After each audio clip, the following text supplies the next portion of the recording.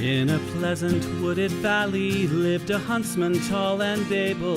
He relied on skill and cunning for the food upon his table. He would walk the forest shadows with his little son in tow, teaching him the archer's art and all that he should know. Keep your eye clear and keen like a falcon on the wing. Keep your heart strong and steady like your hand upon the string. Never bow to a tyrant while your people are laid low, for the highest head may fall to the man who wields a bow. In the valley there was freedom and a man was left to living, but as year gave way to year the ruling men grew less forgiving. On a day as black as death a governor to rule them came, turning landsmen into slaves, and Gessler was his name. In the center of the village Gessler set a lofty pillar, and he ordered every subject, be he serf or be he miller, to do homage to the hat that Gessler placed atop the pole, or to forfeit to the crown his life if not his soul. But the huntsman William Tell came into town the morning after. William heard of Gessler's order and could only roar with laughter. Honest men should hold a rank above a petty autocrat. I would never bow to him, I'll not bow to his hat. Keep your eye clear and keen like a falcon on the wing. Keep your heart strong and steady like your hand upon the string. Never bow to a tyrant while your people are laid low, for the highest head may fall to the man who wields a bow. Gessler's soldiers seized the huntsman and his little son for treason, but the people of the village cried for mercy and for reason. Gessler stays the execution, but a cruel test contrives. Prove to me your skill, and you may ransom back your lives. I have heard it said you have no peer with longbow and with arrow, that your shaft can find the quickest hare and fell the smallest sparrow. On the head of your young son I'll place an apple ripe and red. Split it with one shot, or at my word you both are dead. William Tell went to his son and said, I swear I will not hurt you. Courage will not bow to fear, nor shall this evil conquer virtue. Turn your face towards our home and stand as still as any tree. I will split the apple, we shall soon be home and free. Keep your eye clear and keen like a falcon on the wing. Keep your heart strong and steady like your hand upon the string.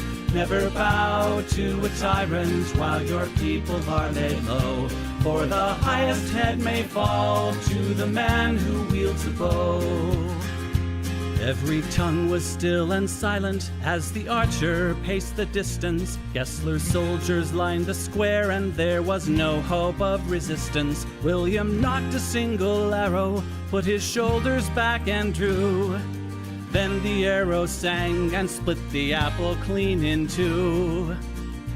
All at once the crowd erupted into cheers and into chatter, and a second arrow fell from William's quiver with a clatter. Gessler said, why hold two arrows when I bid you shoot but one? That one would have found your heart if I had shot my son. Take the archer now and hang him, Gessler to his men was crying. But before the soldiers moved, the archer and his son were flying. From the shelter of the wood, the hunter loosed a final dart. Gessler died with William's arrow buried in his heart. Keep your eye clear and keen like a falcon on the wing. Keep your heart strong and steady like your hand upon the string. Never bow to a tyrant while your people are laid low, for the highest head may fall to the man who wields a bow. Keep your eye clear and keen like a falcon on the wing. Keep your heart strong and steady like your hand upon the string. Never bow to a tyrant while your people are laid low, for the highest head may fall to the man who wields a bow.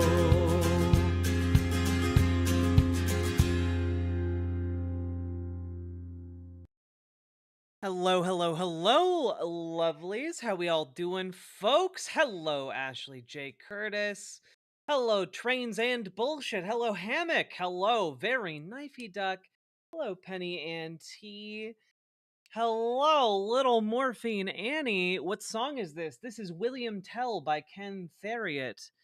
Hello, Kraken Pill 2, the sequel to Kraken Pill 1, The Krakening. Paladin Lost. Hello.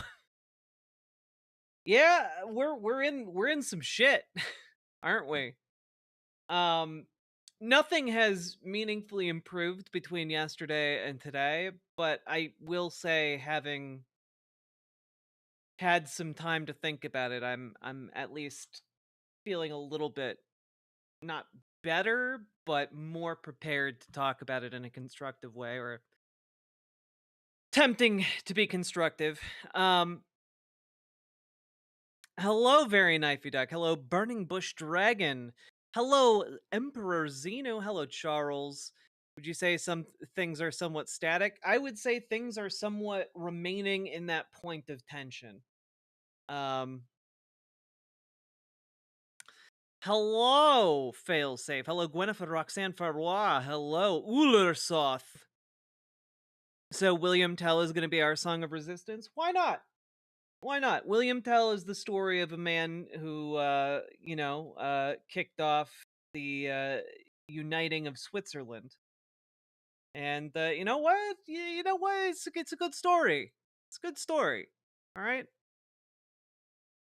Um,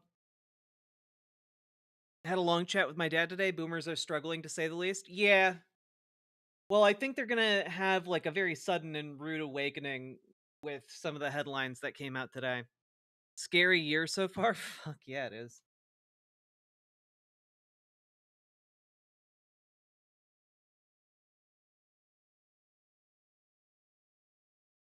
Yeah, Paladin, I'm not gonna lie, I'm not gonna lie. I had a lot of whiskey last night. For those who enjoyed the thirst traps on Blue Sky, you're welcome. Hello, I started to learn the Italian lyrics for Bella Ciao. Nice. It is a dope anti-fash song. All right. Whiskey and thirst trapping. It's a great combo. I left very passionate voicemails on all three of Hakeem Jeffrey's phones demanding for his resignation, so that's what I did today. Hell yeah.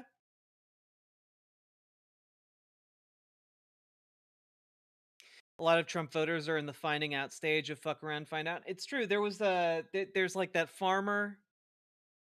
Um, there's like a Trump farmer, like his family farm is gonna go out of business because the state left him in the lurch with all the federal funding, and now it's going down the shitter. Hello, Kara Valmajar. Hello. They were good. Thank you, Paladin. I appreciate it. Um, he realized he is DEI. Yeah, that's the trouble of all these ambiguous phrases that don't really mean anything, like woke or DEI.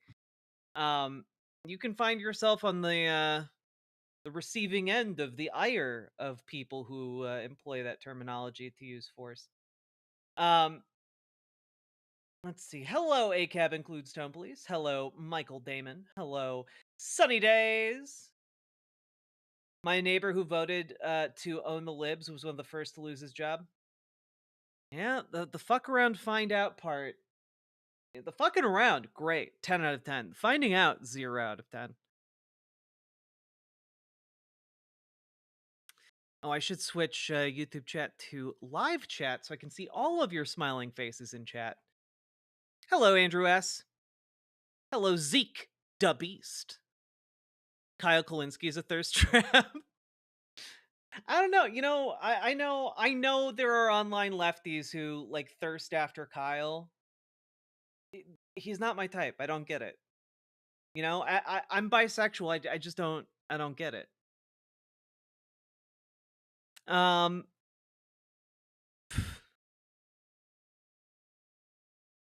Lady Raincloud, thank you. Hello, Shamanical the Shamanite. All right. I like how you've multiple sets of headphones.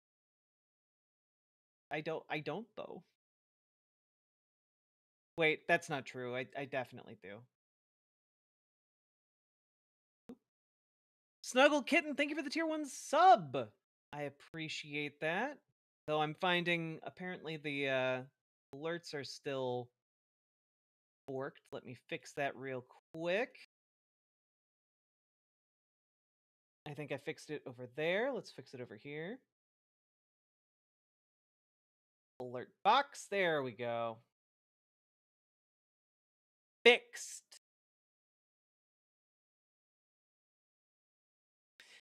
Finally got around to calling my representative's office. Feel like I did a poor job, but it's better than the nothing I've been doing at home. Exactly! Call your reps. All right?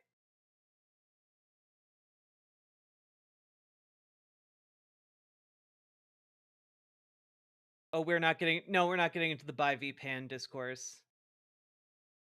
it's the it's the same picture. Arachnomancy.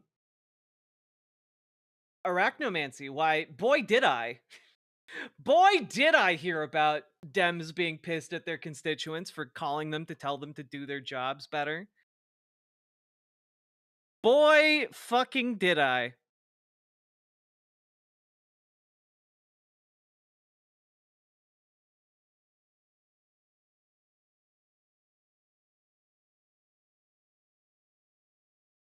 Okay, folks, before we get fully strapped in here, remember to hit the follow button on Twitch, hit the subscribe button on YouTube, like the YouTube stream, and please, please, please consider dropping those subs, donos, memberships, super chats, etc. because this show brought to you by viewers like you. I couldn't make it happen without you guys.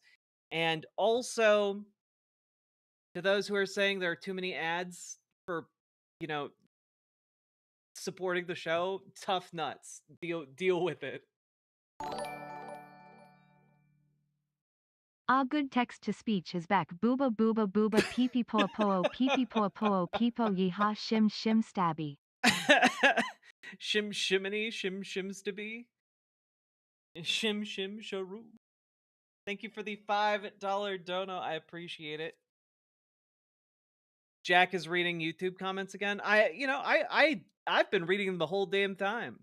Do you guys have any idea the next level meditative techniques it takes for me to not respond to some of the bullshit that gets dropped into the comments on my videos? Do you guys have any idea what next level my brain is operating at to just not respond to those? It's difficult. Sometimes you guys, not you guys, but sometimes folks will just post. They'll just post on there and I'm just like, holy shit. Though I did tell a Nazi fucker to fuck off. That I did respond to that one. Anyone who's in the comments on one of my videos being like, people in America love Nazis.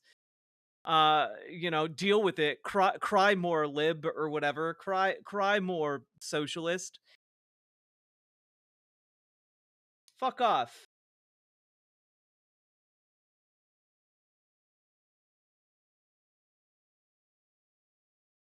What a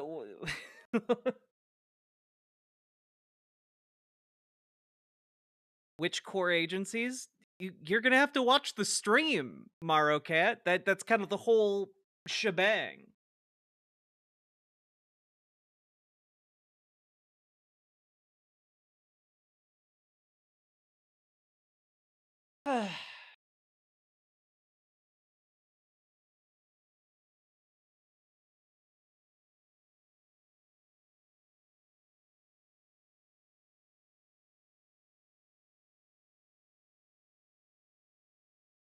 Me listening to my dad say it is good Trump has declared there are only two genders and implying that it is the most important thing he has done, and then having to pretend I agree because I can't deal with an argument right now. Yeah, that sounds about right. It is kind of incredible, right? Oh, Sophie Bliss, thank you for the $5 Canadian. I appreciate that. Try to lurk as much as possible, easier to pay attention. True. It is kind of incredible that there's a certain type of Republican that sees like Donald Trump being like, there are only two genders in an executive order, and they're like, finally, we've defeated trans people. Oh god. That's what that is. To be completely honest with you, that is where the average electorate in the United States is kind of at, you know? Whether they're left or right, that's kind of the level a lot of people in this country are operating on. And I think we need to understand that and recognize it if we're going to deal with some of our problems, you know? Your commentary has been so helpful for me being from the UK. I'm glad, Robin. I'm really glad. Um I'm not gonna lie, there's a fuck ton of information out there. And it's hard to like kind of collate it all together into making a coherent narrative. Visora official, thank you very much for the raid. Welcome, raiders. Welcome, welcome, welcome.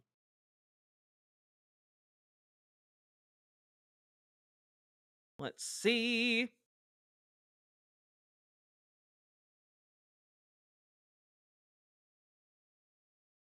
Surely this will lower the price of eggs. Honestly, I do think that people talking about like the price of eggs only get like a quarter of the problem, you know? Hey, leftist Leo.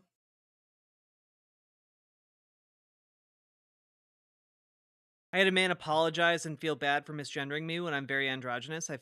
I'm feeling soon defeated. Wait, why would you feel defeated that somebody apologized for misgendering? That seems kind of like a victory, right?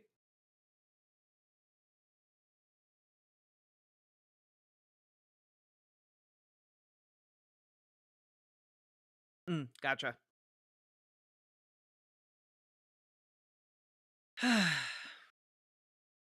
Hello, Morbius Dragon. Okay.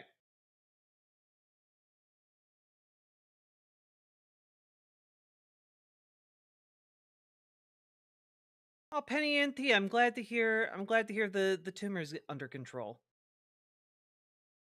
That's really good to know. Been thinking about you. I do think about you guys. When streams off.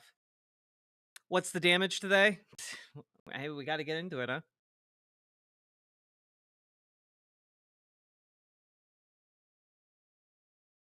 All right. Here we go.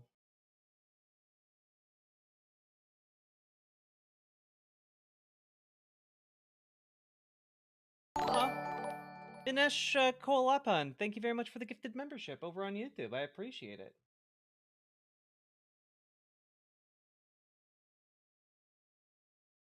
So, folks, just do we gotta get into it? Yeah. Wouldn't you rather a nice bottle of gin and an RPG? I would love both of those things. But unfortunately, when I play video games, not very many people watch, and I do need to make a living.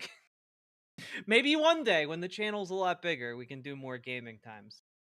All right. I do have a bottle of whiskey to finish. So, let's get into it. So, folks, we are now about 2 weeks into the constitutional crisis that we found ourselves in. If you kind of date it back to when Donald Trump began to try usurping the power of the purse from Congress. That's kind of where we're at. How many subs to switch to Jin and RPGs after I don't like have say an much hour to or two? donate considering I was just terminated from my job. But you provide Oh, such a damn. necessary service in the hellscape we have found ourselves in. Seriously, thank you for what you do. Arachnomancy, thank you for the $5 dono. I really appreciate that. How many? We've got a lot to cover. I'm not entirely sure how much time it's going to take. We'll probably be able to get through it in like 2-ish hours. After that, if we want to do like some games, maybe like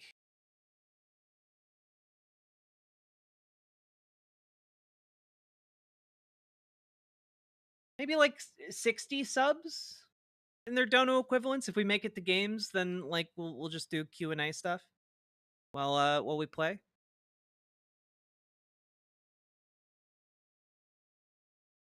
I'll even make it retroactive, huh? We'll even do that. 1, 2, 3, 4. We're at 4. I'm gonna keep track here, not on screen. Go. Is the game likely to be Undertale? No, the game that is one I want to play with my partner on stream, so it will not be Undertale. Was making rice for dinner. Did I miss something? Not yet. Not yet. All right. Boop. See, 4 out of 60. I am keeping track.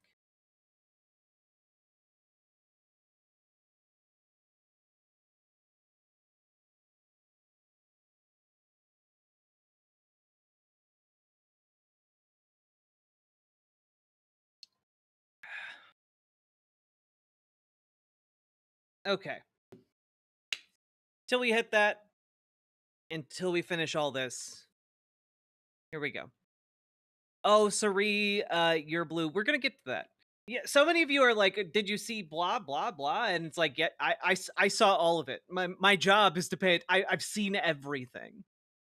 Everything. I just don't have time to talk about everything. That's kind of the problem.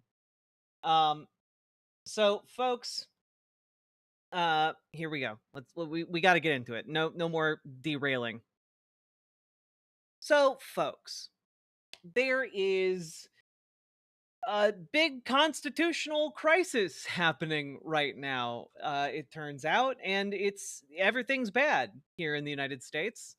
Um, the vast majority of people and powers that be seem to be completely and utterly unaware that it is happening, and that seems bad. In fact, Jesus Christ. Can you tell I am not in the mood for all of this pain? BWA. You're making it pretty clear. All right. Thank you so goddamn much, Paladin. Do you want a tank? Do you want to fight? Do you want a class that'll instill fright, take up some plate, and keep the goblins inside? Because you want to make sure they eat this paladin smite! Fuck you, gods. If you want me to play your game of ethics, you can kiss my shiny plate mail. Alright, fine. Wait a minute, what the hell is that noise? Thank you very, very much. And you know what? I think that deserves just a little bit of... I hereby cast a spell of warning to protect the chat. And a second spell to summon the Dono Ghost.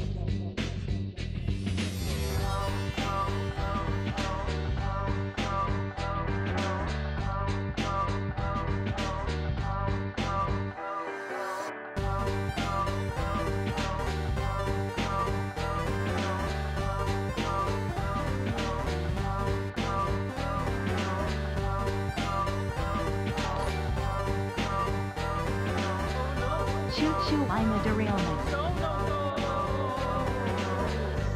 Salmon Moose, thank you for the 10 gifted tier 1 subs. My god. You guys. Keeping the show going. Sounds like a Sonic level soundtrack. This is a Jazz Dog original. Local community musician. Jazz Dog. This is the Dono Ghost song. Made for me by Jazz Dog.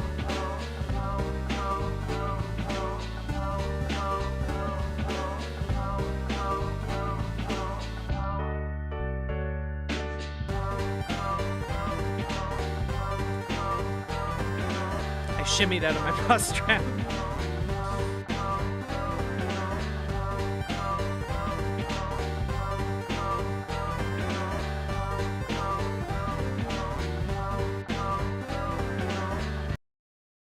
All right. The ever so talented Jazz Dog, the jazziest dog I know, in fact. My God. Well, now we are at 54 subs out of 60, so we're getting real close. Thank you. Holy shit. Let's let's restart this segment. All right? Gotta explain what the shit is going on.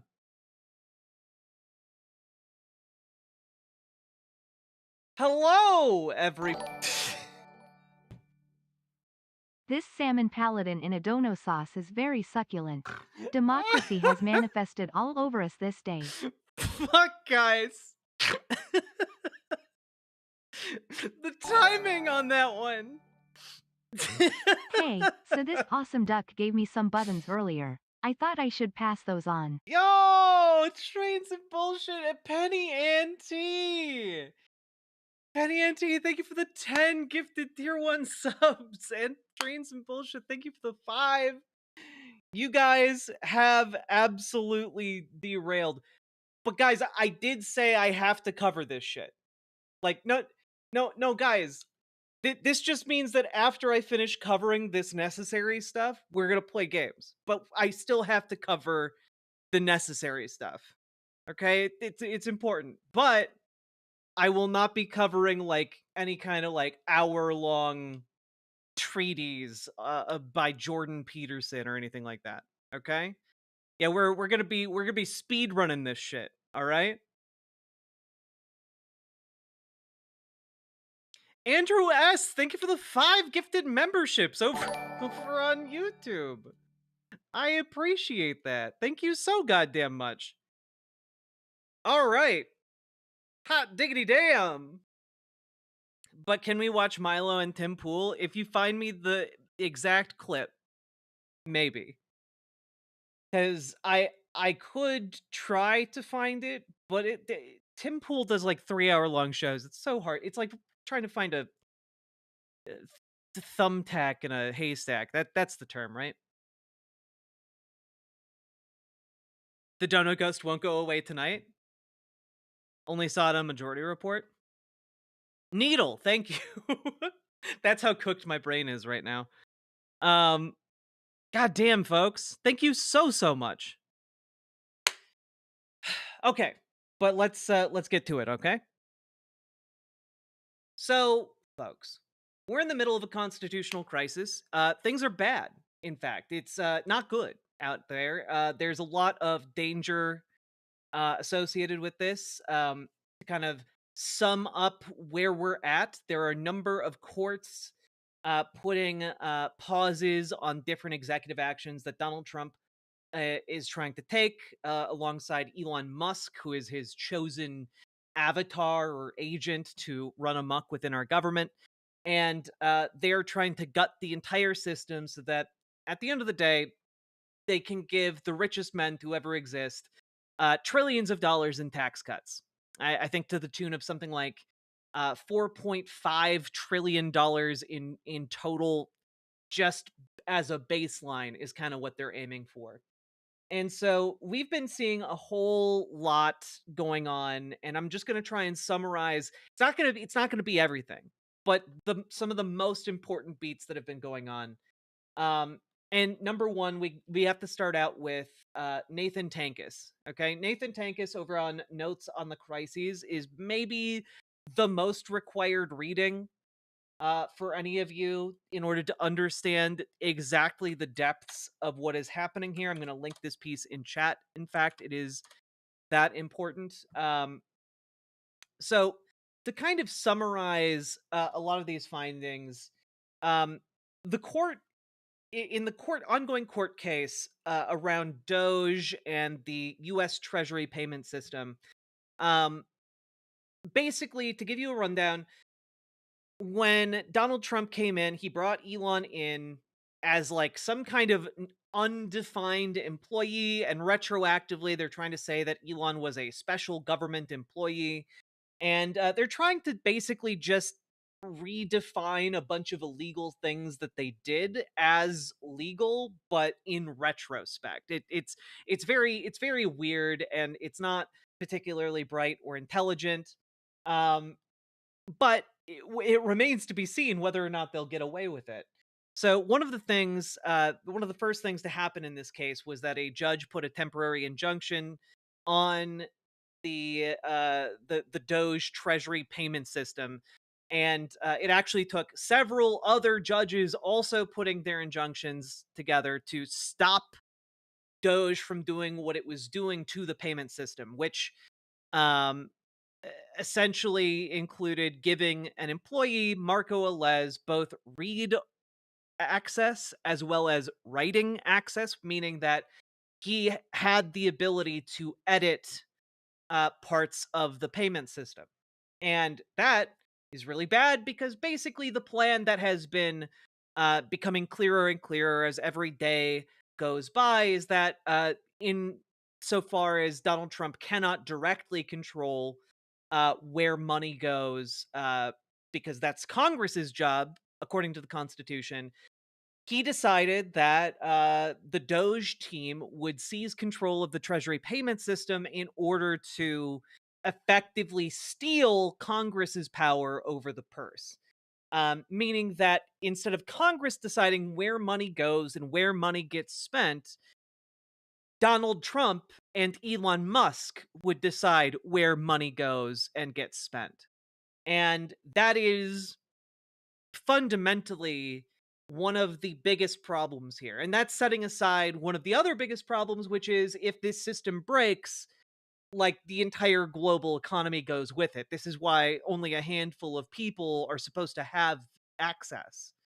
Um, and so, what does an injunction do? Well, basically, these injunctions are putting a temporary hold on this access, saying, "Hey, you actually can't have access to this while we figure out as a court what is going on."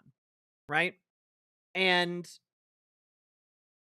initially, the story was, oh well, all of the people accessing the system are just it's all just read only. That was a lie. People had read and write access to the Treasury payment system. Information was changed.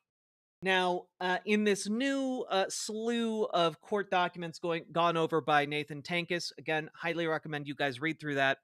Um, the Trump administration is trying to argue that Marco Alez, was accidentally given read and write permissions over the U.S. Treasury payment system as part of his training. Just a little whoopsie daisy where he got given read and write access to the entire one of the most highly guarded systems in the United States. Just a little whoopsie daisy. And as Nathan Tankis kind of alludes to here, there's not a ton of evidence out there right now that the Trump administration that their cover story isn't accurate, but there's also not really that much evidence to indicate it is accurate.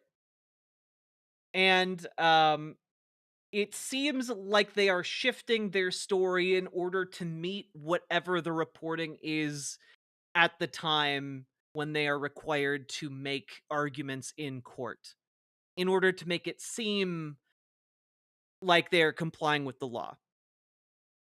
So I can't definitively say that they are lying about Marco Alez being given read and write access to the US Treasury systems, but it sure does seem like one of the weirdest fucking things you could possibly do. Um Yeah, that's the thing, Salmon Moose. Like, this is an ancient system, and they're trying to say that, like, he was given read and write access, but only to, like, a separate sandbox instance of, the payment treasury system. And it's like, that's none of this sounds correct. None of this at all seems like how you would actually give someone access or train someone in this, right? So there is that. Now, let's go to this particular part here, which is interesting. Let's see. Okay. Yeah, this Mr. Alez never knew of the fact that he briefly had read-write permissions for SPS database, and never took any action to exercise the write privileges in order to modify anything within the SPS database. Indeed, he never logged in during the time he had read-write privileges, other than during the virtual walkthrough, and forensic analysis is currently underway to confirm this. When I first read this paragraph, I laughed for about a minute straight in incredulity and disbelief. What you are being asked to believe is that the most sensitive systems in the world, systems being scrutinized by much of the world for the first time, had accidentally been put under the full control of Marco Alez. You are also being asked to believe that this applied to only one system, and the investigation launched was just to make sure nothing bad happened during this accident. And what do you know? They confirmed it. What is interesting about this story is it is perfectly shaped to fit the reporting from Wired and myself as much as possible while providing an innocuous explanation. This is roughly the equivalent of a student giving the excuse, I slipped on a banana peel and my dog ate my homework. Apparently, the Trump Musk Treasury Department has innovated in the field of slapstick comedy far beyond the capacity of Charlie Chaplin to imagine. And, that is kind of where we're at. Yeah, no, it's all nonsense, chat. Like, this is not this was not a whoopsie daisy. You don't whoopsie daisy into doing this, you know? Let's see here.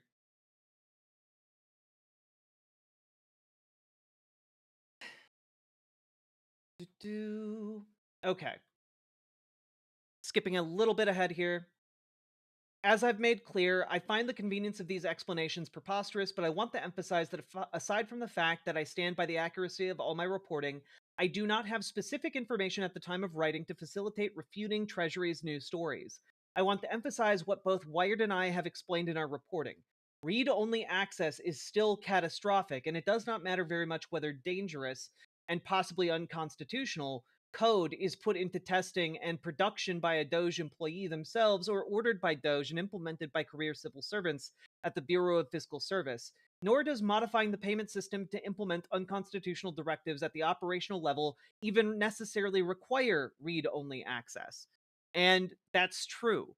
The danger posed here has already been done, and by playing cute with these cretins who have access to it, um, it really just gives them more opportunities to abuse their positions in power. Okay? Um Now, I'm going to read this particular part, which Nathan Tankis really wants to emphasize here in his piece.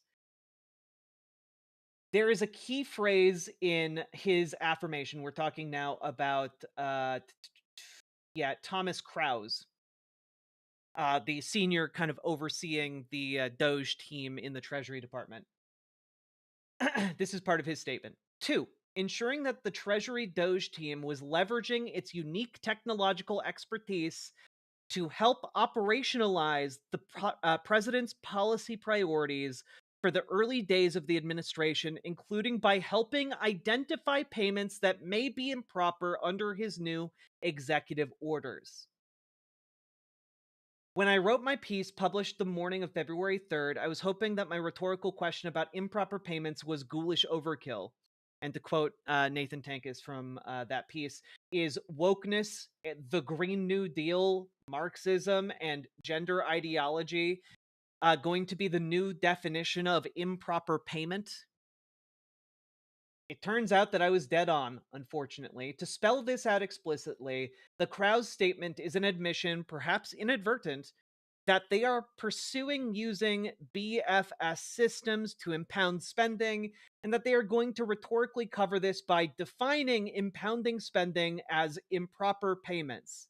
As I stated in this piece, improper payments are in the eye of the beholder in this situation. So basically, the entire thing that they are saying out loud here is just, we are going to define improper payments differently. And that definition is going to include just anything we don't like. And any of those improper payments, well, we'll just shut those down.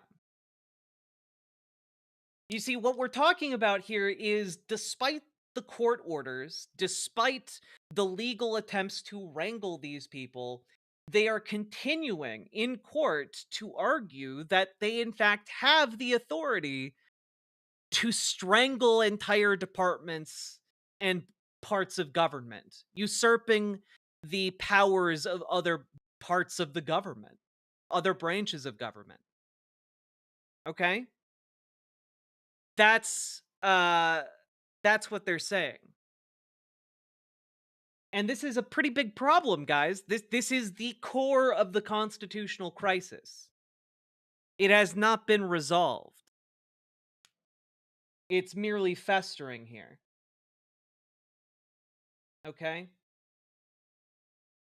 So, yeah, this is Nathan Tankis goes into a lot more technical detail here about treasury account symbols, and basically, in this system, they want to use these treasury account symbols to flag anything they are deeming improper, stopping that payment. You know, if something is going to, I don't know, house homeless, homeless people through FEMA after a natural disaster, and they're like, some of those homeless people might be too woke. Well, then that would get flagged in this system. And when I say that would get flagged, I want you to understand that they are not talking about a human being is looking at these payments and says, yes, this is woke. It's worse than that, guys. They want to set up an AI. They want to set up a large language model in order to automate the destruction and unfunding of different parts of our government. Okay? That's what they're doing. They're not going to have people doing this. They're going to have an AI device doing it for them. So anything that might get flagged with language that would be considered woke or fall into different categories that might be considered woke, they're just going to defund. That is the goal of this program. It remains to be seen whether or not they will succeed, but that is the goal. And yeah, it's not. Again, you all need to read this piece. It's quite eye-opening. I want you guys to know I did actually reach out to Nathan Tankis to see if he'd come on the show to talk about it. Haven't heard back yet. But yeah, this is interesting. And this is all going on even as DOGE continues to cut and gut different parts of the US government. Just today, DOGE started gutting the Treasury Transformation Services. A dozen workers at the Technology Transformation Services. A dozen workers there got fired today. Similar cuts at the Consumer Financial Protection Bureau. Okay?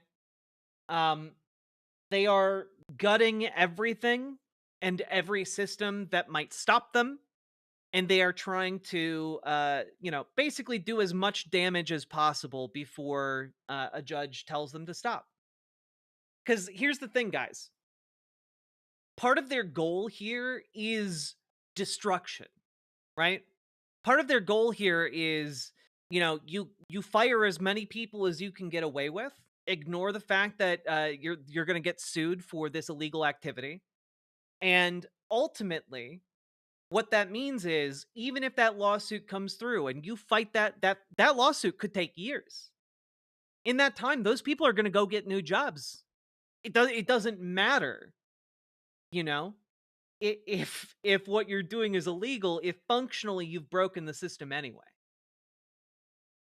So that's their goal.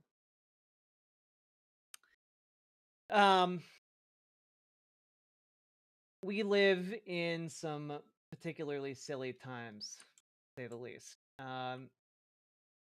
And in case you were wondering about the lawsuits, how are those going? Well, not great. More lawsuits, of course, came together today, but today a judge ruled that the government could, in fact, go ahead with this buyout plan, which has so far, I believe the number's up to somewhere around 73,000 federal employees have taken up the offer to resign. And here is a headline from today. Judge rules Trump's sweeping plan to persuade federal workers to resign can move forward. Comes courtesy of U.S. District Judge George A. O'Toole Jr. So, yeah, basically, the entire argument was from the judge was essentially, hey, you as unions don't actually have standing to bring this lawsuit, so we're going to allow that plan to go forward. So this deferred resignation program has been allowed to continue, and as a result, you'll never believe what they did with it, guys. The second they won that court battle, you want to know what happened?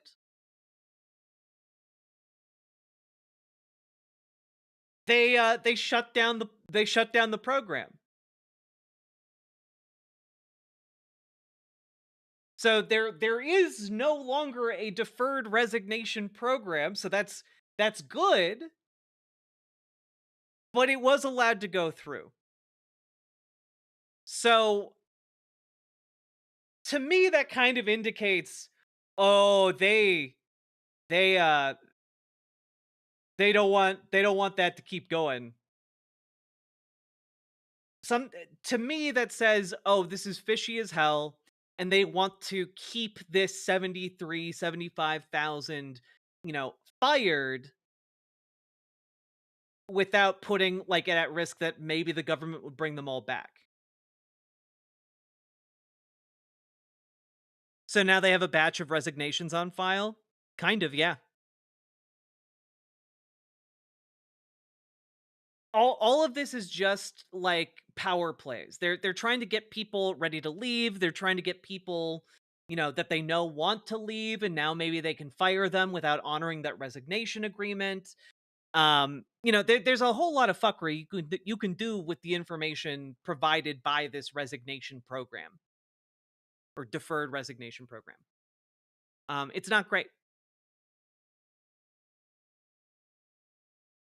Well, yeah, it also would mean that if the court validated this, they would actually have to, presumably pay these employees. So yeah.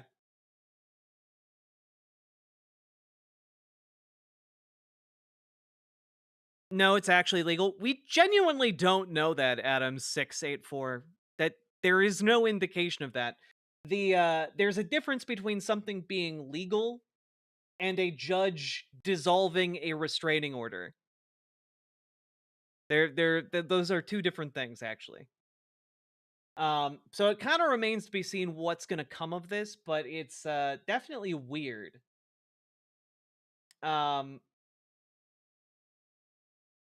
Also, let's just take a look here. This is ABC News's coverage here. As President Donald Trump's second administration continued its effort to swiftly reshape the federal government, a union representing foreign services officers at the U.S. Agency for International Development accused the administration of failing to comply with last week's temporary restraining order to prevent the dismantling of U.S. aid.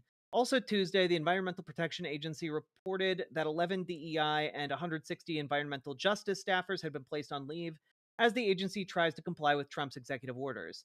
And Trump signed an executive order that enforces the work of the Department of Government Efficiency and enables Elon Musk to implement plans to slash the federal workforce. The two appeared in the Oval Office, et cetera, et cetera, et cetera. That is not the... Damn it. Well, find that later. So, also talking about USAID, the first victims of that being cut off have begun to die. So that's news that I think we should all be aware of. A 71-year-old woman dies after being sent home from USAID-funded hospital. Others die after hospitals close in refugee camps. There's something particularly monstrous about building and paying and maintaining these refugee camps, and without any warning whatsoever, suddenly shutting them down, leaving people to literally die. There's something in particular monstrous about that that's, I think, blatantly obvious to anyone who has a beating heart, you know? Who actually gives a shit.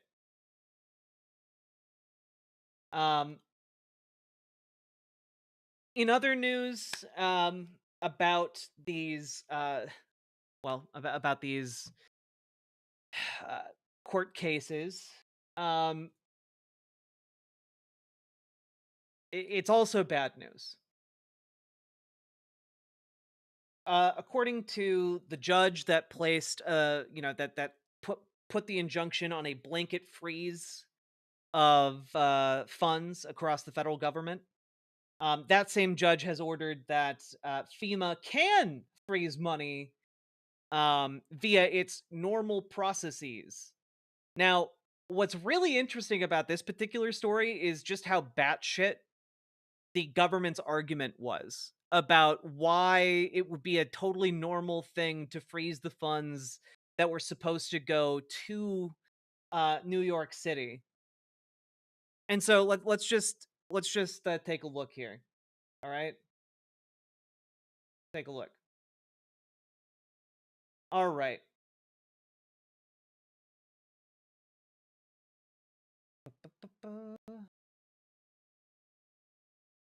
Okay.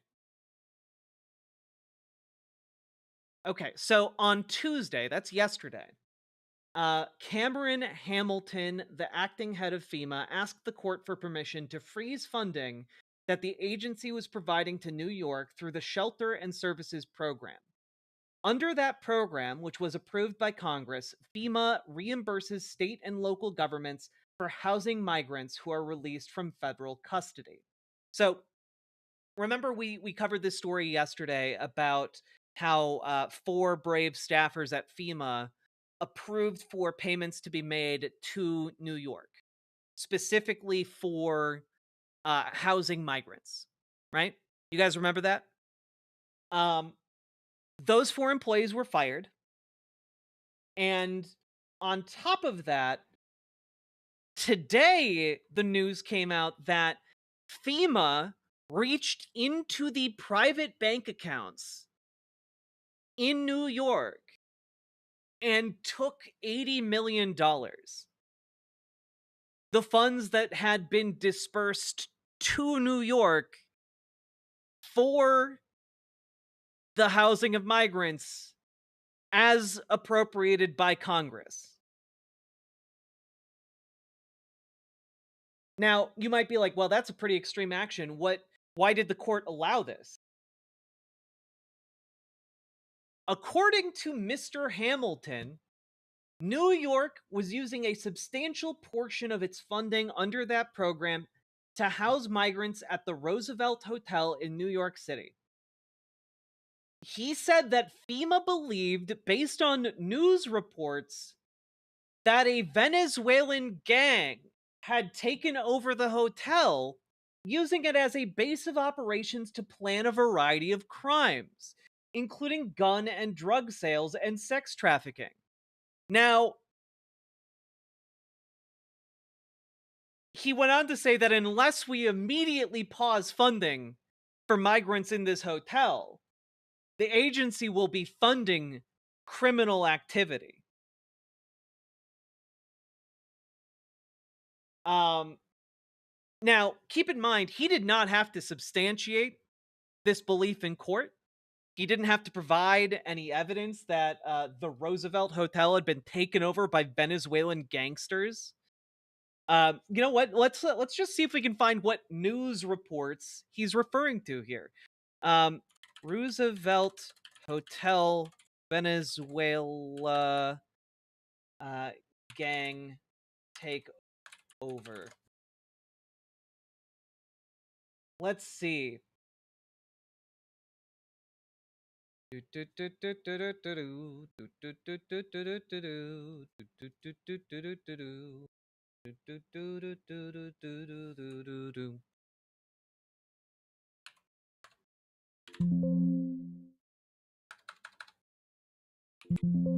No. Okay.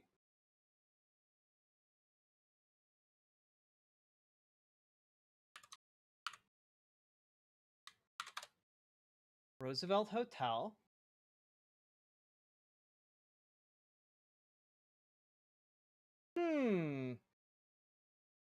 That's interesting. Here we go. The New York Post, of course. Of course. How bloodthirsty Venezuelan gang Tren de Aragua used New York City migrant shelters to build a criminal empire, hiding in plain sight. Well, let's see here. Let's take a look at Roosevelt Hotel. Okay. In Jackson Heights, a stretch of Roosevelt Avenue. Well, we don't want Roosevelt Avenue. We want the Roosevelt Hotel. There we go. For the majority of asylum seekers, the gang is a stain on their community and an example of the rampant violence and lawlessness that forced them to leave their homelands in the first place.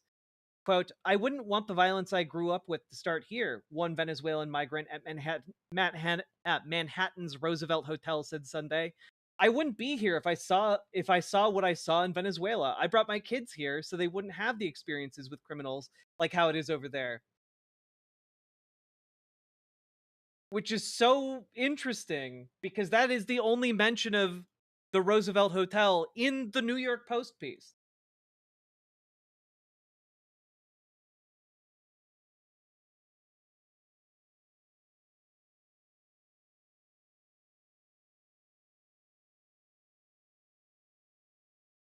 And again, a lot of this is just not substantiated. It's a lot of this is like that Venezuelan gangs are taking over Colorado apartment buildings. It's that same narrative being applied here, except instead of this being like a fear-mongering thing to spur support for Donald Trump in the election, or to I don't know, virtue signal to like that your network is turning more conservative in its news coverage.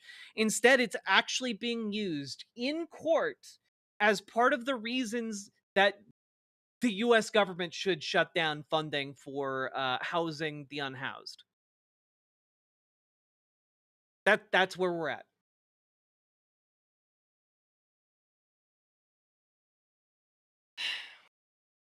That's where we're at.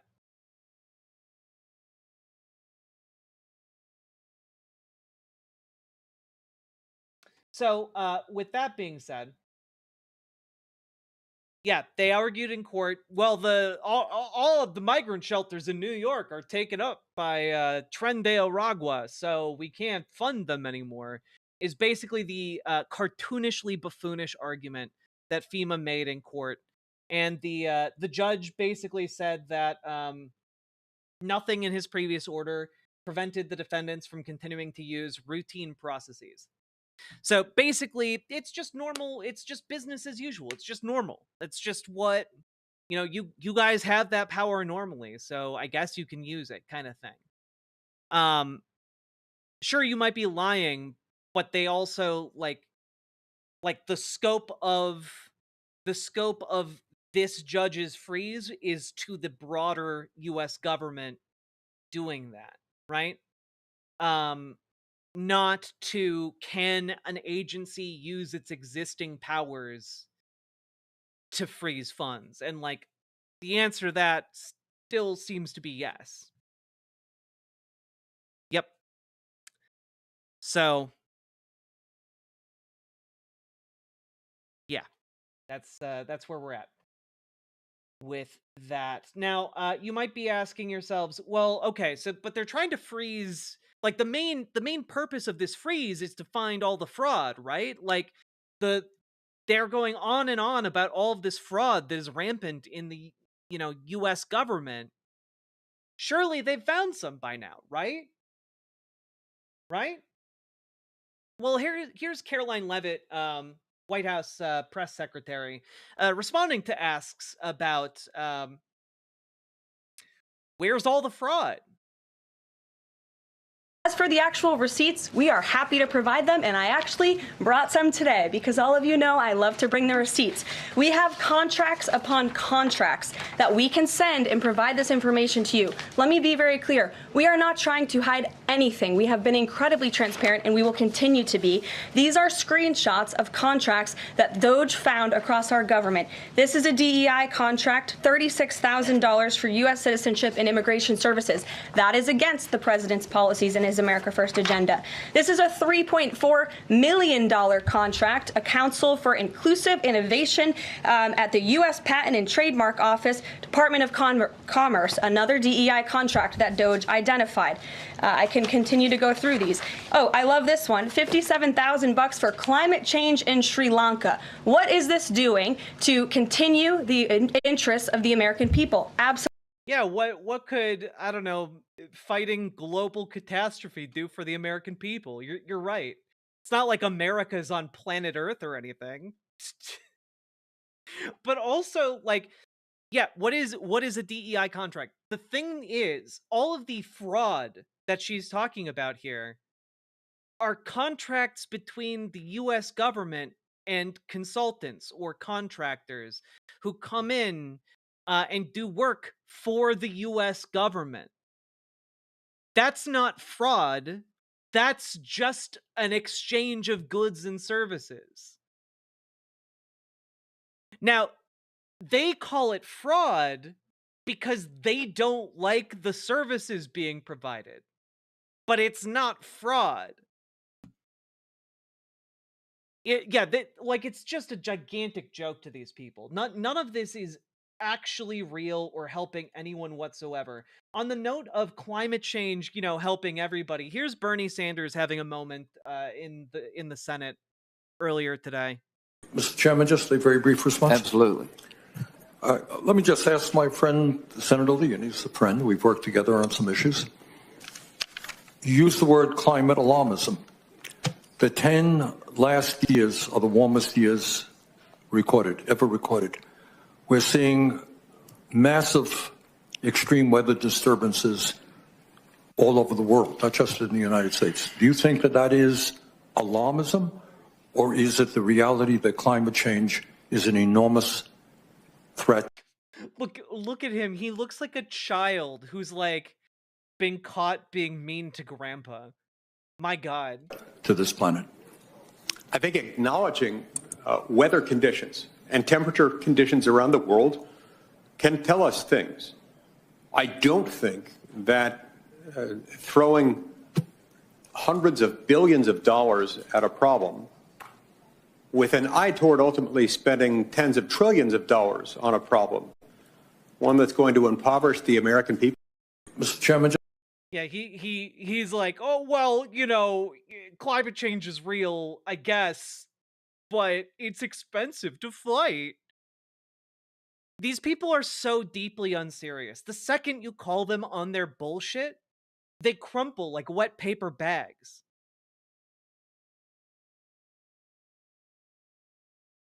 Yeah, no, that's the thing, Paladin. Like all of this, like whether it's climate change funds or DEI or whatever, they have to claim that it's fraud so that they can justify cutting it from their spending, right?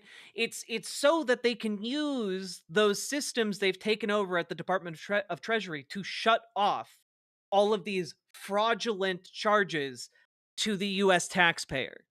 Also that, they can commit $4.5 trillion worth of fraud and hand that over to the richest people that currently exist on the planet. You know, that's their entire jam. It's literally the government equivalent of what's that over there, and then like just hustling away with like the a sack of money from the bank. It's literally the equivalent of that.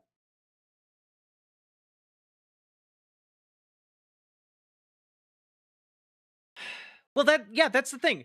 They have Congress, they have the House, they have the Senate. They could simply just pass a budget that includes these things. But the issue is like they kind of want the president to have their control while they get those tax cuts together. They want the president to take the heat for them. Because they know that every single one of them is going to be accountable to their voter base. Oh, and of course, Democrats in the Senate may actually have a spine. That's true. I think you need 60 to pass in the Senate for a budget. It's a problem. But, luckily, there are a few members of Congress who are waking up to the threat that is being posed. And, so far, a lot of them are limited to speeches, though I'm not sure. In some cases, I'm not sure exactly what they, as like rank and file Dems in Congress, can do if they're not in the leadership. But, it's nice to see anyway that some people are rising up and speaking out. Mr. Speaker, the House is on fire. The House is on fire. There is nothing legal or constitutional that is going on. We have unelected billionaires running the country. And this is not a political grab for power. It's a crime. I marched into our Speaker of the House's office to try to meet with the Treasury Secretary to ask them why they were committing crimes, why there was unchecked authority over Treasury data, to stop doing it, why they needed to do this, why they needed to surveil, penalize, or control this financial access. And the Speaker told me he had no idea what they were doing. The Speaker of the House does not know what they are doing. Third most powerful person in the U.S. government, Speaker of the House, third in line to be president. That was Congresswoman Gwen Moore, for those of you asking. I believe she represents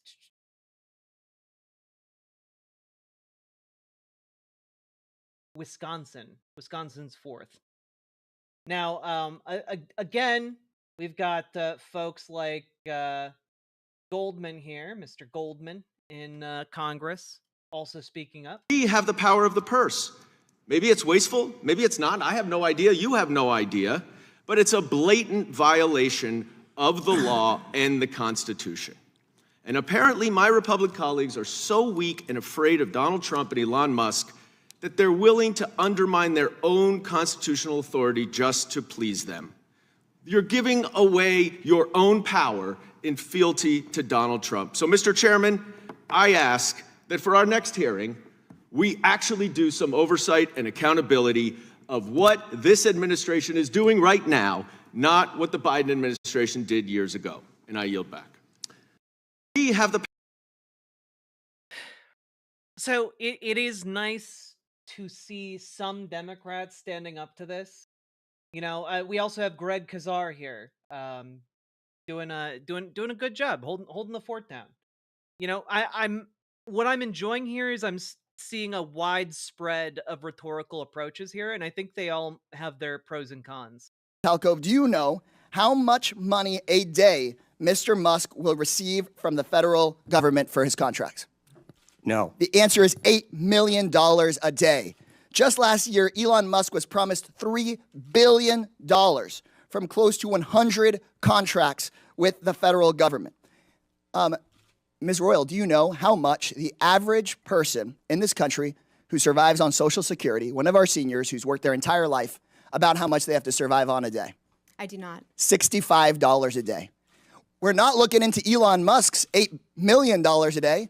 This subcommittee, chaired by Marjorie Taylor Greene and the House Republicans, is looking into your grandmother's $65 a day. Let me be clear.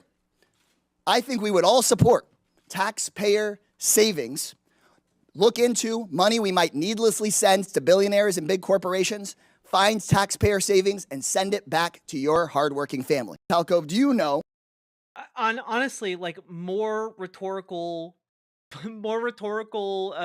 stuff like this. You know, part of the issue here is that a lot of Americans, I think there is a certain subset of like politically aware Americans who are like, oh man, democracy is really important. We need to defend democracy as a concept because kings and dictators are bad and will, absolutely destroy and decimate us as a people. And then there's a certain other subset of the population, and it's much larger, which is a lot of people who are not all that politically aware, who don't really know the ins and outs of like democracy versus something else. But if they were approached by that something else, that be it tyranny, dictatorship, monarchy, whatever, and that something else was to offer them, a better standard of living, they'd probably jump at that. They'd be like, yeah, that makes sense. I would like to have a better standard of living. And I think for those people who are not super into the rhetoric of like democracy versus autocracy, I think Greg Kazar's argument here makes a lot more sense. Like, yeah, actually, $65 per day for, someone who's worked their entire life that makes sense. You're right. You should be looking at the billions of dollars a billionaire is getting from the government. That there's more money there. There's more contracts. You should look into that.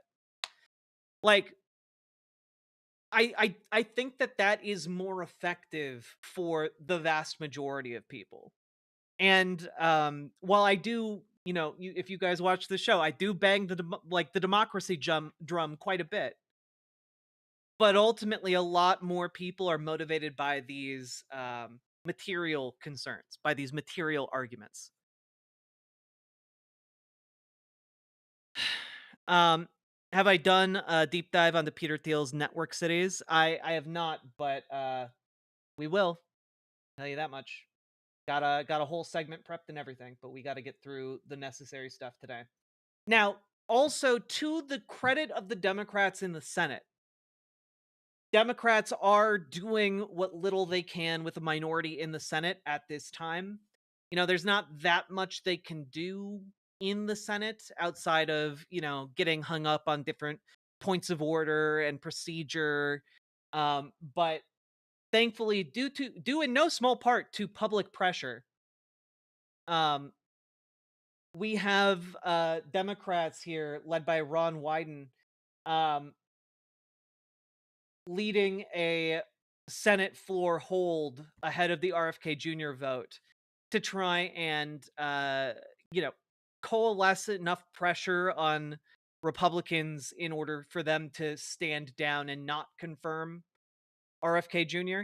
That being said, there is a time limit for how long they can hold the floor, and it is 30 hours. So in solidarity and in hope that will get more attention and get more pressure on Republicans, Senate Dems are going to be holding the floor for 30 hours.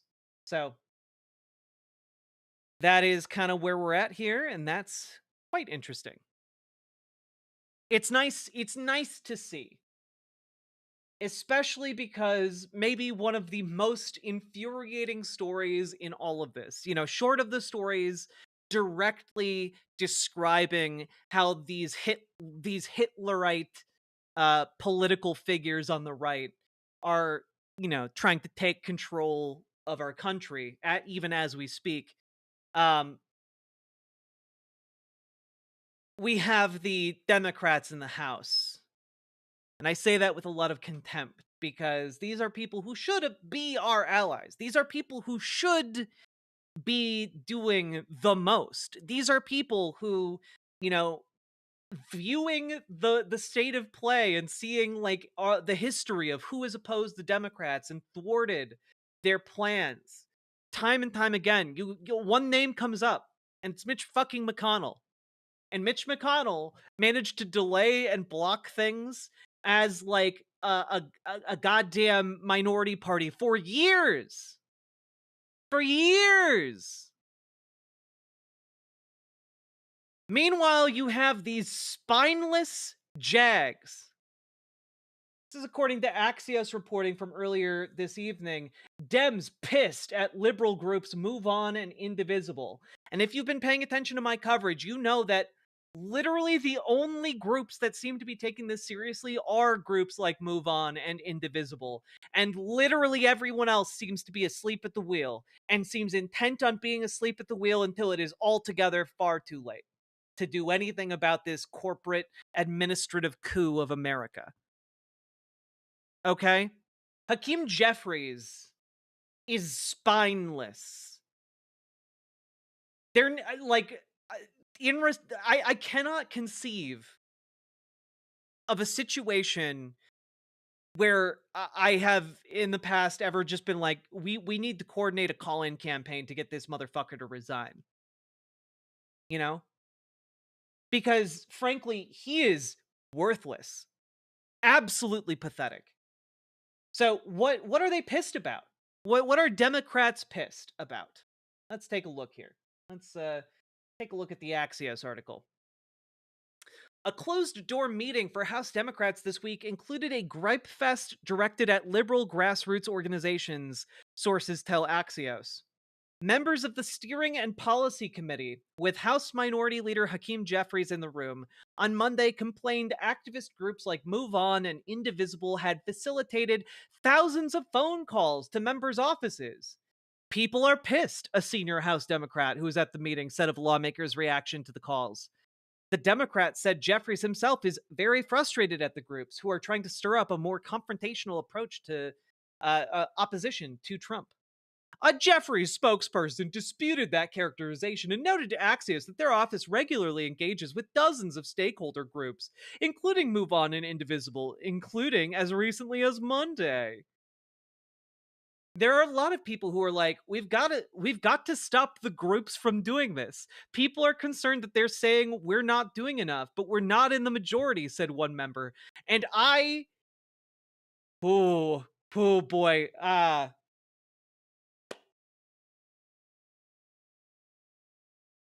I'm gonna read through all these quotes, but I need you all to know I'm fucking incensed.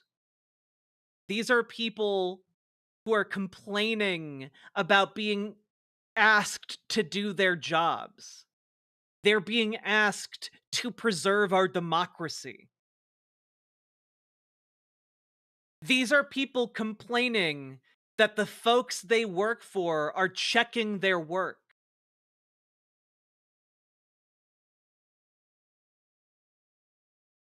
This motherfucker. Like, no, yeah, literally, Paladin. Like, yesterday we talked about how Hakeem Jeffries, before he decided how he was going to start reacting to the current moment, the current moment where tech oligarchs are starting to do a fascist coup of America, an administrative coup of America, so that they can get their little tech oligarchy cities built. What did Hakeem Jeffries do? He went to Silicon Valley and talked to his tech oligarch donors to ask them what he should do. So is it any wonder that of the Democrats that are actually doing things in the House of Representatives, he's one of the notable folks who has decided that he is going to bravely do exactly jack and shit. Pathetic. Tony Stark was able to build this with a box of scraps in a cave. All right, let's continue here. Okay, continue here. Saki Tanuki, thank you for the 5 gifted tier 1 subs. I'm not worried Hakeem Jeffries visited 150 plus Silicon Valley donors. Unlike Bernie, who's visiting districts that flipped Biden 2020 to Trump 2024 nationwide. Yeah, exactly. Some Democrats see the callers as barking up the wrong tree given their limited power as the minority party in Congress. It's been a constant theme of us saying, please call the Republicans, said Representative Don Bayer, a Democrat of Virginia. And I just have to say, guys, you would not be receiving phone calls if you were doing your jobs. You know who I'm guessing doesn't have to take a ton of phone calls from pissed people in her office? Alexandria Ocasio-Cortez, Ilhan Omar, Jamie Raskin. They're actually out there. Bernie fucking Sanders. They're actually out there day after day fighting for us. We can see it. We see the effort. We hear the speeches. We see them constantly stand up for what is right and what is just. And when we look at your Hakeem Jeffries in the Democratic House, we don't see that. And so we need to call you over and over and over to tell you to do the right thing that your colleagues are already doing and that you refuse to do because you are taking money from the same rich fucks that are currently trying to take over the United States.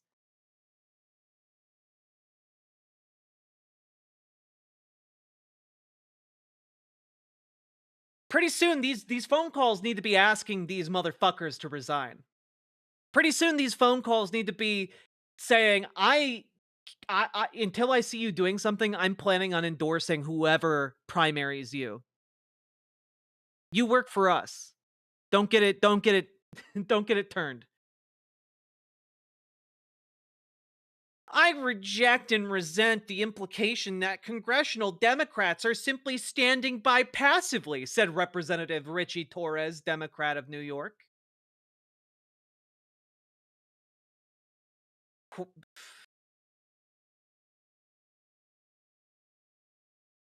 We are in the middle of the greatest constitutional crisis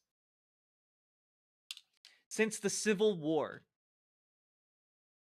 And these people are complaining about being asked to do their jobs, to do the bare minimum of actually coming together, holding the line, and being obstructionist as hell.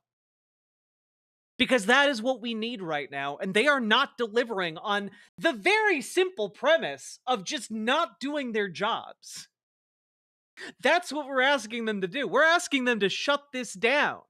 We're asking them to slow everything down, get bogged down in the process, get bogged down in like decorum. Slow it down. And when begged to do that by their constituents, they're like, well, we're being asked to have some kind of spine and not go along with what our billionaire donors are telling us.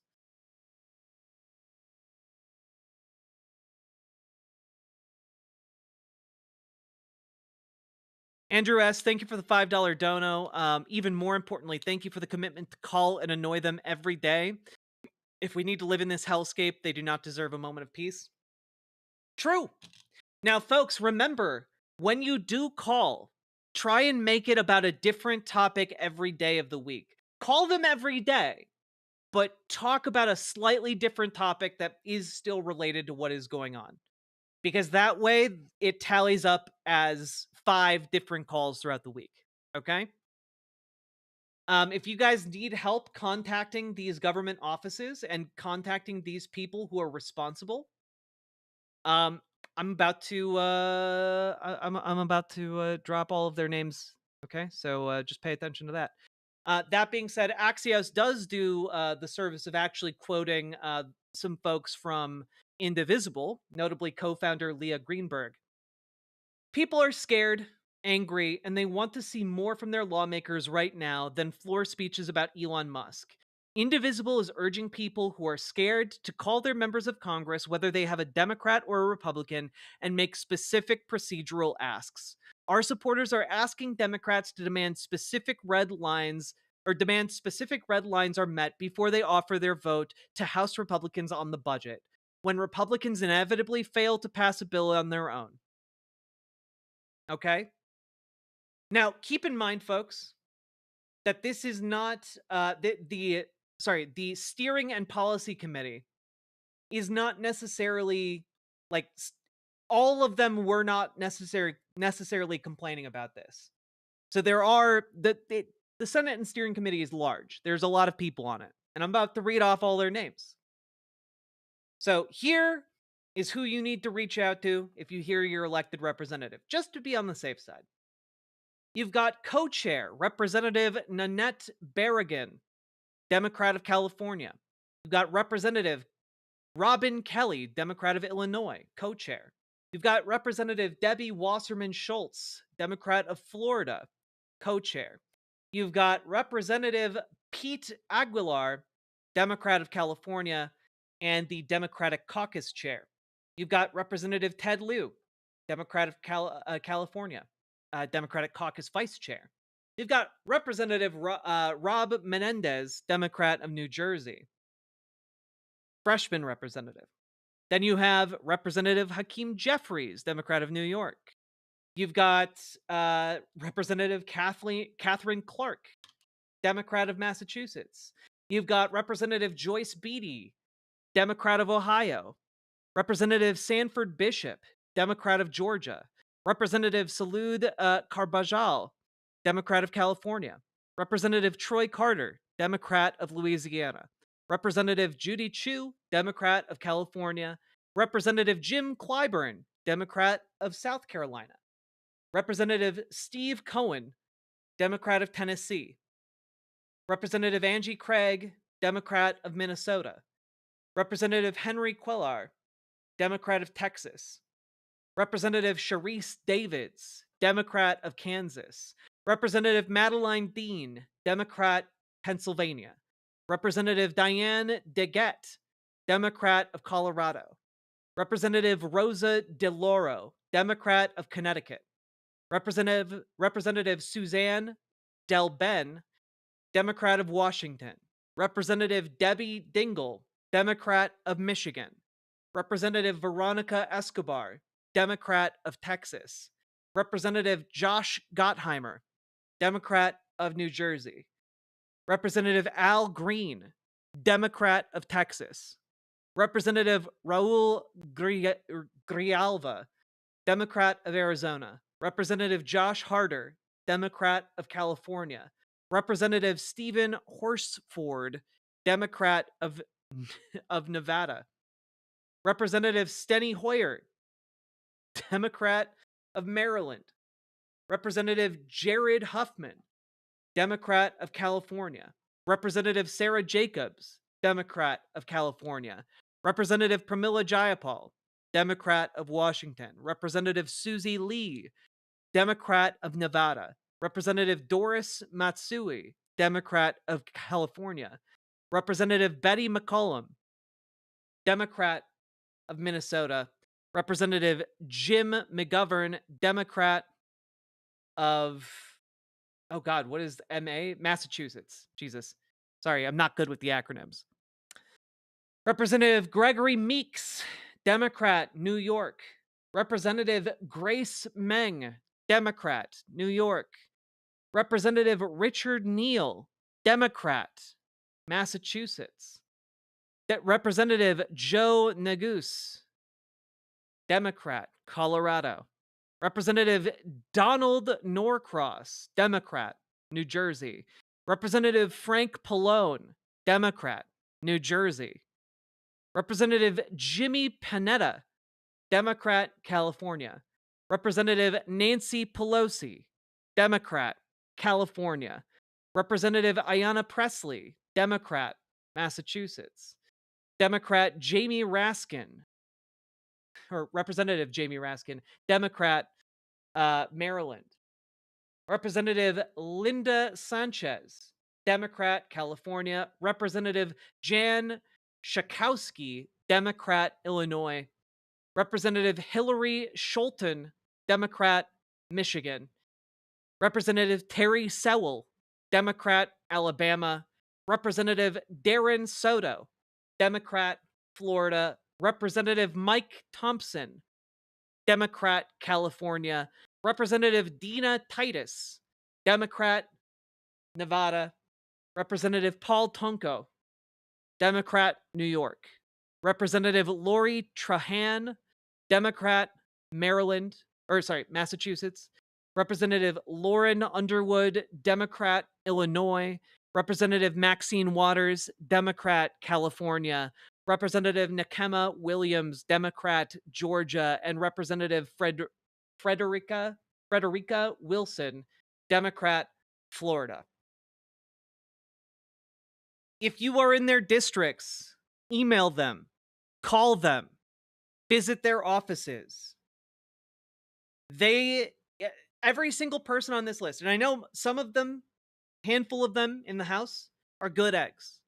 You know, Ayanna Pressley, good egg. Maxine Waters has been showing up to these indivisible protests.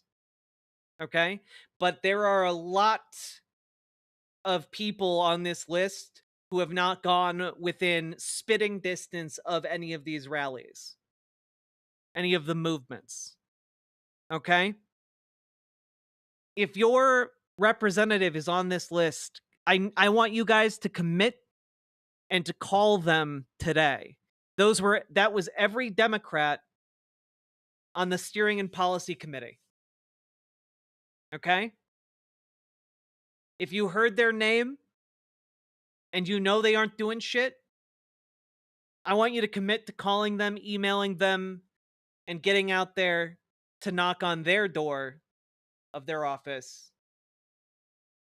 as much as you can.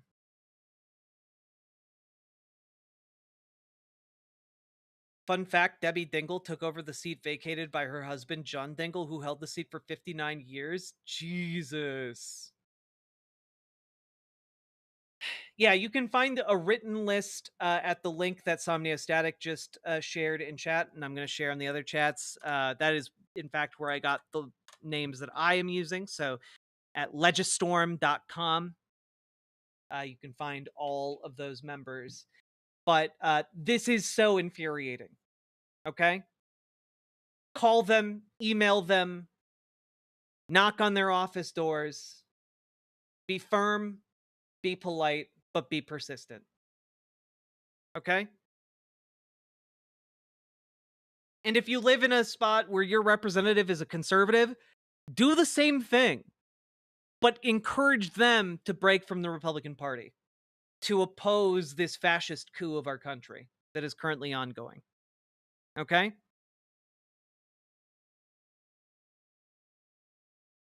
Yeah, B. Parker, it's not a big story, but Donald Trump purged the Kennedy Center board and appointed his own folks, and then they made him the chairman of the Kennedy Center because he essentially wanted to make himself head of the party planning committee. And I'm not going to lie, that all sucks, but it might honestly galvanize the Nancy Pelosi types in Washington, D.C. more than any kind of human suffering elsewhere in the country or on the planet.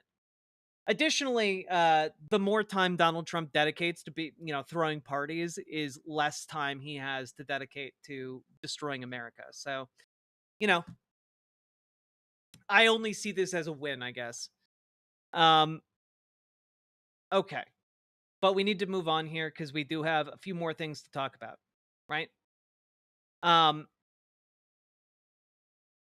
Number one, just in case y'all are wondering how cooked Twitter is these days, here's an actual ad that was run on Twitter. This is an actual paid advertisement that ran on twitter.com. A post that you can see very clearly marked ad Nixon Groiper. Imagine being born a Gentile in this generation on this continent, located an ocean away from Europe, and viscerally hating this one foreign dictator from 80 years ago for no reason other than my teacher showed me Schindler's List, or the museum tour guide told us he turned Jews into soap, and still believing that at the age of 30 or 40, Lamau, it's time to start reevaluating your perspective of history. Elon Musk's platform is just openly running Nazi ads. You know? As someone whose father performed for 19 years in the Kennedy Center, and as someone who performed there as well for 4 years, the war on arts hits hard. Damn, Saki Tanuki, you performed at the Kennedy Center? That's, first of all, that's really cool. Kudos. Second of all, yeah, sucks to see. And thank you for the 5 gifted tier 1 subs. I do appreciate that. Yeah, guys, in case there's any doubt about, like, the guy who runs this platform throwing a Nazi salute and now is running Nazi ads. Dude's a Nazi. The entire, you know, he's a Nazi. It's not rocket science. Now, one of the other additional court orders that dropped today, Chief Judge Boasberg has ordered Department of Justice not to remove any January 6th videos from a database the court previously ordered to be accessible to media, and to identify any videos removed, because, wouldn't you know it, the Trump administration seems to be destroying January 6th evidence, which seems like a really weird thing to do if, you know, you were completely exonerated and, you know, nothing untoward happened. So court had to step in and say, you actually can't just remove this because Congress required it to exist. God. We're really in the shit. We're really in the shit.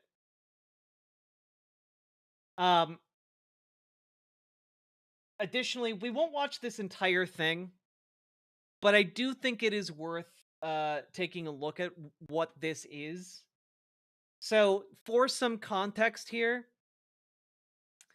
Donald Trump was doing an interview in the Oval Office, and Elon Musk barged in. Apparently, like, not planned out, which is why the camera is so, like, wonky between the two of them. And, guys, I'm not going to mince words here. Elon Musk is certain, I can't say this, legally speaking, as a certainty, because I'm not 100% sure he was zooted to hell. But he did certainly seem to be zooted to hell. Okay? Like, I've been throwing this up every so often here. If I can, yeah, here we go.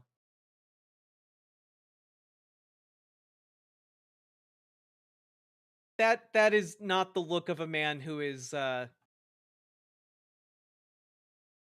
who's you know, tethered to reality. A lot allegedly here doing a lot of lifting.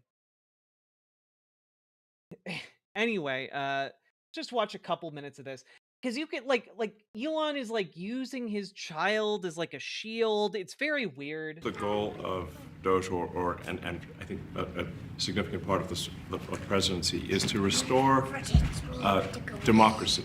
This may seem like, well, aren't we in a democracy? Well, if you don't have a feedback loop, okay, X, we would have to, if you He literally named a human child X. I hate him so much. It's all right. Tell you, gravitas can be difficult sometimes. Yeah, if gravitas can be difficult sometimes, maybe it's almost like you shouldn't bring your child into a press event. It's almost like you're only bringing your child to this press event as a distraction to cover for the fact that you are high as a kite right now. It's almost like that, allegedly. if there's not a good feedback loop from the people to the government, and if you have rule of the bureaucrat, if the bureaucracy is in charge, and then what meaning does democracy actually have? If the people cannot vote and have their will be decided by their elected representatives in the form of the president and the Senate and the House. That's what they've done. But that also still is bound by what the Senate and the House did previously. They don't just get to rip up every law that's been passed since 1776. That's actually not how it works. Then we don't live in a democracy, we live in a bureaucracy. So it's incredibly important that we close that feedback loop, we fix that feedback loop, and that the public's elected representatives. Wait, what did his kid say? Well, democracy, a significant part of the presidency, is to restore democracy. This may seem like, well, aren't we? Is to restore democracy. I honestly can't interpret child speak that well. I'm not sure that is what that child said. Citizens, and not simply be servicing vast amounts of debt.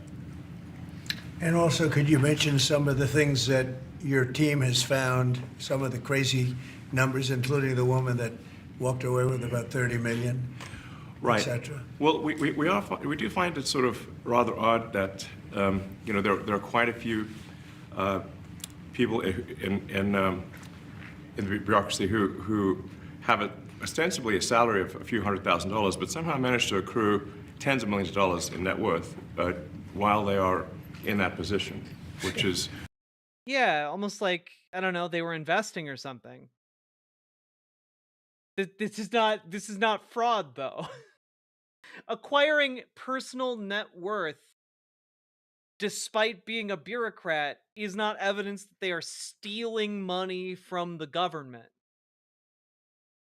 You know, what happened at USAID, we're just curious as to where it came from. Maybe they're very good at investing, in which case we should take their investment advice, perhaps. But just, there seems to be mysteriously they get wealthy. We don't know why. Where does it come from? You know, that's an interesting question to ask from the guy who is allegedly finding all of the evidence of fraud. You know, like if you are the guy in charge of finding evidence for a crime, and you say, yeah, someone, we're investigating murder cases, and this lady's grandma died, and that's kind of suspicious. Did she die from old age? Did she get murdered by her nephew? Who can say? A lot of mysterious things going on here. Like that, it doesn't mean anything. You're the person who's supposed to be investigating it. You present this with facts. That's how an investigation works. No, Trump doesn't look like he's on tranquilizers. Trump looks like he's shutting up because the guy who bankrolled his entire campaign is in the room. I think the reality is that they're getting wealthy at the taxpayer expense. That's the honest truth of it. So, we're looking at like you guys have to understand the dynamic that appears to actually be playing out here is that Trump, someone who defers to nobody, is deferring to Elon Musk because Elon Musk is exponentially more wealthy than Donald Trump, or at least on paper. And to Trump, that paper means a lot. So he is deferring to the actual king. Say, we just, if you look at, say, Treasury, for example, basic controls that should be in place, that are in place in any company, such as making sure that any given payment has a payment categorization code, that there is a comment field that describes the payment, and that if a payment is on the do not pay list, that you don't actually pay it. None of those things are true currently. So the reason that departments can't pass audits is because the payments don't have a categorization code. It's like just a massive number of blank checks just flying out. Yeah, remember what we said about this earlier? He's talking about categorization codes. The reason that is important to Elon Musk is because he wants to automate the US Treasury payment system. Something that was already automated, but he wants to automate it with an AI, ultimately making all of the decisions rather than a human being. And because he wants to set it up that way, every payment needs that categorization, right? This is just further evidence of that being the case. Building. So you can't reconcile blank checks. You've got comment fields that are also blank, so you don't know why the payment was made. And then we've got this truly absurd, a do not pay list, which can take up to a year for an organization to get on a do not pay list. And this, we're talking about terrorist organizations. Yeah, no, unironically though, hit the mat. Like if you automated this system and you were a bad faith actor, you could literally do the Office Space scam and just have basically a machine that prints money for you. I mean, they also just got rid of the penny, so, you know.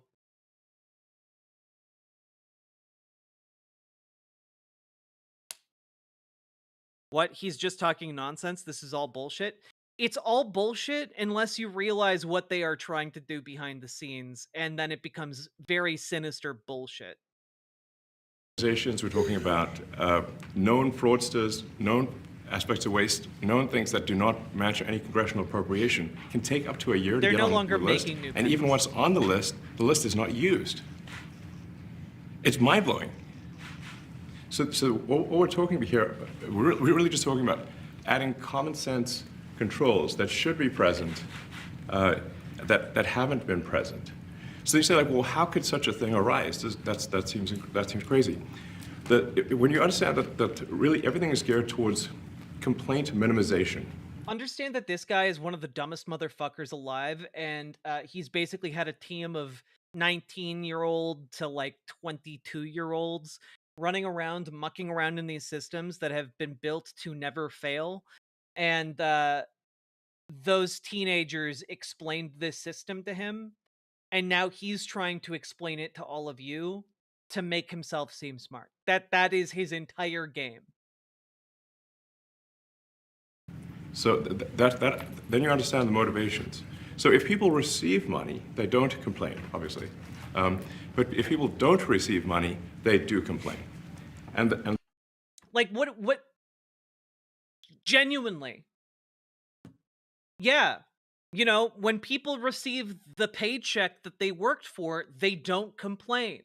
And when people don't receive the paycheck that they performed labor to get, they do complain. Wow!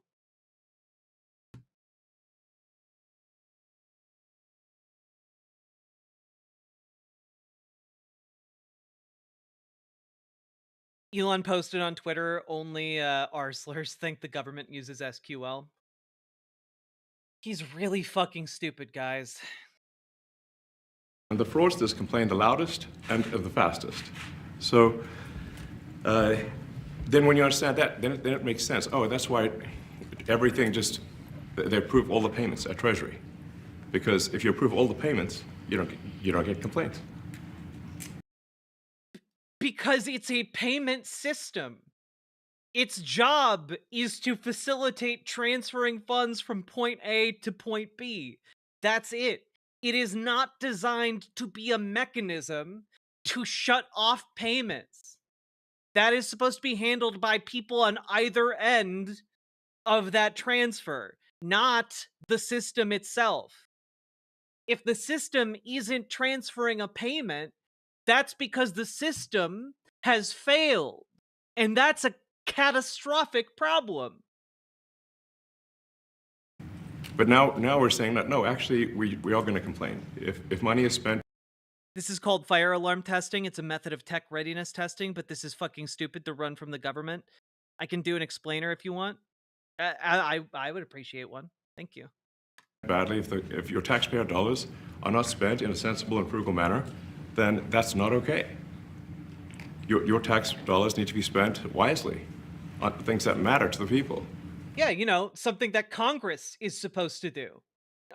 Like, the people who decide what money gets spent on are those in Congress, those elected representatives, not Elon Musk, an unelected bureaucrat. God. I'm going to hop on with Paladin Lost real quick for an explainer.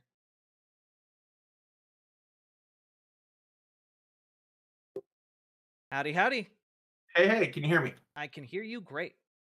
Okay, so I am a senior IT manager at a company. I've worked for Boeing and Bayer and Microsoft and a few other big companies. I understand this.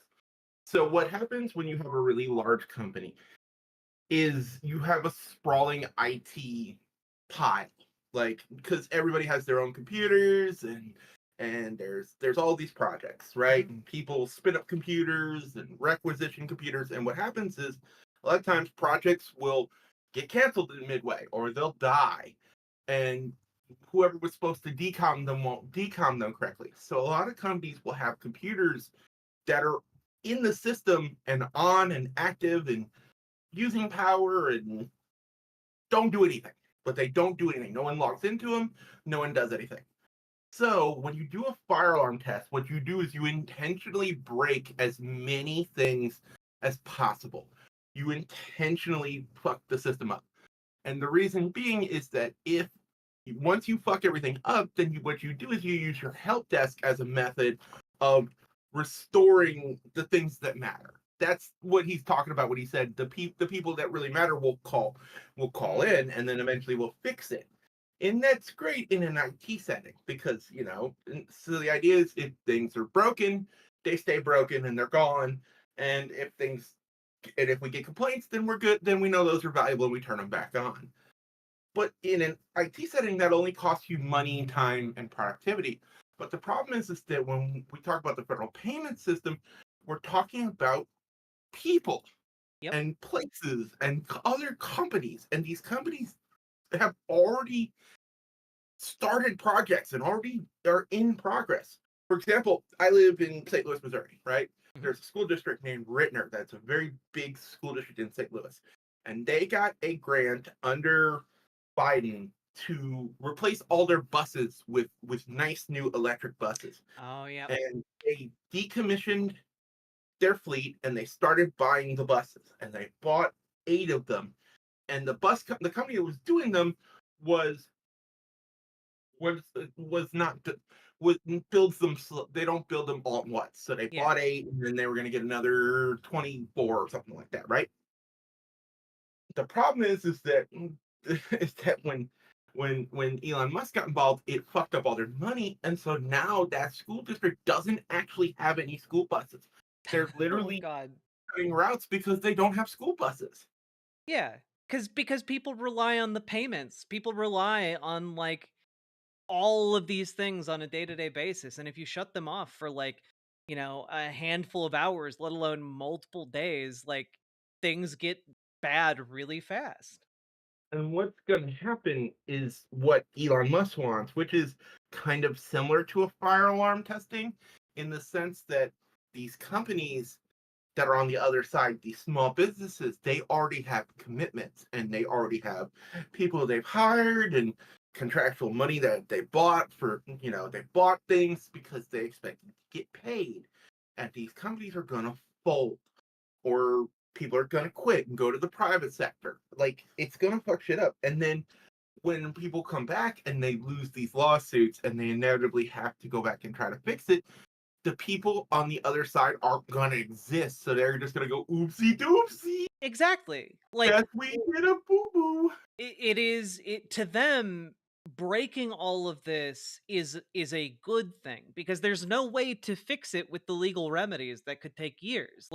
By the time any court case is done, they will have already gotten what they want, which is breaking these systems and rebuilding them in their own image. Oh, and that Cybertruck thing is absolutely fucking insane. Oh yeah. So and the worst thing is that they're gonna shield Elon from liability so that they don't get sued when inevitably one of those fucking pieces of shit blow up, and it's gonna be miserable. Yep. But anyway, that's an explainer. I'm Paladin Lost. Thanks for listening. I Bye. really appreciate it, Paladin. You stay classy. So that was nice. That was a good explainer. Thank you. I appreciate it. Yeah, the issue that we really need to grapple with here is that whether they break it by well, the issue we need to grapple with is like there's not really a way we can stop them from breaking things in this particular way. You know? There's not really a way we can do that. What is the Cybertruck thing? The Cybertruck thing, we'll get to it. God. It's all so stupid. It's all so stupid.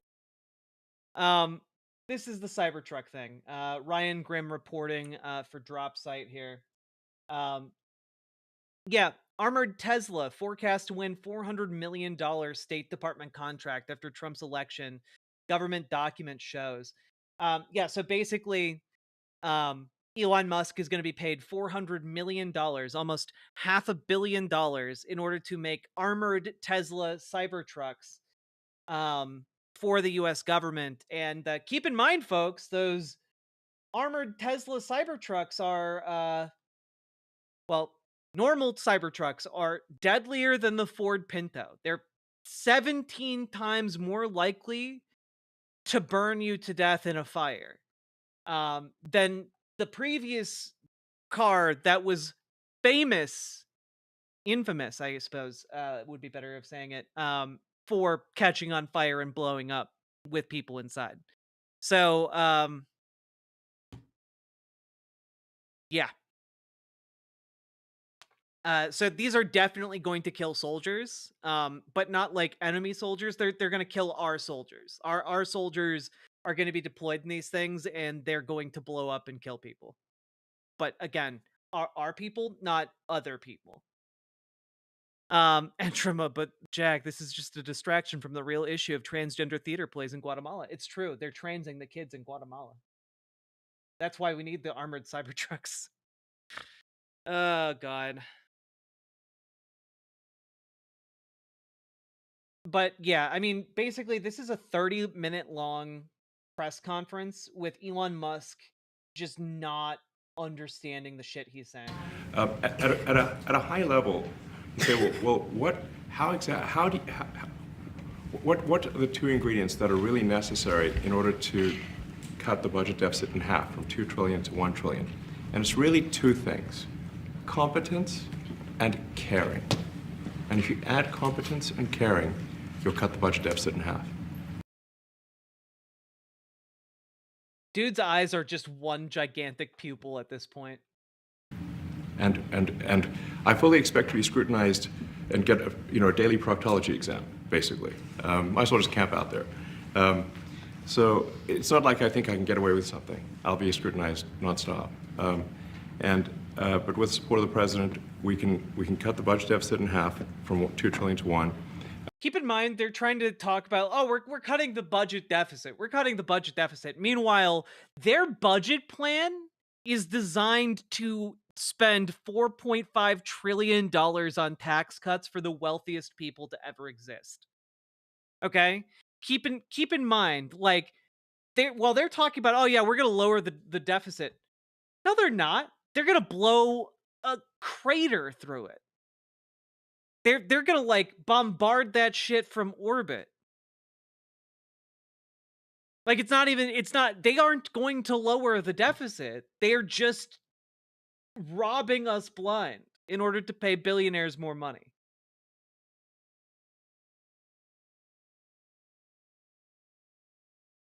And then with deregulation, because there's a lot of sort of regulations that don't ultimately serve the public good.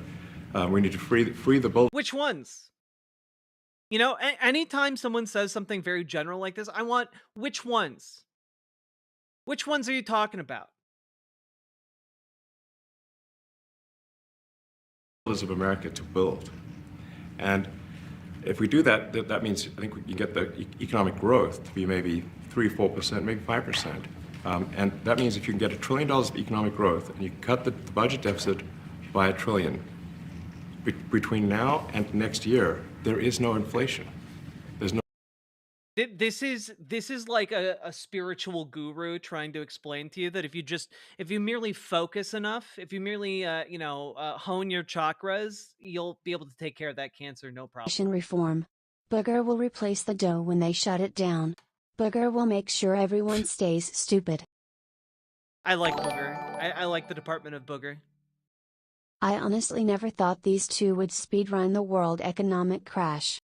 Well, again, the wealthiest people in the world love economic crashes. They love them. Especially if in the process of causing one of those crashes, they can get wealthier than any person who has ever existed. Then an economic crash is merely a way for them to exponentially increase their wealth by the time by the time everything recovers. For them, it's just a good business move. No inflation at 26. And if the government is not borrowing as much, it means that interest costs decline. So the mortgage, their car payment, their credit card bills, anything, their student debt, the monthly payment. These people are so full of shit. Yeah, all your prices will go down. You will just be so efficient that like all your prices are going to go down, guys. By the way, would any of you like to buy a bridge? I promise it will bring great benefits and wealth to you and your family. Payments drop. That's a fantastic scenario for the average American. I mean, imagine they're going down the grocery aisle and the prices from one year to the next are the same. Did that kid just shush the Donald Trump? That's kind of funny. I do appreciate that. And their mortgage, all their debt payments dropped. How great is that for the average American? We had That's no what we're idea. We had no idea we were going to find this much, and it's open. It's not. You know, the great thing is they've been talking now for like 20 minutes. They haven't been able to actually spell out any actual debt.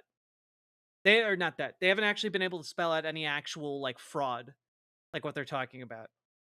Not like complicated. It's not simple that stuff. complicated. It's It's like a lot of work. We Yeah. can't believe it. A lot of work, a lot of smart people involved. Very, very smart people. But you're talking about anywhere maybe $500 billion. It's crazy the kind of numbers It you're is really talking crazy. about. You know, normally when you're looking at something, you'll find. Wow, that is crazy. You're right, Grandpa. That does sound really crazy. Uh-huh. Yeah, Okay. Yeah. All right.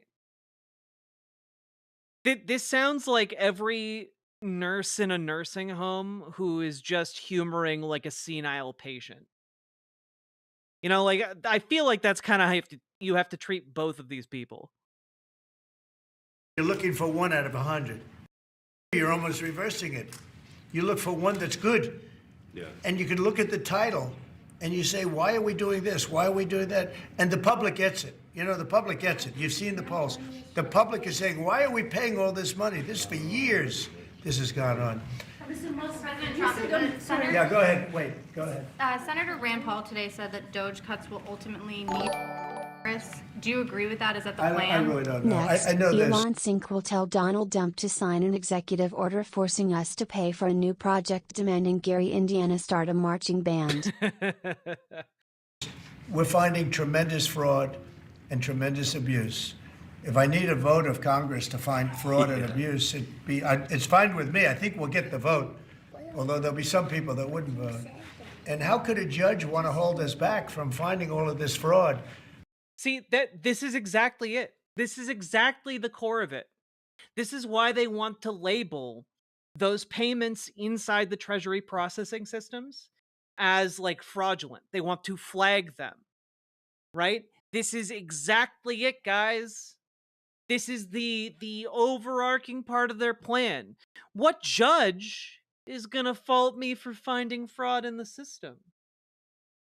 You know, we'll just define fraud as anything we don't like. And suddenly we can just stop funding anything we don't like.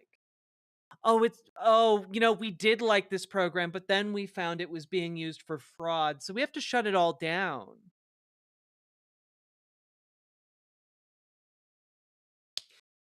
This is the usurpation of the constitutional powers of Congress. And the issue is here, folks, very, very, very few people have a full view of anything that the Trump administration is doing right now, because so much has happened, right? It is hard to look at the totality of what is happening and make sense of it, right? And that is complicated by the fact that the reporting on this is absolute dog shit from the vast majority of mainstream articles. And so what is going on here is a deliberate attempt to bamboozle courts so that and lawyers and our entire system so that no one can piece together that, oh, they are fabricating fraud in order to flag payments as fraudulent in order to shut down this entire system. Yeah.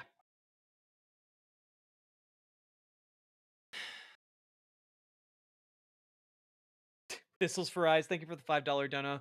Department of Defense created this monster. Elon must slay it with the help of USCIS. Department of Defense is the paladin. USCIS is the cleric. Our legislative body is a mage. It's a fraud. It's true.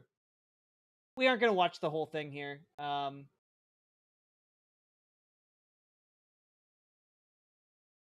I am told that it is funny. I think maybe this part? When you're making these decisions. Your work. Why are we doing that? After fact check this. $200 billion a year. Sure. Serious money. Mr. Musk, you said on X Yeah. that an example of the fraud that you have cited was $50 million of condoms was sent to Gaza.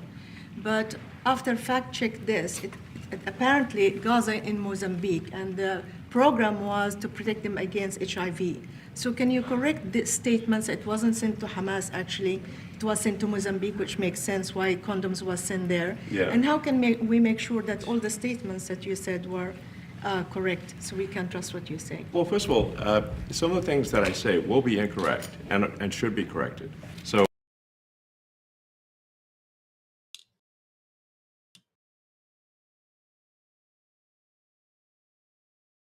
Oh, so he can just lie. You guys understand that? That's him just saying, "Look, I mean, sure. Sometimes I will lie to your faces, but and I think it's good when I get corrected on those." Yeah. The press literally had an entire week debunking this instead of focusing on actual substantive issues. But that's like the entire point. The entire point is to keep the press chasing these gooses. These wild gooses. She didn't even get it right. It was 50 million, but it was over 10 years, and it was a mix of education, sexual health devices, and drugs like AZT. Yeah. It's just like the degree to which he is wrong about stuff is really only possible if, he's lying. Because if you looked up this thing, you would know that that is not at all the case, that $50 million wasn't spent to buy Hamas condoms. So where is the correction? You know he's not going to issue corrections.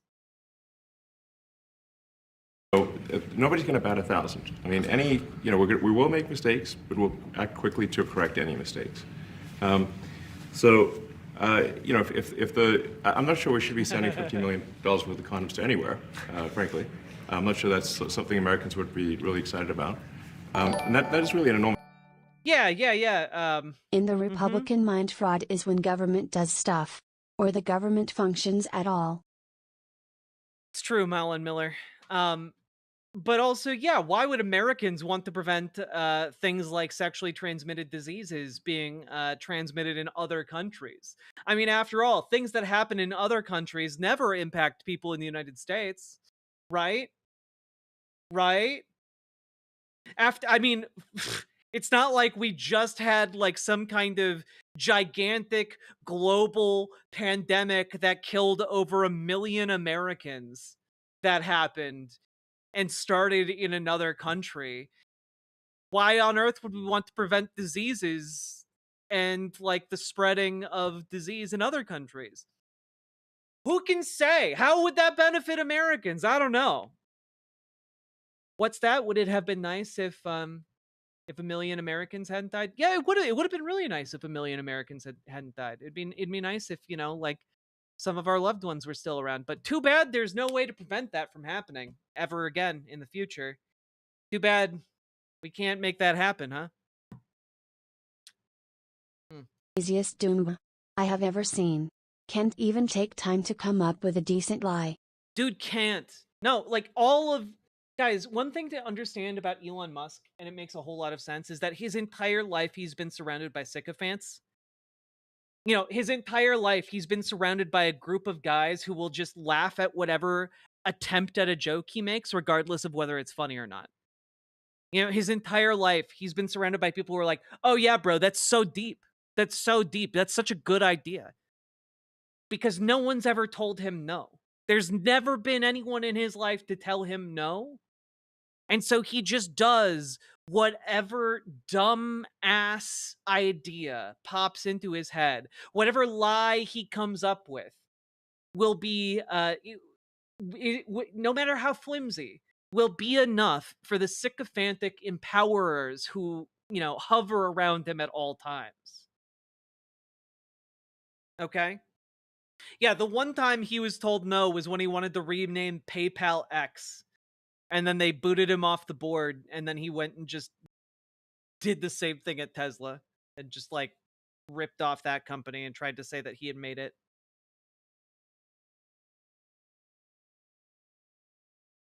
God. He's not lying. He's having a psychotic break. I don't know that he's having a psychotic break because I genuinely can't really tell the difference between his ideas when he's high on ketamine like a kite or when he's, not high on ketamine. His ideas are still bad either way. He's just very clearly on something in this one. I do think I think he is on something in this video, but also dude always has bad ideas regardless of his mental state.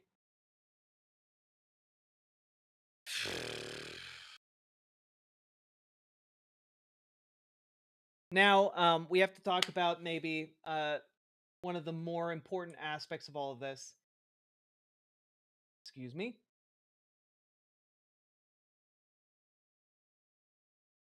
Which is, of course, Medicaid cuts. So, one of the things that has been happening is that in order to further the billionaire ambition to steal $4.5 trillion from every single taxpayer in America, is that they actually don't have $4.5 trillion on hand to just give to the wealthiest people to ever exist. So,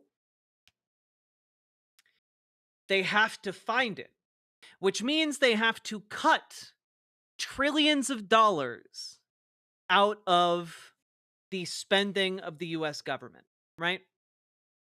Why are all these lies happening? The lies are happening in order to cover for the greatest theft in the history of the planet. The theft of $4.5 trillion. So, one of those places that they are going to try and get that money is from Medicaid, Medicare, and Social Security. Okay? One of the first things that they have announced, House Republicans? House Republicans have been hard at work coming up with budget proposals. And they just publicized their first budget proposal. And it is not looking good. Okay? Essentially, for folks who've been doing the math, House Republicans are looking on making $880 million, or billion, sorry, $880 billion of cuts to Medicaid. Almost $1 trillion. And some outlets like Newsweek are trying to whitewash this a little bit by saying, fact check, does Republican budget cut Medicaid by $880 billion? And, well, the answer is kinda. Because what the budget is saying is that they want to cut $880 billion from, very specifically, the Energy and Commerce Committee.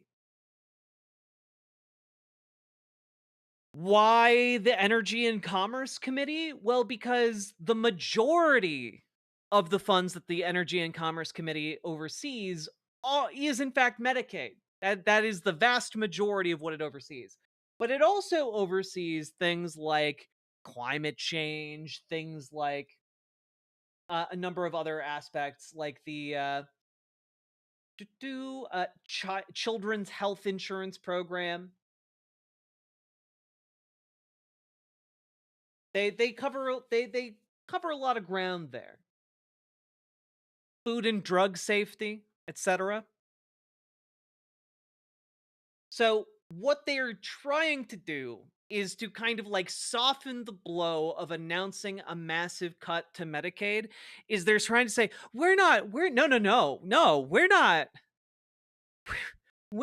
cutting Medicaid. We're not doing that.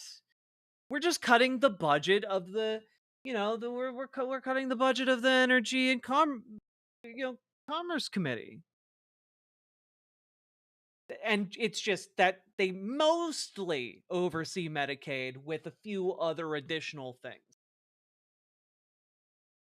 Like energy programs, clean renewable energy programs, or climate programs, or the FCC, the Federal Communications Commission. Basically, they want to cut a number of these programs to the absolute bone to make them non-functional. They want the FCC to not function anymore. They want, I'm sure certain aspects of this all to kind of go away.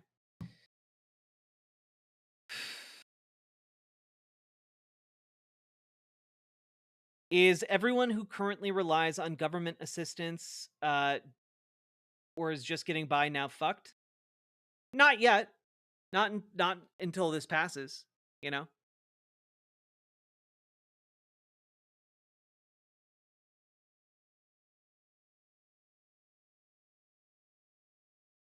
Ugh.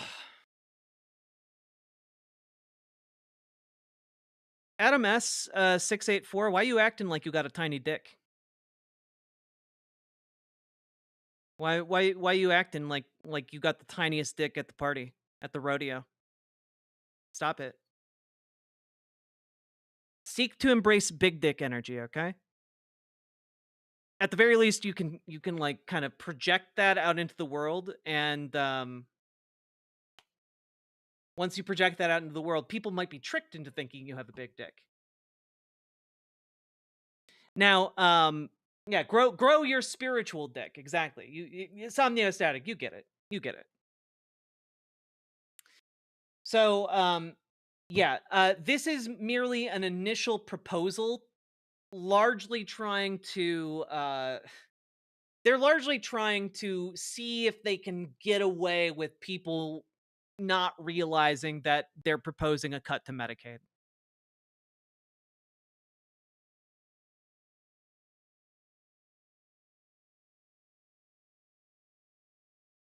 Adam is she, her. Anyone having big dick energy is a universal quality.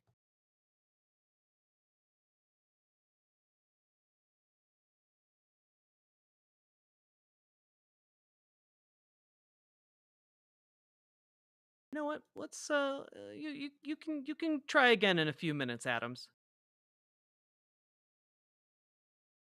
I keep a Johnson in my nightstand. There we go. See? Anyone can have big dick energy.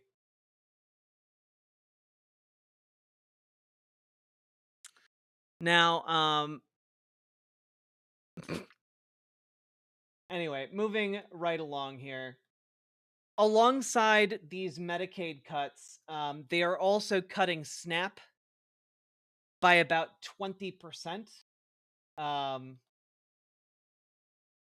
It's not great. This is from Politico earlier today. House GOP budget plan targets deep SNAP cuts.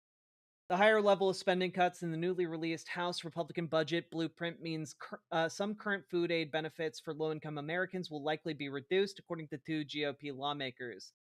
House Republicans were already targeting expanded work requirements across Supplemental Nutrition Assistance Program, which currently helps to feed more than 40 million low-income Americans. But the new plan, to be marked up by the House Budget Committee on Thursday, contains instructions for the Agriculture Committee to slash $230 billion across programs under its purview, meaning work requirements and changes to state waivers alone won't reach that target number.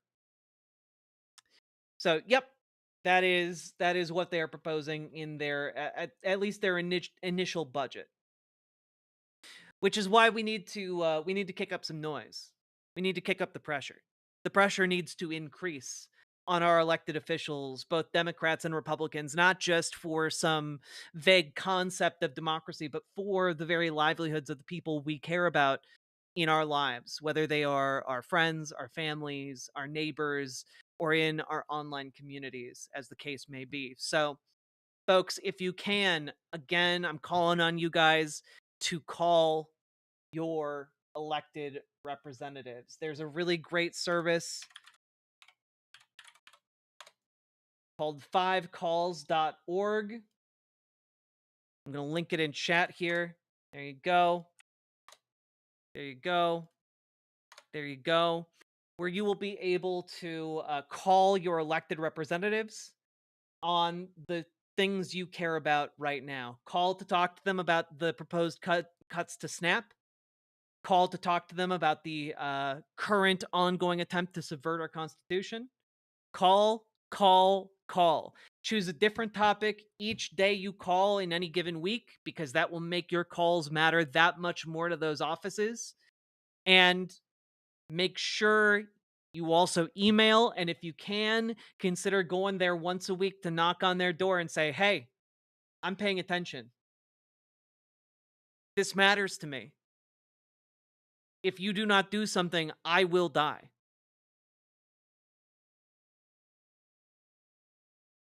We have to take action. Go to protests if you can.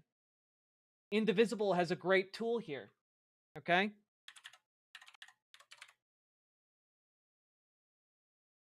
To help you find your local protests or to make your own event. Okay? So if you don't have a protest in your town, make one. Drop flyers around. Now is not the time to be like, oh, well, guess I'll die. Nope, now's the time to make noise. Now's the time to fight. Now is the time we do everything in our power to avoid the worst outcome. You know, we're kind of, we stepped in the bear trap. But now we kind of have to look at the possibilities, and we have to say, yep, I guess it's time we got to gnaw off our leg. And we'll live to fight another day. That's kind of where we're at. It's not good. It's not fun. It's not ideal. But We can still get through this.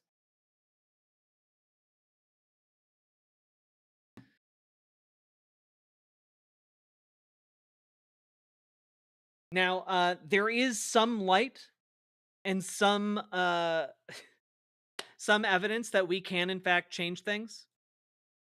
Okay, for example, despite the fact that the Trump administration has come out against transgender The robber people. barons and work with them say they want America to be more powerful than ever. But in reality, a socialist USA would be the most powerful nation in history. Way more powerful than under capitalism. True, Malin Miller. True, and thank you for the $20 super chat. But despite the fact that the Trump administration dropped an executive order against transgender people, check this out. Army guidance on implementing President Trump's order on transgender troops filed in court today says to not take adverse personnel action against people based on gender identity at this time and to continue medical treatment for gender dysphoria. So despite the military being ordered to discontinue HRT treatments and to kick, trans members out or hit them with disciplinary stuff, they are in fact saying, no, we will not at this time. It's not a lot. It's kind of worrisome that at this time is in there, but you know what? This is at least in one institution, and a pretty critical institution to have a backbone and a spine in the event of a fascist takeover, I'll add, saying, no, we're not going to do something that is blatantly discriminatory like that. So that is good. And you can say, oh, well, it's only for troop retention. You know what? I don't care. I don't care if it's for the most cynical reason imaginable. What it shows is that there is at least one institution, and notably one institution with an awful lot of firepower, that is saying to the current would-be despots, no. And I think that that is a good thing. Pretty much however you cut it.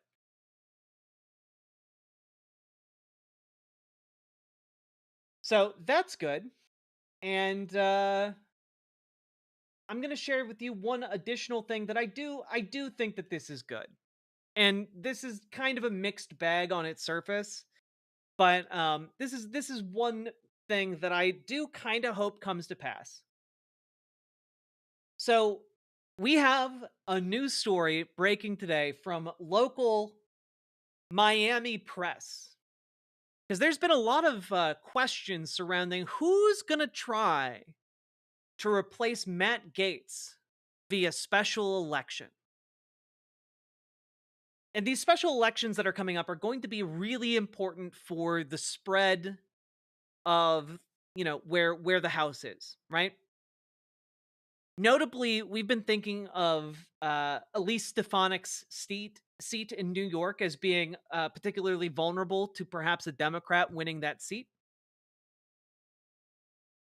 But this might actually open up a new possibility for us, folks. And that possibility is being opened up by none other than Enrique Tarrio. Now, if you guys don't know who Enrique Tarrio is the leader of the Proud Boys. He is, in fact, a terrorist leader.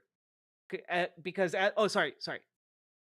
Forgive me if you might not have understood me when I said he's the leader of the Proud Boys. He's the leader of the group formerly known as the Proud Boys.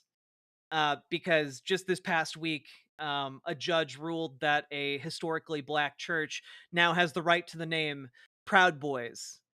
So they no longer are actually called the Proud Boys. They are the group formerly known as the Proud Boys. And that's just kind of funny as hell. But additionally, yeah, absolutely, man. Run a guy who is the leader of a group that is recognized in multiple countries around the world as a terrorist organization, who went to jail for doing a hate crime on a historically black church. You know?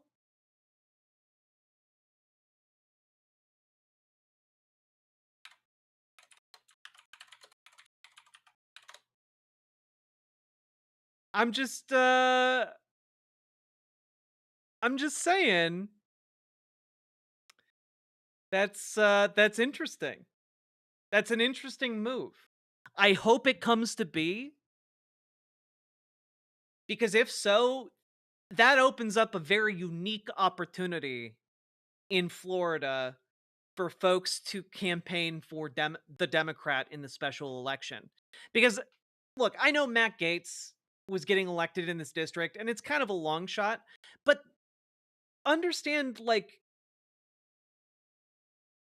Democrats aren't nearly as long of a shot in Florida generally as a lot of people believe. I think that we have a shot here. Okay? It is the most Florida thing one could imagine, but you know what? I choose to be hopeful about this district. Okay? I choose hope.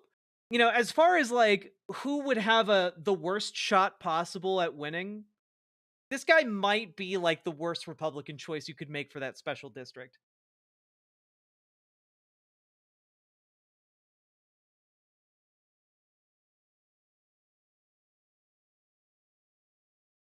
Let's see.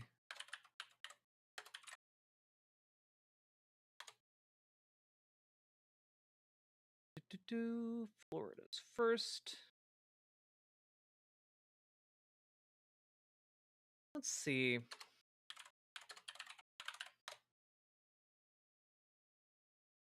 Take a look at Florida's first congressional district on Ballotpedia real quick.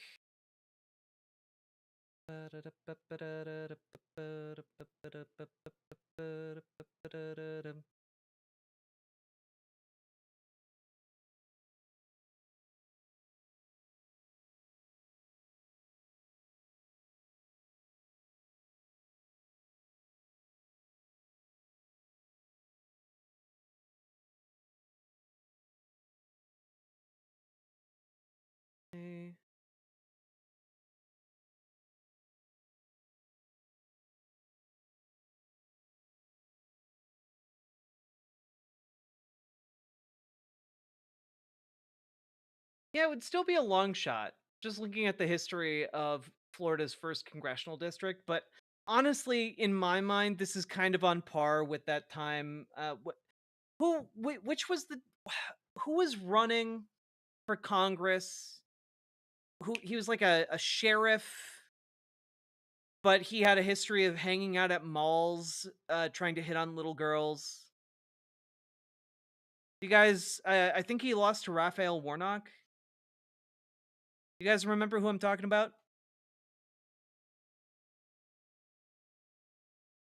Roy Cooper, thank you.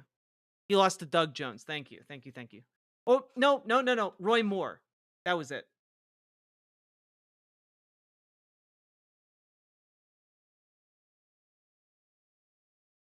Yeah, I just kind of view it as a similar move.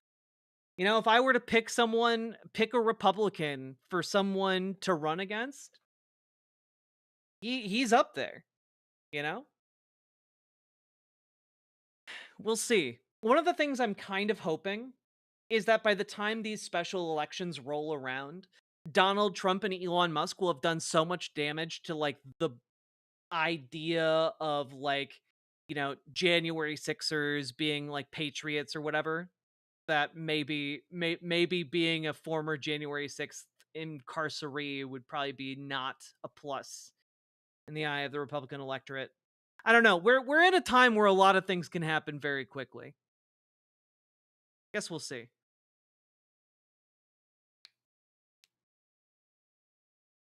Yes, I do know about Sheriff Joe Arpaio.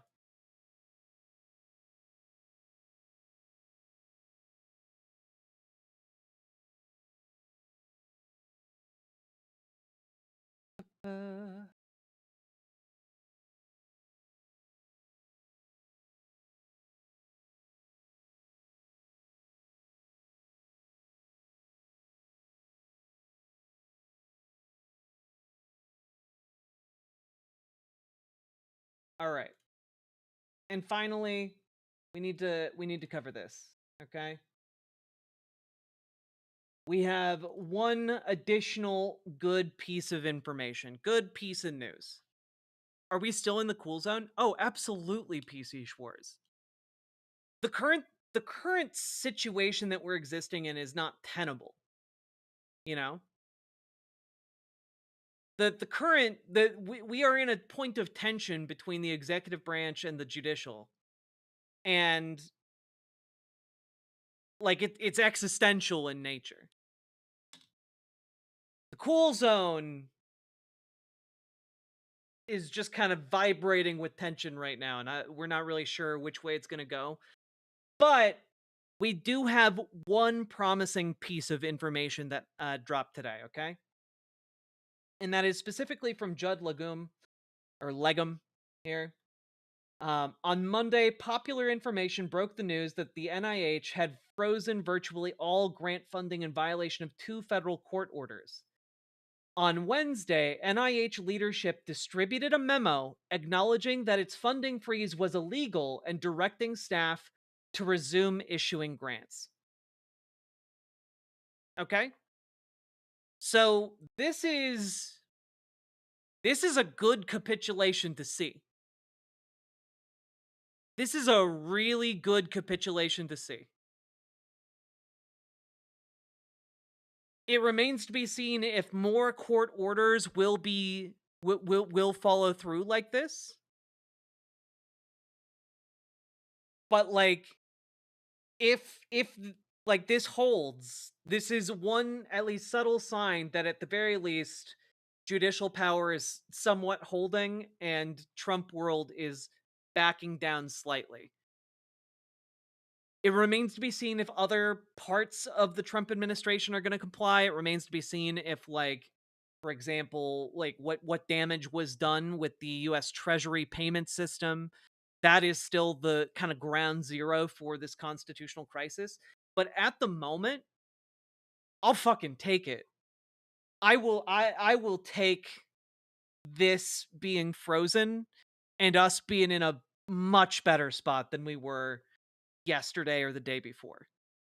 Because I'm not going to lie to you guys, on Monday, my stomach dropped out when I saw that they were continuing to violate these orders. So, that's kind of where we're at.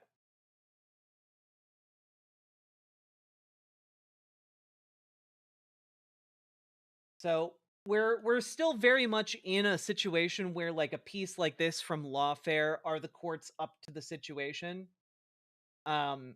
Is very much still a question, and if you are, like I am, worried about that, I would recommend this as a read, just to kind of, like, get you up to snuff, on what the situation is with the courts, what can they actually do, what is,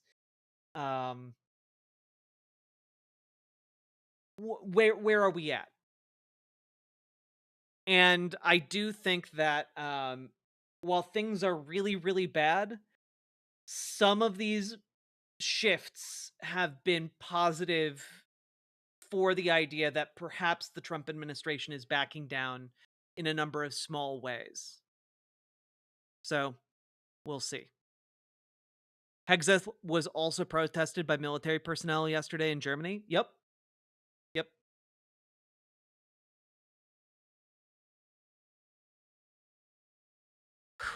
So, all of that is good. All of that is really fucking good.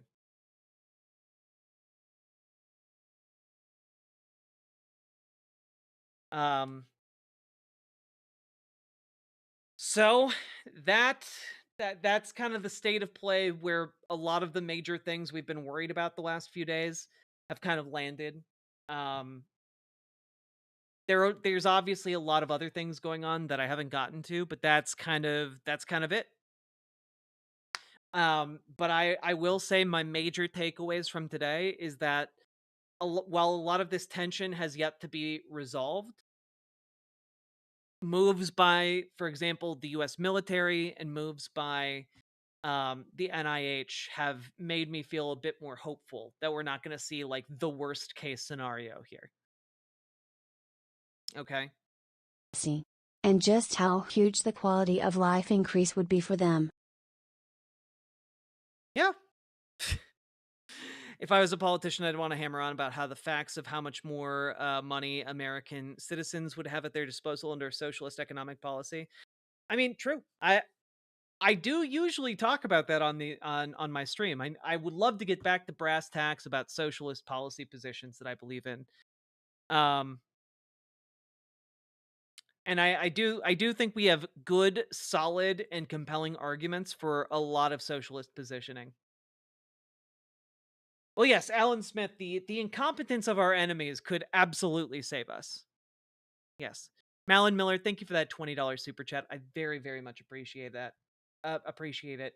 And with that being said, like it's just nice to know that the military seems to be very much of the idea that like, nah, these people are a bunch of whack jobs. We're not gonna like just throw trans people out of the military for no reason. And it's also really nice to see the NIH unfreezing its funds and acknowledging that what it was previously doing was illegal. It remains to be seen, like, if that will follow through in the days ahead, but, like, those two things by themselves, I will take. Because yesterday, as many of you saw, I was not doing okay. I was not doing so hot. These bits of information, small as they may be, helped me just a little bit to feel like maybe we're gonna come out of this relatively okay. You know, that's that's kind of where I'm at. Relatively okay. Doing a lot of work here.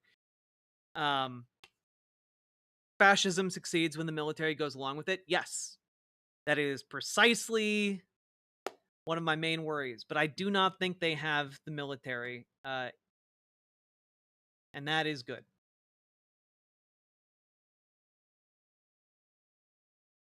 And with that, we finished it. We did the segment. Huzzah! Now, folks, if you are, if you've been enjoying the stream, hit that follow button on Twitch. Hit that subscribe button on YouTube. Hit the like button on the YouTube stream. And consider dropping those subs, donos, memberships, super chats, etc. Because, folks, you are the people who make this show possible. I could not do it without you guys. I couldn't do it without you guys. And I appreciate all of the support. We've really come a long way since I was streaming to like 10 people like 5 years ago.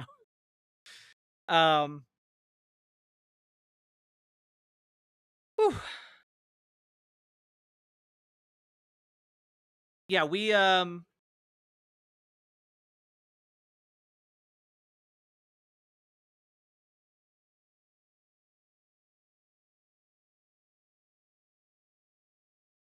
Banana Brains, what was the question you asked a few minutes ago?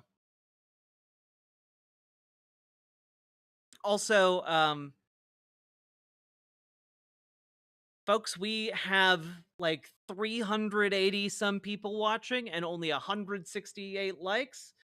I think you guys can hit 200. I believe in you guys. Also, our next segment will be me playing a video game because you guys demanded it of me and then gave me a lot of subs and donos to do that.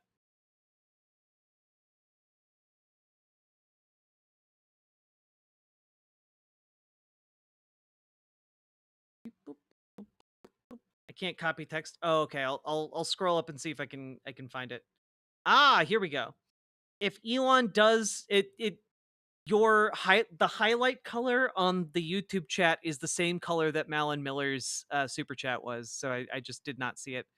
If Elon does enough damage and gets the GOP to turn on him and or Trump, How do you think a fracture like that would affect the future of the Republican Party? Would it cause irreparable harm if a big chunk of Republican voters feel betrayed? And is it possible that that the party could actually fall apart? Yes. Yes. Yes. If there is enough economic pain, for example, I think that it is entirely possible for the Republican Party to fall apart. The vast majority of people who support the Republican Party are folks who think that by getting tax cuts for the wealthy, they will one day benefit.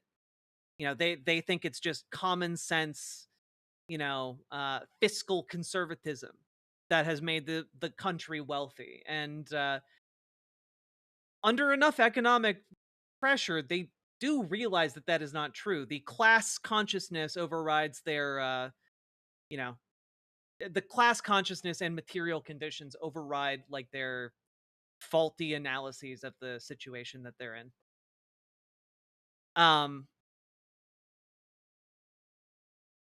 If I ever do try my hand at getting into elected politics, I will come waving a U.S. flag and patriotism, ready to trick the masses into socialism. That's how you got to do it.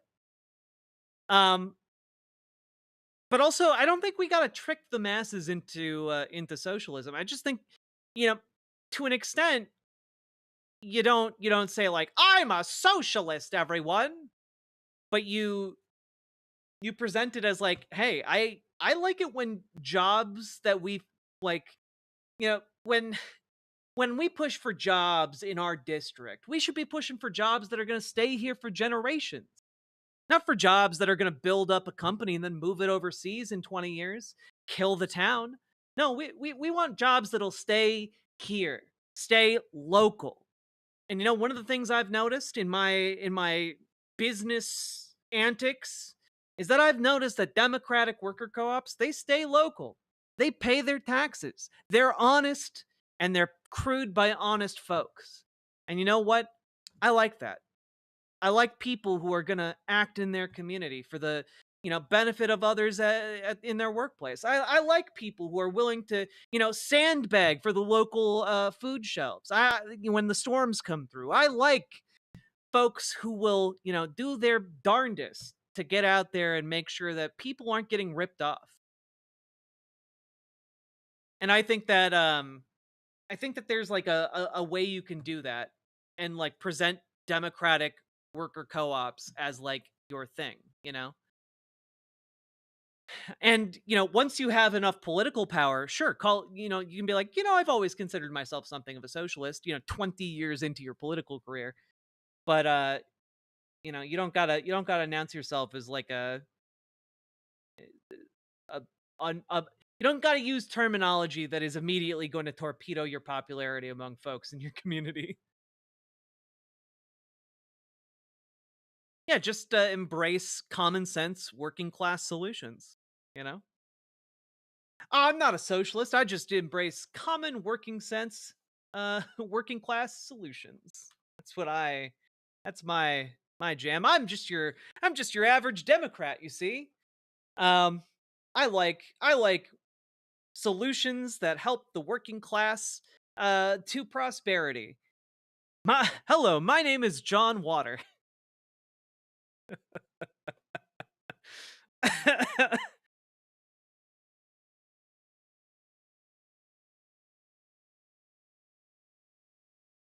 Oh.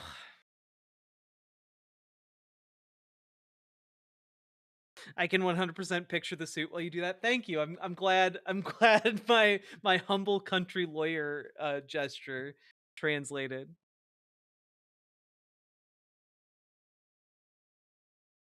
I agree, not enough leftists understand what you're talking about. Well, I also think that there's a difference between like average people who are not politicians and like politicians embracing like socialist policy,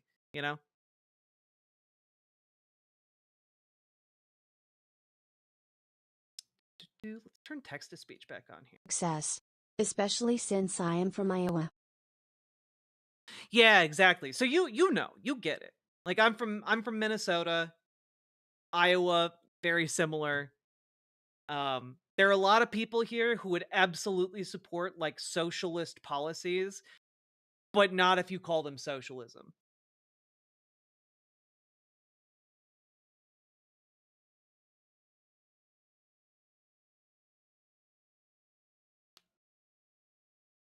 The subjugation of the working class made America wealthy. Nah, that's silly. Don't be silly, prosthetic PJ.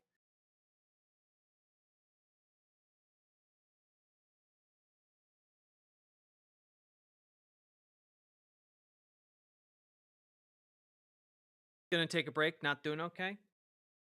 It's okay, Lady Raincloud. You take that break.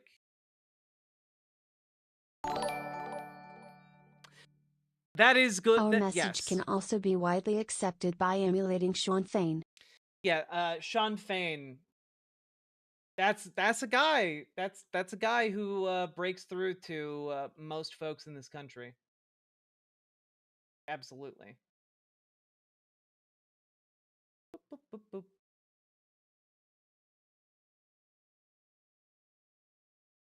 See here. Oh, also, next week on Wednesday, I'm excited to announce I'll have a special guest on the show.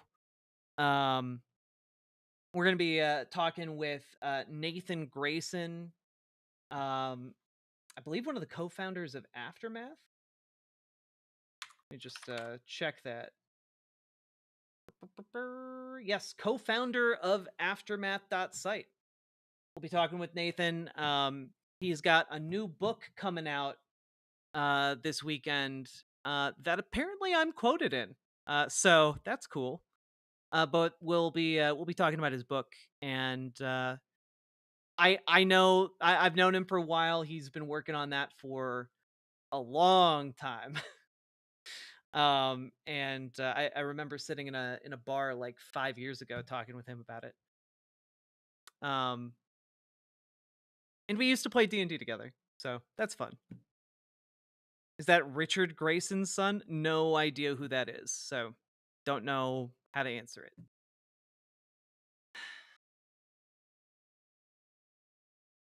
it. Gamer G, exactly. When you're trying to sell socialism, don't say the bourgeois are siphoning the labor value from the proletariat through commodifying everything. Say these rich dumbasses are buying a 15th yacht while you can't afford eggs. Exactly. Oh, it's Robin from Batman and Robin. Oh, Dick Grayson. Oh, I should have seen that. I should have seen that, Dick.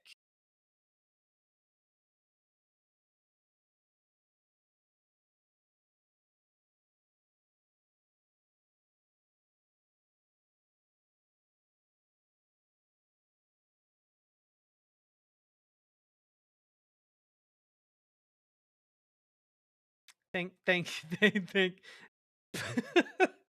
Batman and Robin. Oh my god. Chat, you guys are down bad tonight. You guys are down bad tonight. Bonk. A bonk upon thee.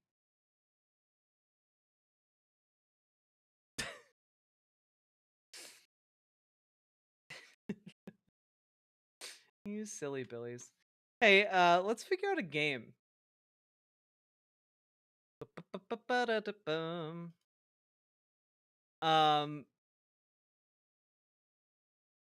I have a game called A Game About Digging a Hole. We could dig a hole together, chat. I don't know if that'd be Can fun. you please play the mythology game so this blind gal can see? Also, H.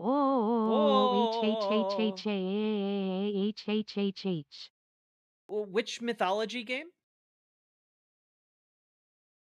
You will have to be more specific because I have a lot of games about mythology. You, your friend, and your Johnson. You see the new Hell Is Us trailer? No. I haven't been able to play a game for like the last several weeks. It's been difficult. I love video games so much, but I've been so stressed out I can't play Since them. I'm from Iowa, it would be smart to try to get the farmers on my side railing against corporate farming and getting farmers subsidies. Yeah. Yeah.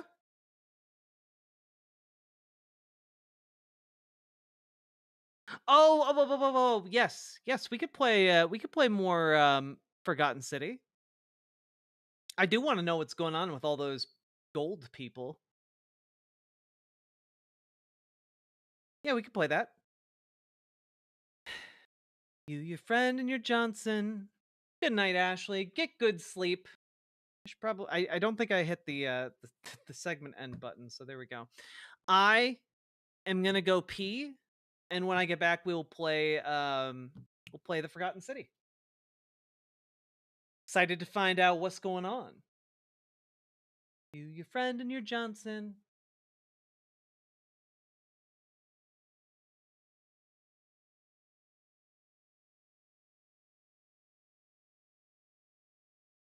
You've got your sunrise, you caught a prize, your mate and your Johnson. Party nights, summer whites, you, your friends and your Johnson. Rooster tails, water trails, you, your kids and your Johnson. Saturday nights, distant lights, you, your girl and your Johnson. You and your Johnson, a way of life for over 50 years.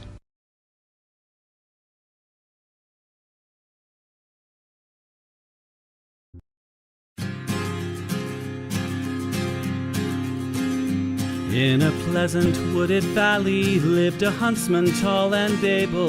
He relied on skill and cunning for the food upon his table. He would walk the forest shadows with his little son in tow, teaching him the archer's art and all that he should know. Keep your eye clear and keen like a falcon on the wing. Keep your heart strong and steady like your hand upon the string. Never bow to a tyrant while your people are laid low, for the highest head may fall to the man who wields a bow.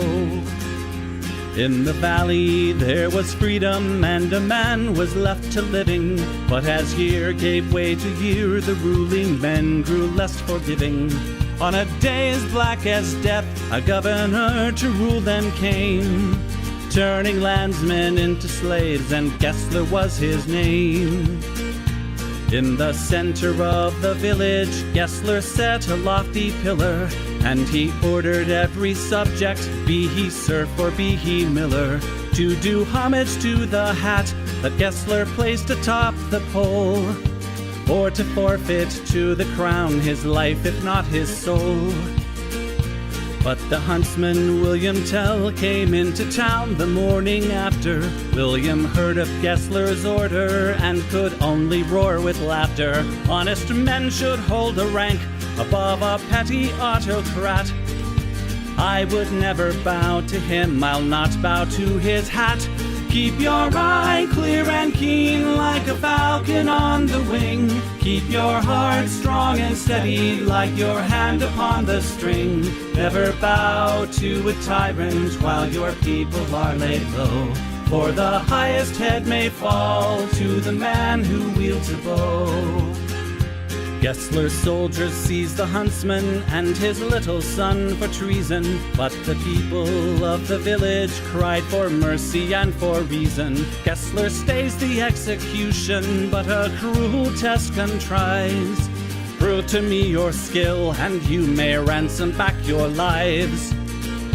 I have heard it said you have no peer with longbow and with arrow, that your shaft can find the quickest hare and fell the smallest sparrow. On the head of your young son I'll place an apple ripe and red. Split it with one shot, or at my word you both are dead. William Tell went to his son and said, I swear I will not hurt you. Courage will not bow to fear, nor shall this evil conquer virtue. Turn your face towards our home and stand as still as any tree. I will split the apple, we shall soon be home and free. Keep your eye clear and keen like a falcon on the wing. Keep your heart strong and steady like your hand upon the string. Never bow to a tyrant while your people are laid low, for the highest head may fall to the man who wields a bow. Every tongue was still and silent as the archer paced the distance. Gessler's soldiers lined the square and there was no hope of resistance. William knocked a single arrow, put his shoulders back and drew. Then the arrow sang and split the apple clean in two. All at once the crowd erupted into cheers and into chatter, and a second arrow fell from William's quiver with a clatter. Gessler said, "Why hold two arrows when I bid you shoot but one? That one would have found your heart if I had shot my son." "Take the archer now and hang him," Gessler to his men was crying. But before the soldiers moved, the archer and his son were flying. From the shelter of the wood, the hunter loosed a final dart. Gessler died with William's arrow buried in his heart. Keep your eye clear and keen like a falcon on the wing. Keep your heart strong and steady like your hand upon the string. Never bow to a tyrant while your people are laid low. For the highest head may fall to the man who wields a bow. Keep your eye clear and keen like a falcon on the wing. Keep your heart strong and steady like your hand upon the string. Never bow to a tyrant while your people are laid low. For the highest head may fall to the man who wields a bow.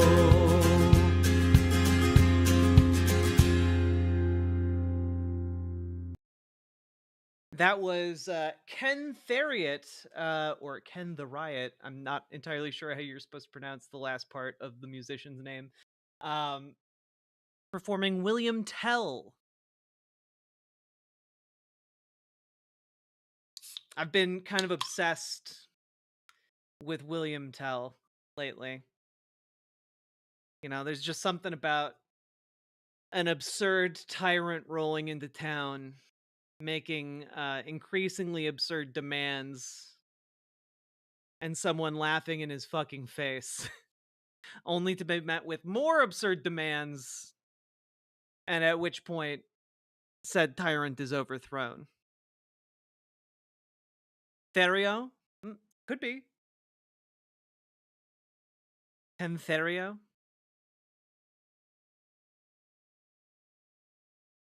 I can William Tell you're thinking about the subject a lot. You know, it's true. McWiggin, how are you doing, lovely? Did you enjoy The Mariner's Revenge? I did indeed. Thank you very much. Ever played Red Dead Redemption 2? I played the first one a lot, and I loved it. I haven't been able to get into the second one, and I'm not sure why.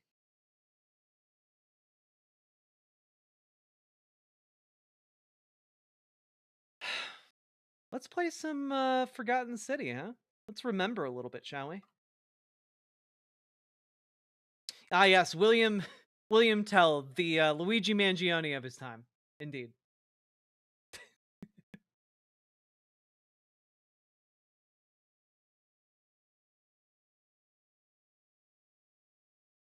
Do this. Let's do a little.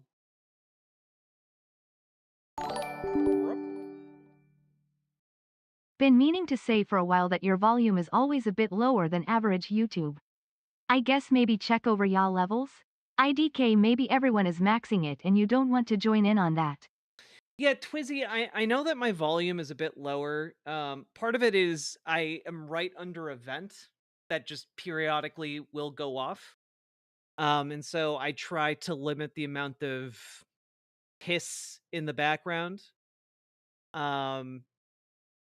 Because if the vent goes off, it can ruin an entire segment. So instead I have it a bit lower and with a noise I gate, appreciate but a it doesn't do fellow enough. William Tell enthusiast as it is admittedly an arrow field of interest.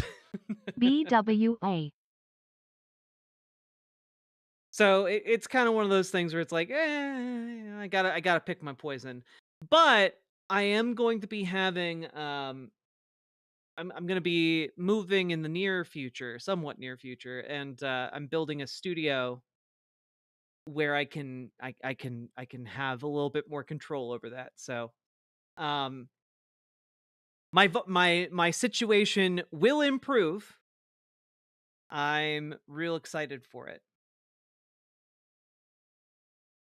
Also, I'm gonna finish this whiskey, and I love.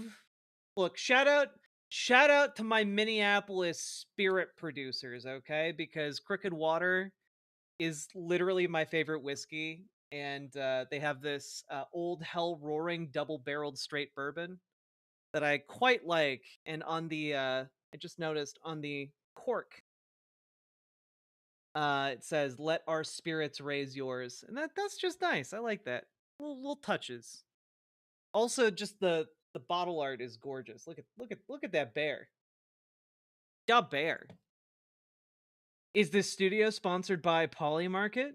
Live from the Polymarket studio in LA. Maybe a little bit. I'm doing all right, Wiggin. This has been a particularly stressful couple of weeks. That's a cute cork. I got a cute check.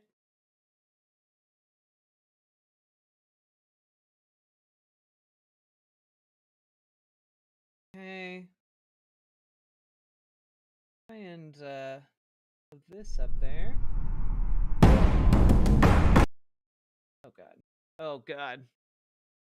Oh god.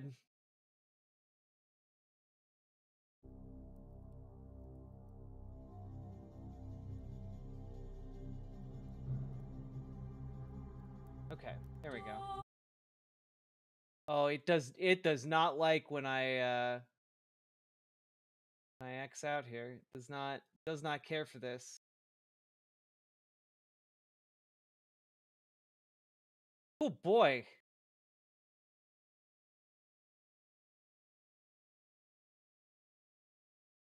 There we go. Nailed it. You, your friends, and your Johnson.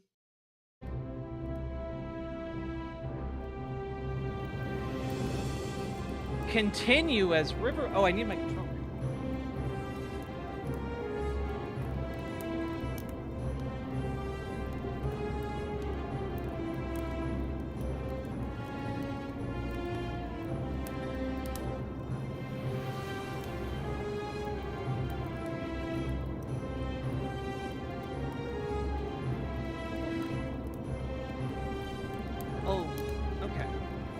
So it's asking me to give you guys a spoiler warning before sharing content from beyond the white hallway. Okay. I can do that. Oh shit, this game is good as hell. I have only seen a little bit of it, so I'm not sure. But I bet it is pretty great.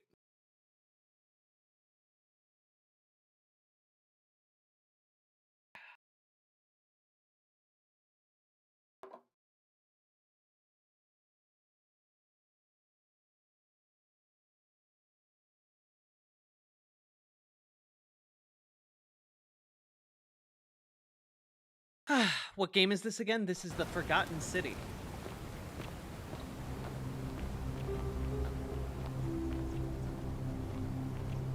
Don't you just love springtime?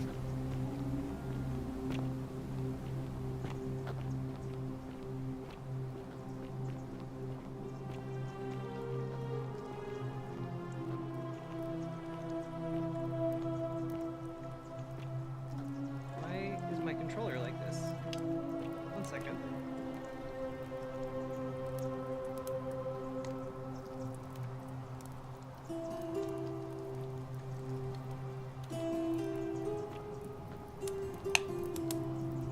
Weird.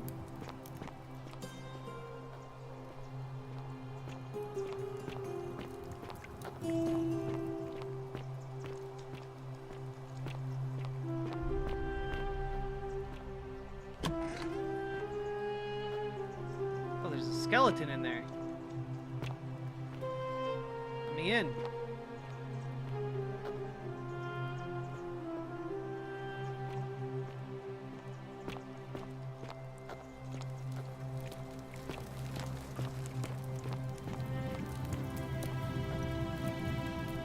Don't steal anything, don't hurt anyone, don't. Whoever wrote this didn't get a chance to finish.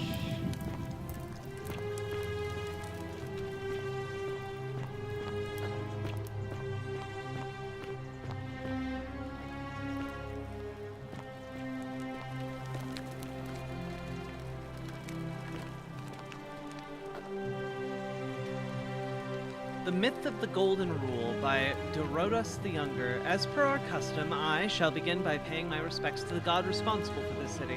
For our continued prosperity and tranquil seclusion, he deserves our admiration. But here I must depart from custom, for his attempt at imposing strict rule upon us is oppressive and overreaching, and deserving of our contempt.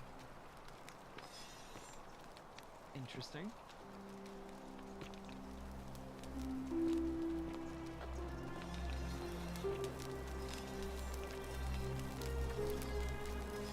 I don't like that they look at me like that. Wondering here. There we go. We want borderless. That'll help a little bit.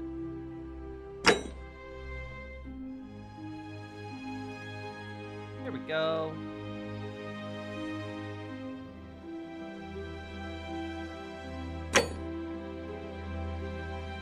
Huzzah.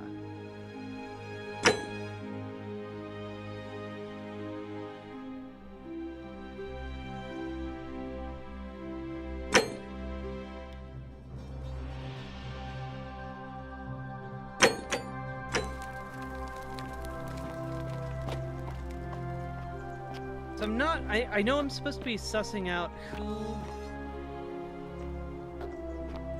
is the sinner.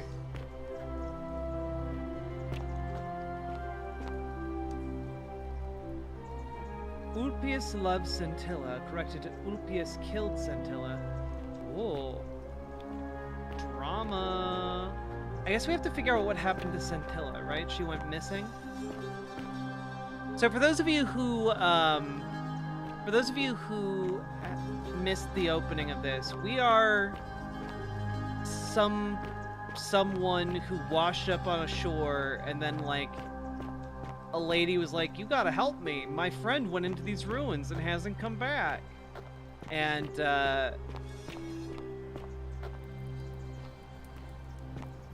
so we went into the ruins, and then we get trapped down here, and it seems like this is like some kind of horrific place where, you know, people get tied to wheels over a fire.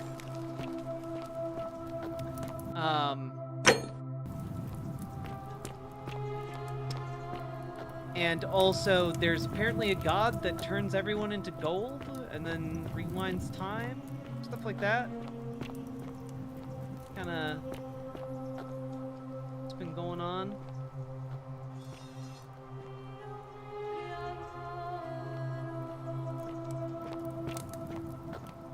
So I'm just kind of exploring at the moment. I forgot exactly what I'm supposed to be doing.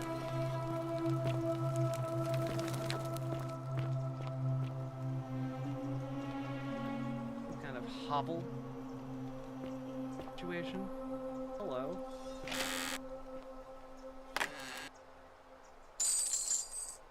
Possibly the last bottle of wine in the city. Nice. Thank you. I need to talk to the priestess, huh? But why talk to the priestess when I can just wander down here in the caves? Look at me, I already got like a cool wine bottle.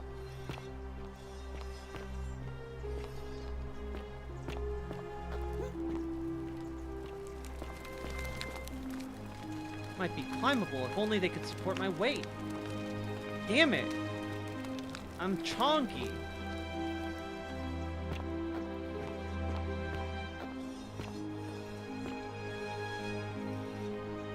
You've been weaning yourself off American products? I'm sorry. It's really depressing to be here and have no agency over, like, making that better. I've been this way.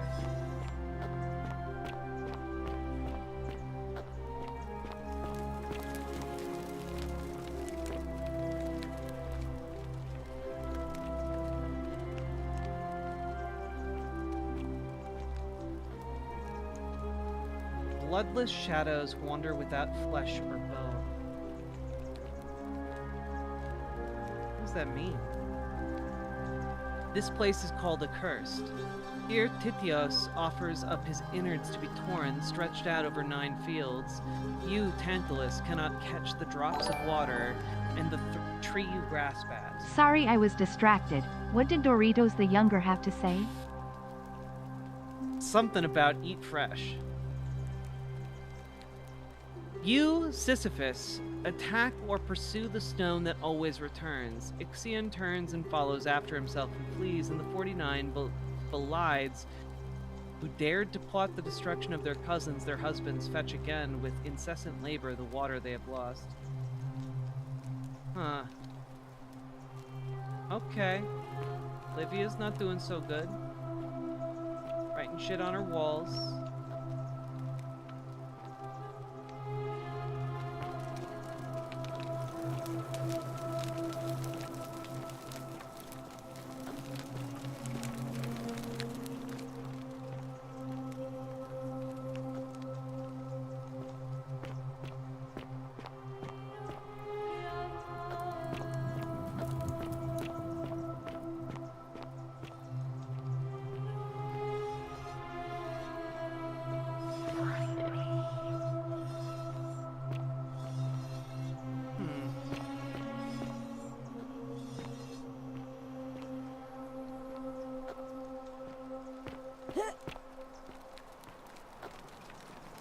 Oh, that's right, I can't climb up there.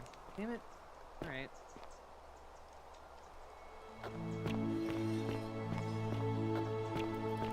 You're welcome, Dustin the Damned. Oh, I can run. Oh, this is so freeing.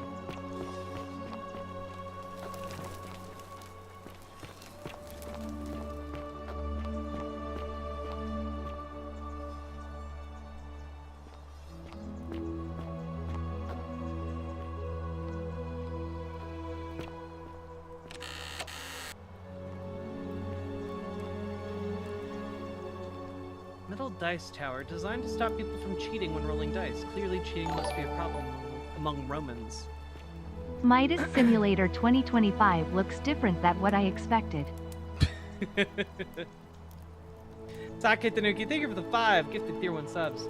Oh, Theophilus had an orgy with 4 girls here and disappointed all of them equally. Damn. Okay.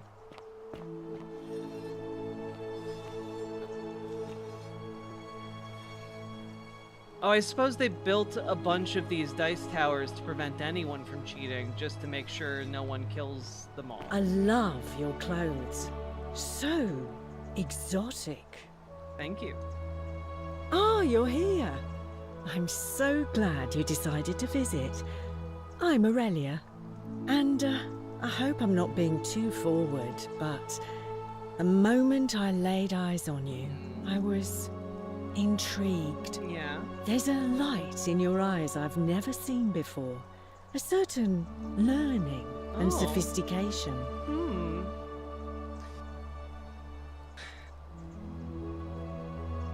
And you're as charming as you are beautiful. Ugh, coming on a bit strong, don't you What? think? Oh, fuck off! What? You came on to me! I take back what I said. Suddenly, I don't find you so intriguing anymore. Let's just forget that ever happened, so we can at least do business. So, fuck? What brings you to my tavern? I don't Alright, even care. see ya. Fuck you. Rude. Churlish. You stay away from my money. Fuck you.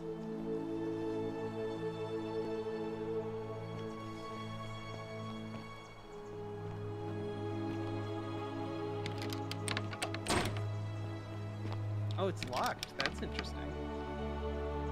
Sculpture of Minerva, the Roman goddess of strategy. Strategery.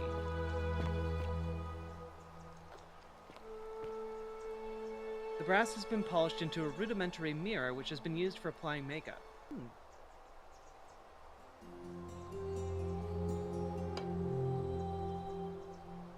Wait a minute. Whoop. Okay. A small vial containing a rudimentary perfume made of flowers and oil. Whoa. Key to Aurelia's chest, huh? Steal item. I'm not gonna start the apocalypse. I'm not an animal.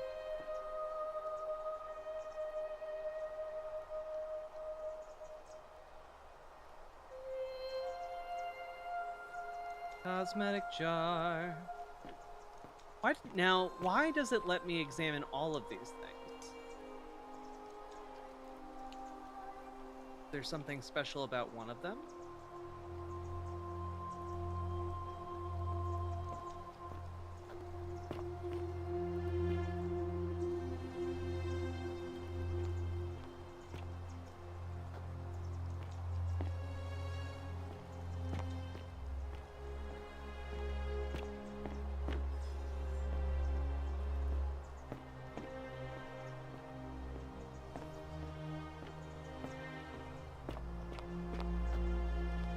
Unless you want me to slip some hemlock into your next drink, get out!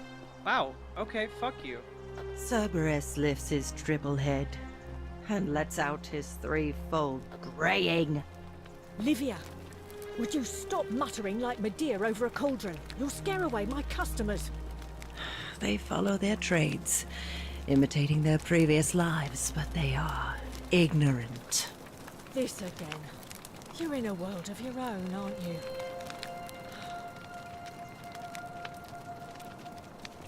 Just as the ocean accepts the rivers of all the world, so this place accepts all the souls. But it does not notice the crowds that come.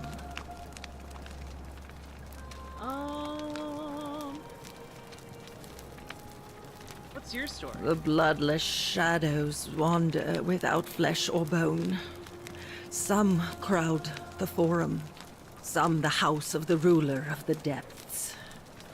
Others follow their trades, imitating their previous lives. Fair enough.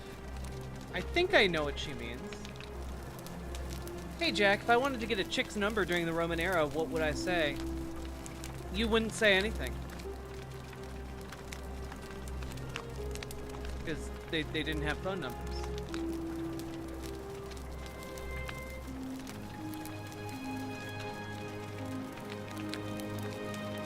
I, however, would simply rizz up a Roman lady with my exotic red hair.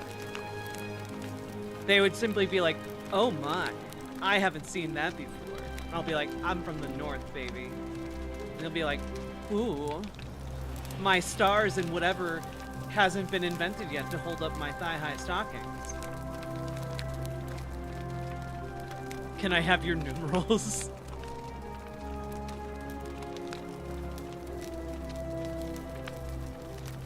Do you know a way out of here? There is only a downward path, gloomy with fatal yew trees. It leads through dumb silence to the infernal regions. I see. Okay, so going down. What do you think about the Golden Rule? The bloodless shadows. This is their punishment. Right.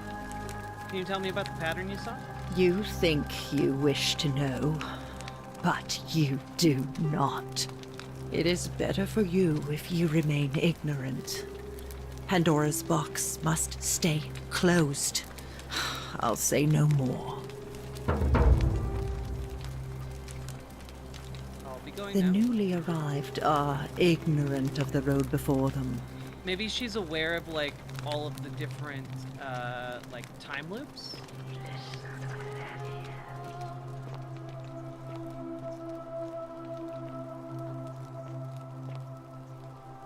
Model arena. Small wooden model of an arena, possibly a Verona arena, was completed in the 1st century and is still in use today. Is it really still in use today? The 49 melodies fetch again with incessant labor the water they have lost. The many shall suffer for the sins of the one.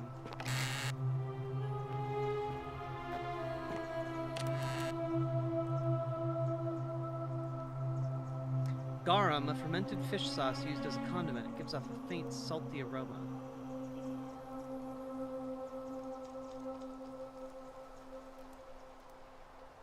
Ancient Roman cavalry helmet with an enclosed face mask and plume made of dyed horsehair.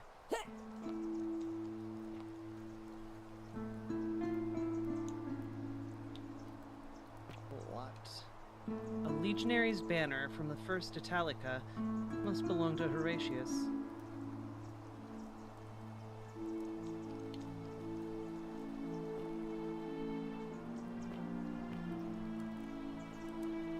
Perhaps time to change stream title?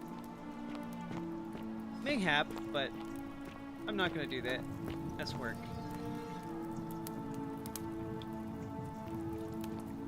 Incomplete note. This is your final warning, sinner.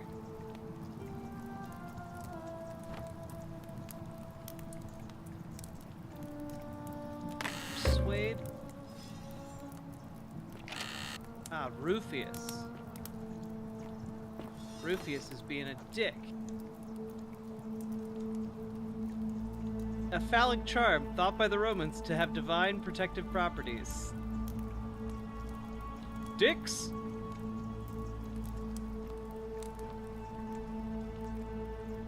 Circular stone disc with the symbol of a fish carved into it. Looks like it might be religious in nature.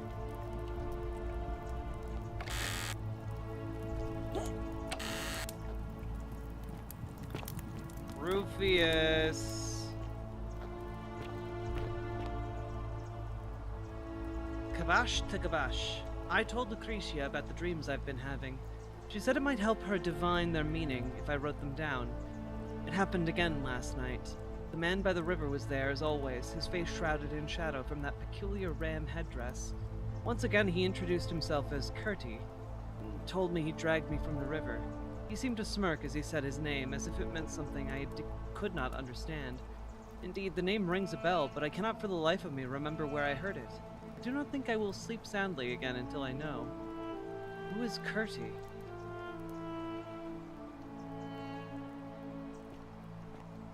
Strange old vase painted with geometric shapes. Definitely not Roman. I wonder where this came from. Carving of a lion. Looks Egyptian. Dicks! Did you see him move? Yeah, all the statues move to keep watching you wherever you go. It creeps me out. Don't like it. Don't care for it.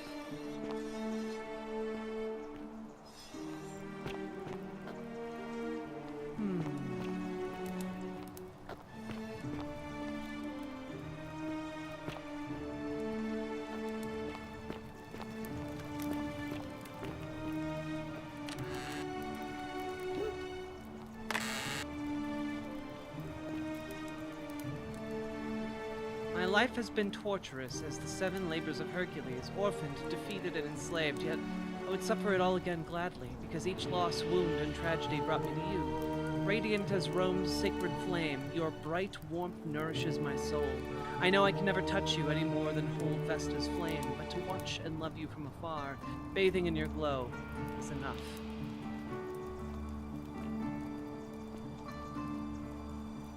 Hard at work at a prototype zip line.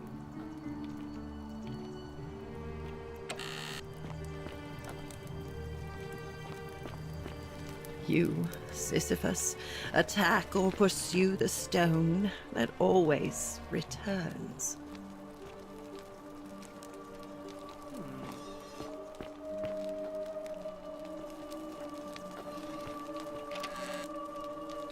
Key to the chest in the Shrine of Apollo. Well, it's not thievery, so I guess I'll take that. Open the chest in the clinic in the Shrine of Apollo. Cool. Will do.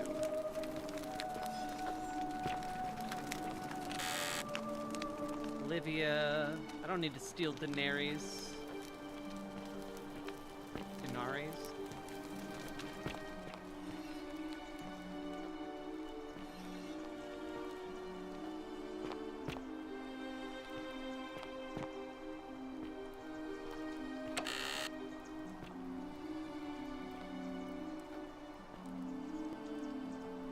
wooden rack containing various dried and ground substances. Ooh, substances, you say?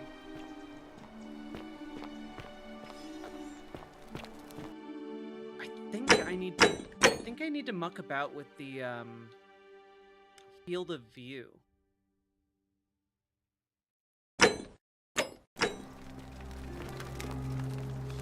think a wider field of view will maybe make me less motion sick. Ixion turns.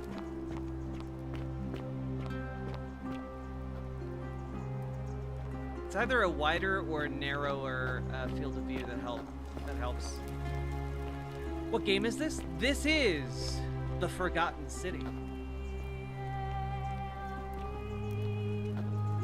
You, Sisyphus, attack or pursue the stone that always returns.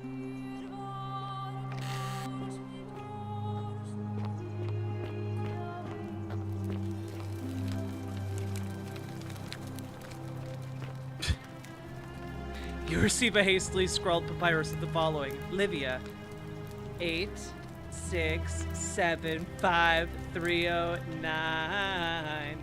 And then 10, 0, 10, 0, 10, 0, 10, 0. Weird. What could this mean?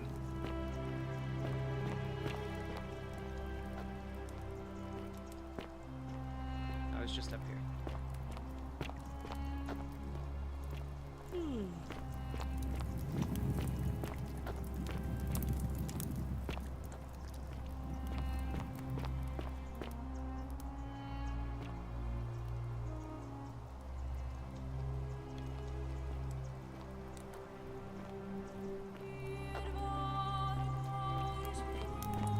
Maybe I need to go back up here.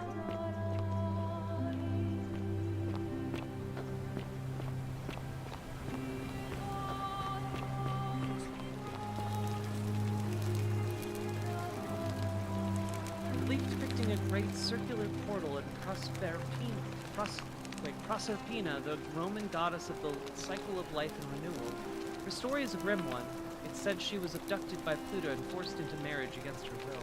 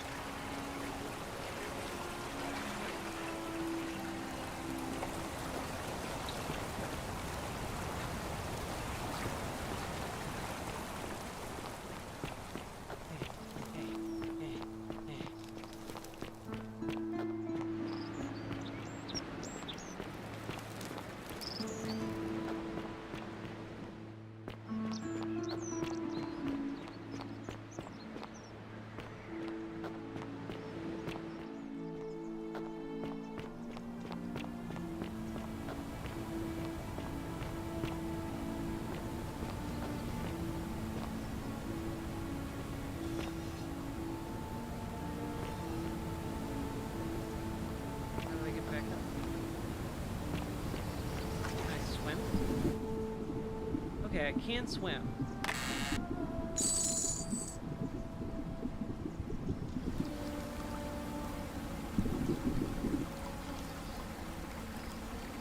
Always so close to getting that apple. So much creepier when you're looking at me, bruh.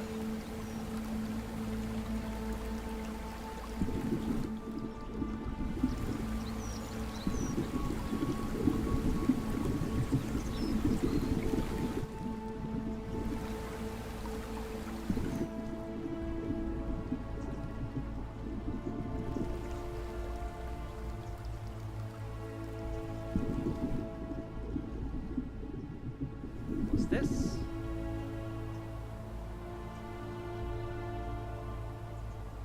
Not anything. Fish? Can I interact with fish? Nope. Okay.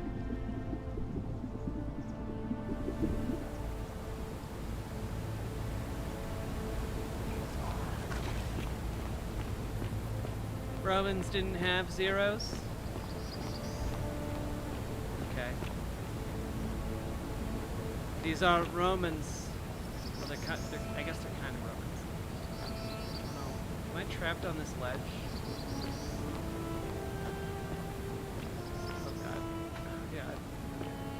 Salve. Hello. Ah, it's you again. Hope you're settling in, friend. Now, what's on your mind? What's your story? Well, it's a long one and kind of sad, but I don't mind telling it. Go for it. I have time. I'm a farmer. Always have been. I grew up in a small village in Britannia, Camulodunum, with my parents and 2 little sisters. Lovely part of the world. One day, when I was about 20, my father and I were in the top paddock, loading our cart, when some Roman legionaries came along, demanding produce for their men. My father told me to run into the house for his axe, and so I did. I sprinted so fast I almost threw up, but by the time I got back, he was bleeding out on the ground, and our cart was empty. That was my first encounter with the legions. My mother died of a broken heart soon after, and things went downhill from there. I took over the farmstead, but I was young. It was a struggle. More raiding started before too long. We'd come outside in the morning to find animals missing, our stores pillaged. These Legion thugs just took whatever they wanted. One night, when my sisters and I had nothing left to steal, there was a knock at the door. I knew who they were, and what they wanted.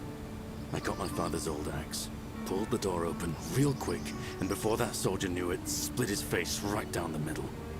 Badass. There were more of them. I never saw how many, because the next thing I knew, I was waking up with a mouth full of dirt and lungs full of smoke. My home was reduced to ash.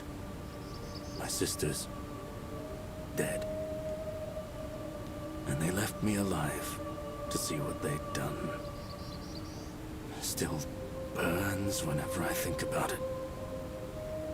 So this guy definitely has motivation to, like, I don't know, do a murder. Okay.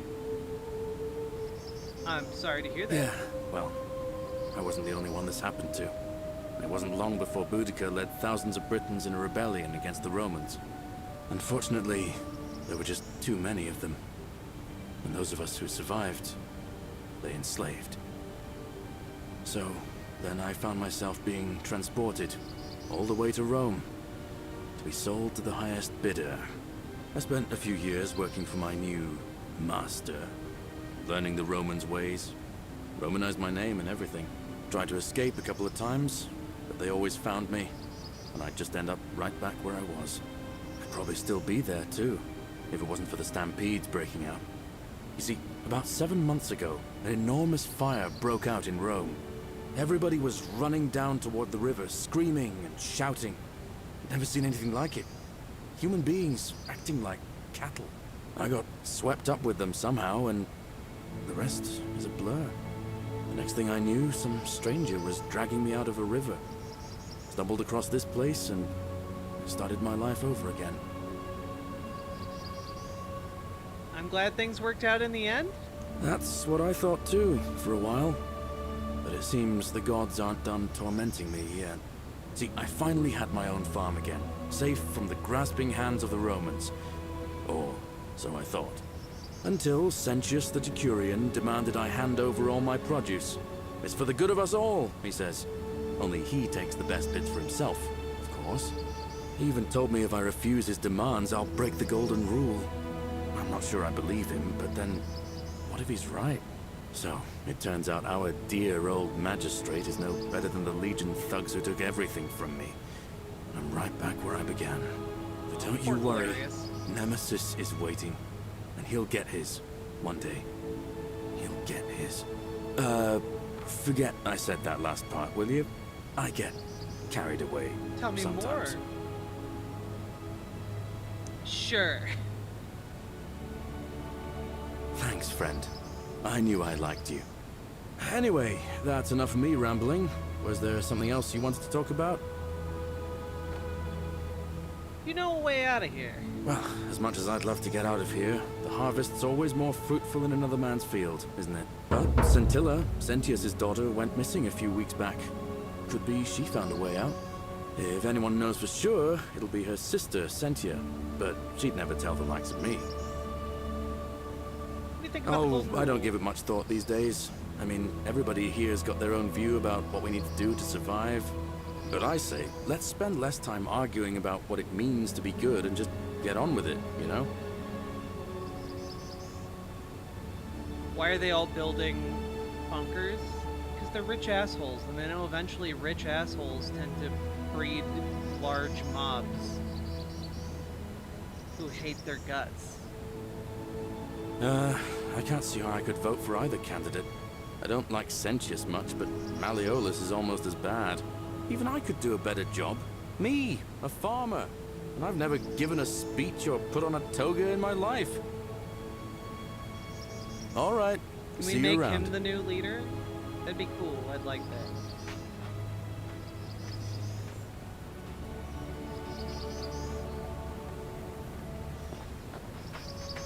Goose? Goose? Goose?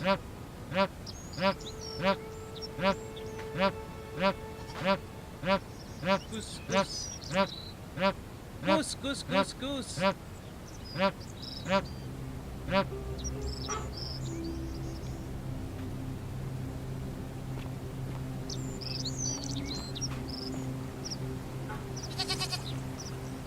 Goose eggs. Bunch of goose eggs laid by the city's goose.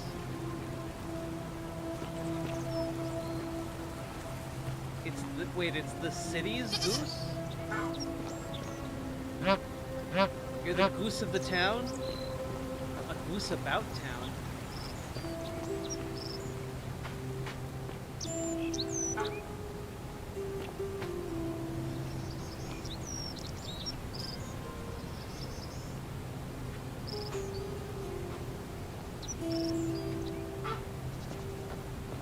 What is he pointing at? He's pointing very confidently.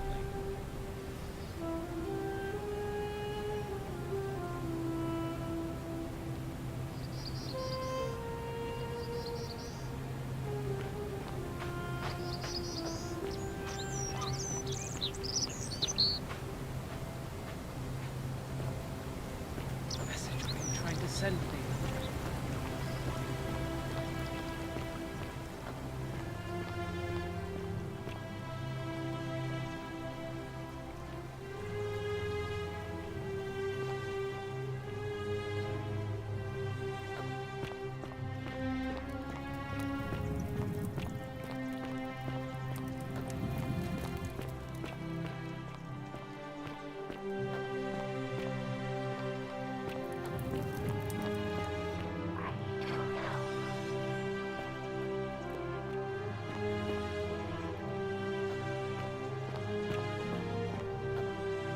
Back here. You, Tantalus, cannot catch the drops of water, and the tree you grasp.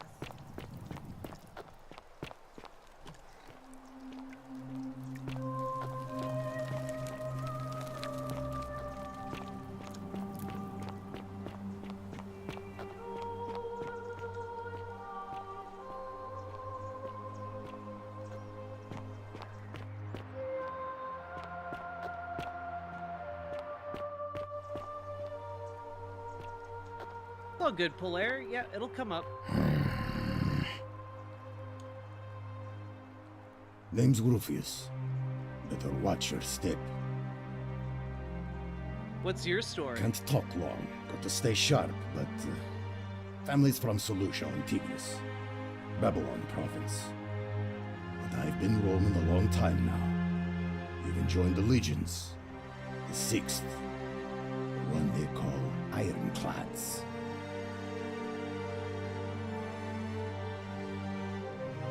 How'd you end up here? Same way as everyone else. Why are you still wearing your legionary armor? Because we're all in grave danger. Is it not obvious? Cop from the wire. Why don't you have a weapon? Magistrate made me toss it in the chasm. Stupid. Going to have to improvise now. Not much of a talker, are you? If you were dealing with what I am, you wouldn't be either. Are you suffering from rheumatism? Nobody is supposed to know about that. Did Lucretia tell you? I figured it out. Gah. Look, I haven't been at my best lately. All my joints ache constantly, and the pain. It has a way of messing with your head. I get stirred up by things that shouldn't bother me, and then there's the statues, and my doubts about my faith. And I just want to scream. You want to help me? Do what Lucretia hasn't been able to do, and find me something to make the pain go away. I have not seen it yet, Archangel, but I know there's a new Until Kate then, Pixels out, and I'm real excited to see Get it. out of my face.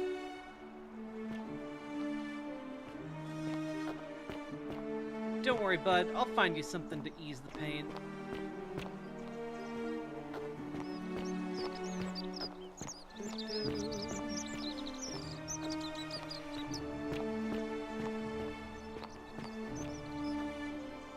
He looks busy. All right.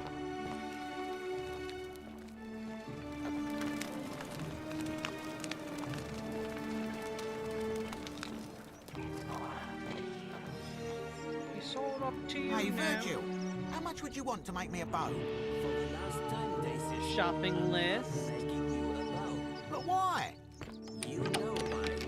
But how am I going to defend myself against someone else with a weapon? There are no other weapons in the city. We all went along with the magistrate's weapons ban, so it wouldn't be an issue. That's why I've got to get in first before someone else beats me to it. Yeah, there was also a military jet crashed. Planes just be crashing like crazy, folks.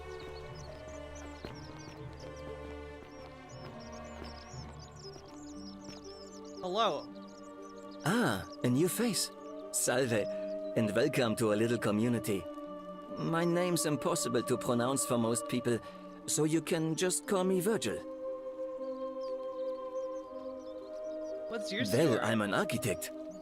Or at least I was back in Rome. That's probably too grandiose a term to describe what I do here.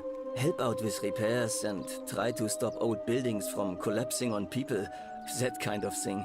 But you probably don't want to hear about the ingenious architecture or mysterious history of this place. Correct. I like that. We're going to get on well, friend. Who are you Well, gonna go vote for? Malleolus is talking about loosening some of the restrictions in this place. And while it's all a bit vague, at least he has a vision. And I think this guy has been getting harassed for being gay. And we now know who's doing it. Anything I can do to change that? My vote isn't for sale, if that's what you're asking. What do you think about the golden rule? Some people say it's divine, the work of a god. But I'm not so sure. It just seems so flawed to me. Like it's distinctly Hey, Zudo85, thanks for jumping over the riverboat once site. you've been here long enough, you'll notice people doing things Yeah, it's a guy that named just seem Rufus. so wrong to you. But this so-called god doesn't seem to care, which means one of two things. Either you don't know the difference between right and wrong, or It's this only gay if unknown he's the god bottom. doesn't. I guess and I'm pretty that sure is historically I know the accurate. difference. Do you? I think so. Good. Then I'll hope you'll agree that there are only two ways of dealing with unfair rulers. Oh. The first is to leave. The second is to remove the ruler from power. Oh. And it seems leaving may not be an option. I hear you. I'm glad. It's best if I say no more, but I hope you'll give it some thought. No way You out wouldn't here. believe how often the new ones ask that question. But I'd tell you the same thing I tell everyone else. There are much worse places to live out your days. You might have a few sleepless nights thinking about the golden rule, but once you get used to the fear, knowing that a single slip-up could cost you everything, it's not too bad. Nothing new to me, anyway. What do you Oh, mean? I just mean I grew up in the Batavi tribe, far to the north in Novio Magus, and learned to expect a bit of hostility. They weren't nearly as tolerant as the Romans. Nice to talk to you. This area is private. Please leave. Oh, I'm sorry.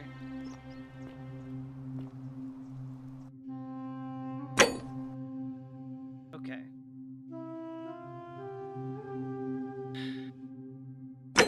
Vanishing Act. Great as an arrow. Intruder.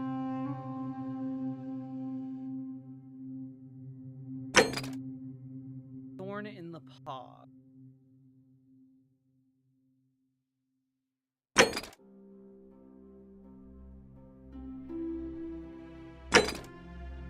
Let's see. Oh, figure out how to stop Virgil's harassment. Persuade Rufius to stop threatening Virgil. Okay. So I need to maybe cure the rheumatism. Maybe curing the rheumatism will allow me to convince him to stop.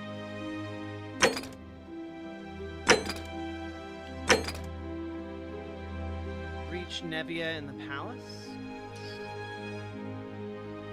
Open the chest in the clinic in the Shrine of Apollo. Oh! I do have that. I do have the key. Not entirely sure where the Shrine of Apollo is, though. Is it over here?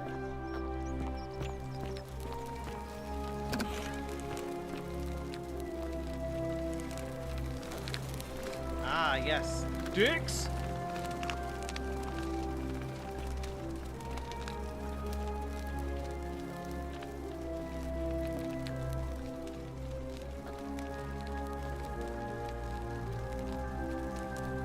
What are you doing in here?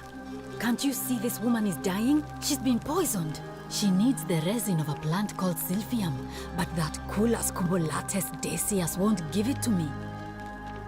Sorry, wish I could help. It's too late. She just slipped away. I was hoping to chat. Should I come back later?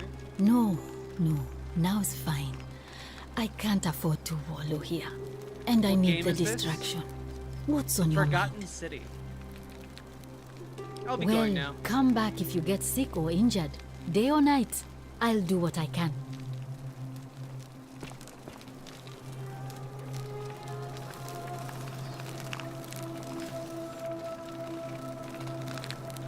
There should be a chest somewhere in here.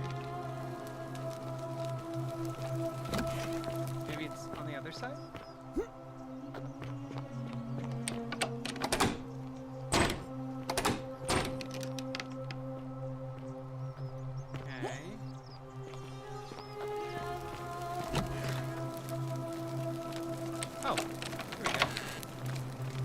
Huzzah! Willow bark, baby.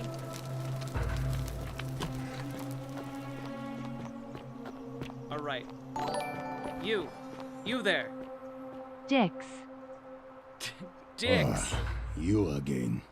Hey, Zudo, thank you for getting a tier 1 sub. Are you the one threatening Virgil? No idea what you're talking about? No, it was you. I found an incomplete letter to him in your quarters. Yes, so what? What are you going to do about it? I'm gonna ask you to stop threatening him. I'm gonna hurt you badly. And why should I? The one true God says that for man to lie with another man is an abomination. His presence here is a threat to us all. If that's true, hasn't the golden rule been broken already?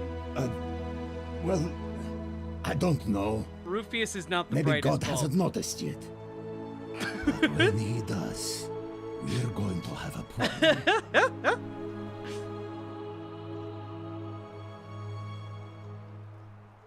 The gods of Rome don't care about homosexuality, so why would they care about Virgil? There's only one true God. And he laid waste to Sodom and Gomorrah because of exactly this kind of thing. Okay, I think Rufius might be gay, chat.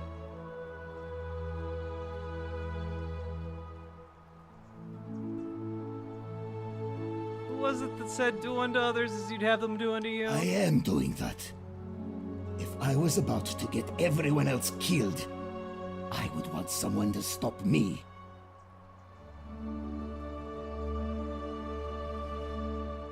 Seems like nothing I say is gonna change your mind. Smart. Now get lost. We're done talking. Oh. Wait. But I cured your rheumatism. I have nothing to say to you, Kaput Mada. Wow, okay.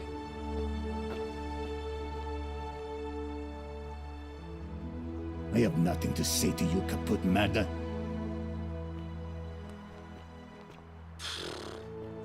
Alright, guess I won't tell you that I have the cure to your rheumatism, ass.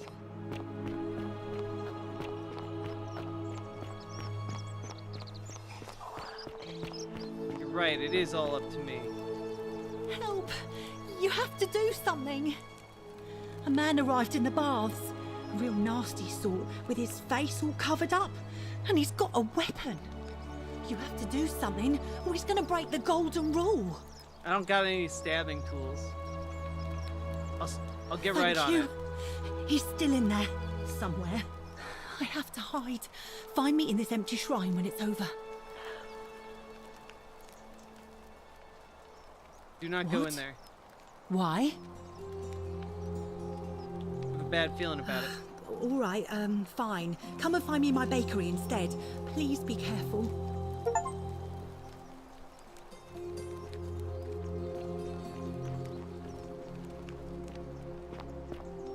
I'm going in here now. Oh.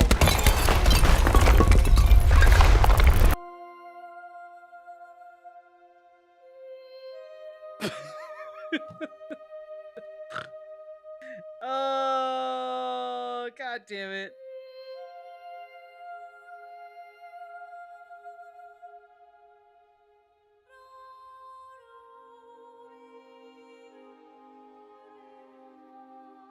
You know, I thought, oh good, if I don't send her in there, it won't collapse. Not thinking that if I went in, it would collapse.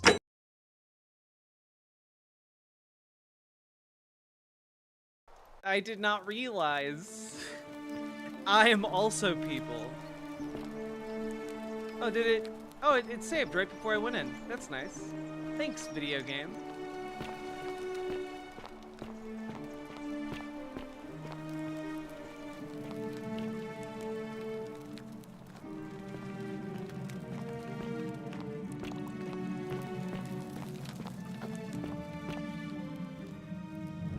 Hello. Stop right there. I'm looking for Tiberius Quinctius Crispus, otherwise known as Quinctius. Do you know where he is? Yes, I saw him worshipping in a small round shrine just inside the city. Second building on your left. Thank you. For your service to the Empire, I'll let you live for now, but you'd best make sure our paths don't cross again. Uh-huh.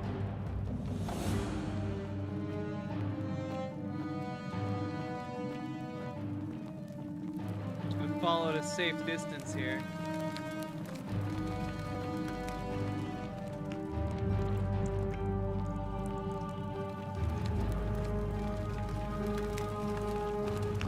Yeah, you can't miss it. Just right over there. Yeah, that one. Yeah, right there. That shrine. Yeah, it's 10 out of 10. He's definitely in there somewhere. Just look around. Take a look. Curse you, cultist.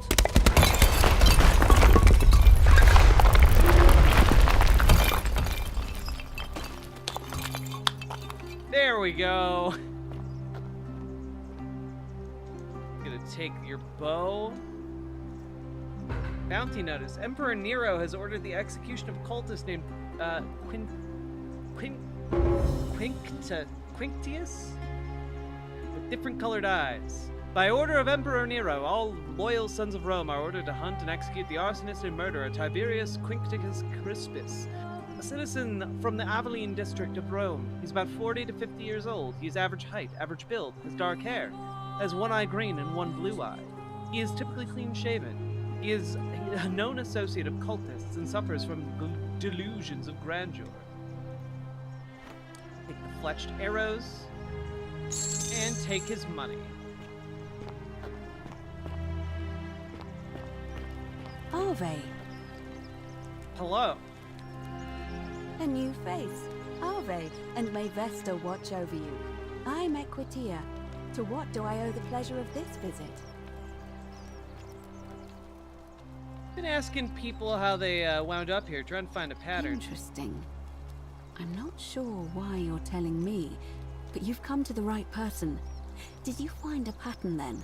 What have you noticed? Some people mention an encounter with a stranger on the riverbank. Yes, I also had such an encounter. What else?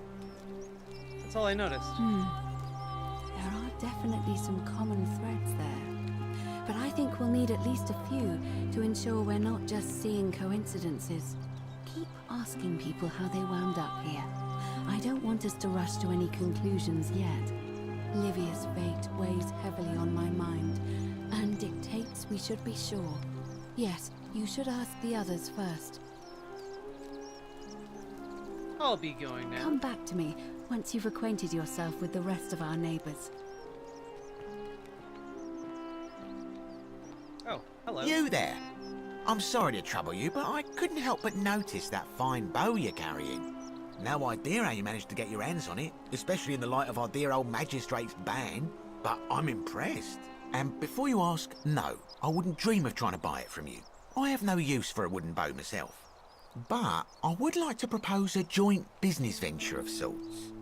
Okay, go on. Tell me, do you have any idea how people here end up as golden statues? Nope.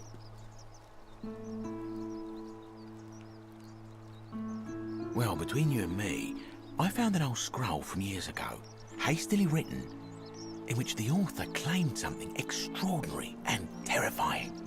He wrote that when the golden rule is broken, statues spring to life all over the city, wielding golden bows and begin firing golden arrows at the inhabitants. Supposedly, one or two of those arrows is enough to turn a full-grown man into gold. Now, of course, that is a travesty, a terrible, horrible waste of human life, which has to be stopped. And What is yet, the game? on the The other hand, Forgotten City. I can't help but think of a tale told by that Greek fella Aesop, the goose that laid the golden egg. With the ability to transmute organic matter into You're gold, very welcome, Michael Reich. one could create infinite wealth. Use your imagination. Golden animals, insects, trees and plants. The Midas touch without the drawbacks. We are talking riches beyond imagining. And even if we were to split all those riches between the two of us, half of infinite He wealth tried. is still infinite. Interested? That sounds grossly unethical. I'm interested. Excellent. So the first question is, how do we get our hands on one of those golden bows? Now, I have a plan, but first, tell me, are you familiar with the story of the goddess Diana? Not really. No problem. Allow me to explain. Diana is our goddess of the hunt, the moon, and the underworld, depending on who you ask. The one thing priests and poets agree on is that she carried with her a golden bow and a quiver of golden arrows. And it just so happens that there is a shrine of Diana in this very forum, with a prominent statue of the goddess herself. And would you like to guess what she's holding in her hand? A golden bow. Precisely. I can't tell you how many hours I've spent in that temple staring at it, trying to figure out how to retrieve it without breaking you-know-what. But you want me to steal it? Gods, no! If you tried that, we'd all be dead within moments, I'm sure. No, here's what I propose. You give your bow to me, I cover it in a thin layer of gold leaf, and we create a replica of a golden bow. Then you enter the shrine, extinguish the braziers, and under cover of darkness, swap out the fake for the original. It's not theft exactly, it's more of a trade. But make no mistake, this is a dangerous path, and there's no way of knowing where it will lead. But in my experience, all I like the best this adventures insane begin with a venture. risky first step. Now, you must have questions. Wait, is Ask it your away. birthday, Snoogan? Oh, no, never mind.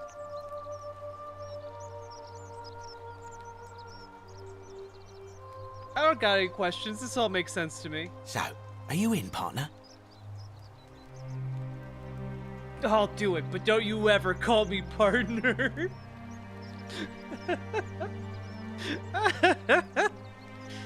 Oh, God. Bro looks like Brian Johnson. Kinda, I can see it, yeah.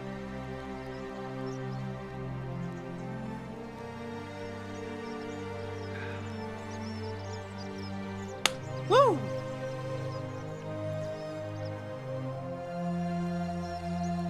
Wait, tip, if you don't like action or horror elements, feel free to decline.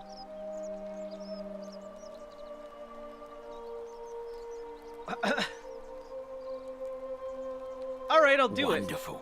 Now, if you'll hand over your bow, I can get started applying a layer of gold leaf.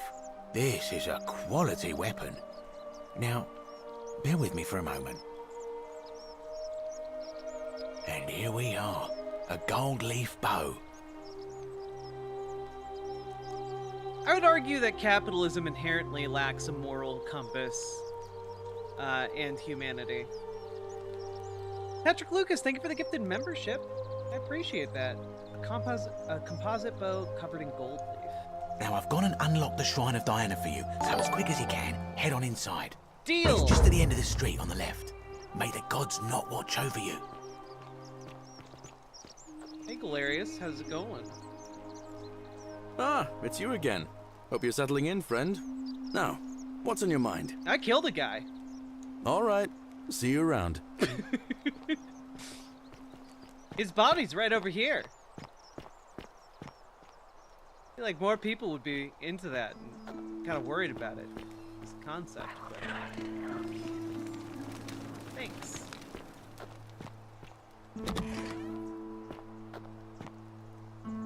A Greek statue, probably of the goddess to whom this temple is dedicated. Perhaps a local Greek resident knows more about her. Ho ho ho, what is this?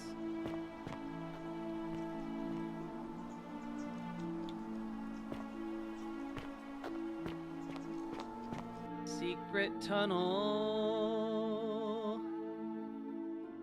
Loading a secret tunnel.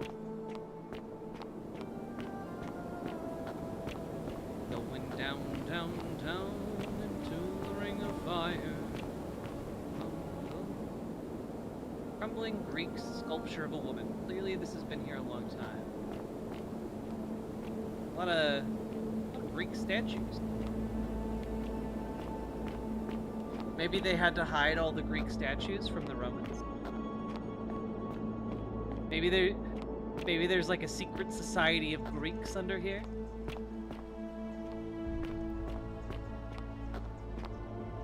Oh, this is alright. Well, this is neat. In here. A Greek plaque which translates, "The many shall suffer the sins of the one." We're in Greek town! Come and join me by the fire. Okay. Welcome, welcome. May I ask your name? I'm Riverboat. It's a sincere pleasure to meet you. Tell me, what brings you all the way down here? I found this place by accident. Then perhaps the fates brought you here to learn the secrets of this place. I will tell you everything I know, but first, a request. I have been living down here alone for many years, with nobody to talk to but myself. Why? You could just the go up one those thing stairs. I long for above all else before I die is a good philosophical argument with somebody astute. Oh, I got you. I'm hoping that person is you. Well, you want to talk Let about us some find Nietzsche? out with this simple question. Have you deduced the name of the god responsible for the Golden Rule? Not yet. You have much to learn. It's best if you figure it out on your own. Fine. Come back once you've made progress. I'd really like you to tell me, though. Then you should speak with your contemporaries in the city above. Ask them about their stories and see if you detect a pattern of some sort. It is best if you come to this realization for yourself. You would never believe me if I told you. Okay. Ugh. Fine.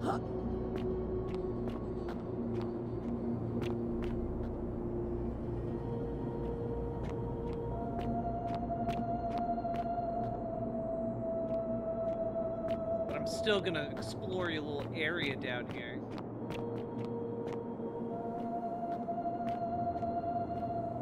Wait, did this just go in a circle? Oh my god, it did.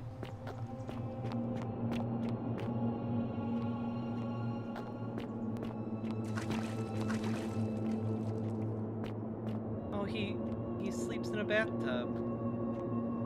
It's kind of cute. Like a little gnome that sleeps in a shoe.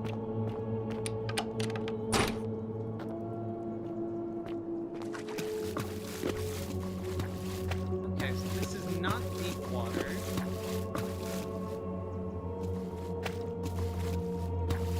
Interesting.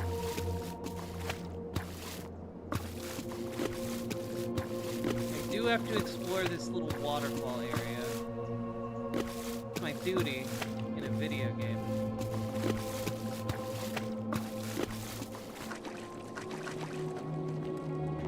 Okay. Ah, you've returned.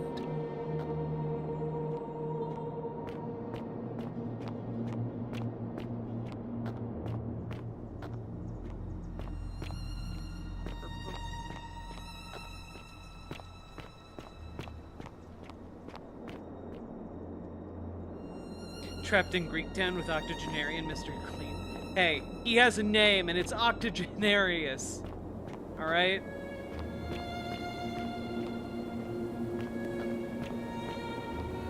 Also, thanks for just hanging out and chilling. I hope this is a good way to de-stress from all the news.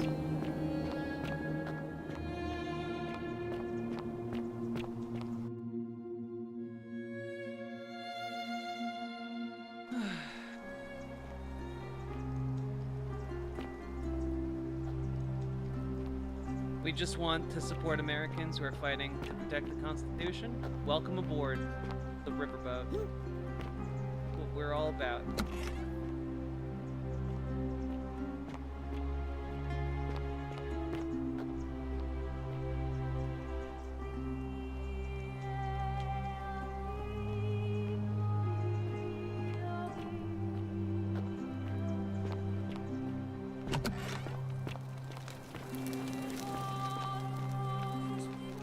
Those are the baths. I did want to go over here. Greetings and salutations. Right, we gotta go into the Shrine of Diana.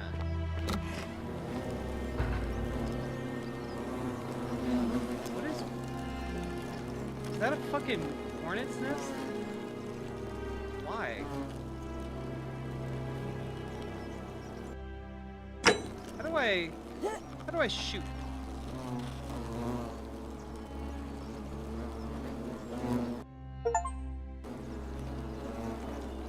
Oh.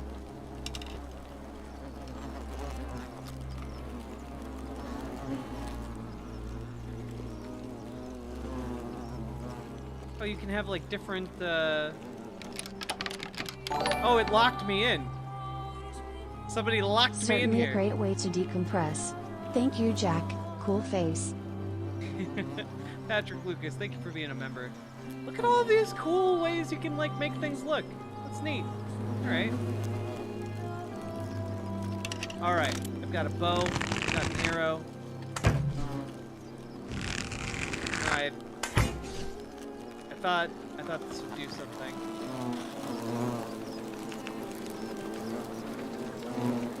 Taking the quiver.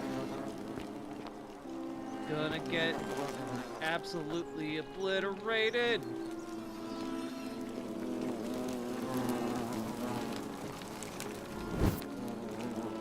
Just gotta extinguish these. And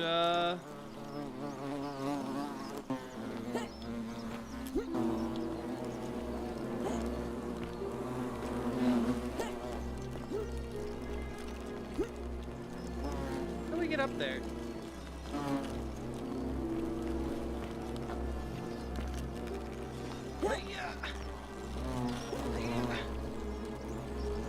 Oh. Is that you, partner? Do you have the boat? Yep. Wonderful. Just go ahead and slide it under the door for me. Oh, fuck. I'll unlock it for you. Fuck you. You locked me in here. A little bit slow, aren't you? Yes, I locked you in. And until you give me my bow, you're gonna stay in there, like Tantalus in Tartarus. How is this not against the golden rule? You said we'd split the riches between the two of us. No, technically, I never said that. I said, if we were to split all those riches between the two of us, infinite wealth is still infinite. It's hardly my fault if you can't tell the difference between a hypothetical and a promise, now is it? Oh, I do love a good loophole.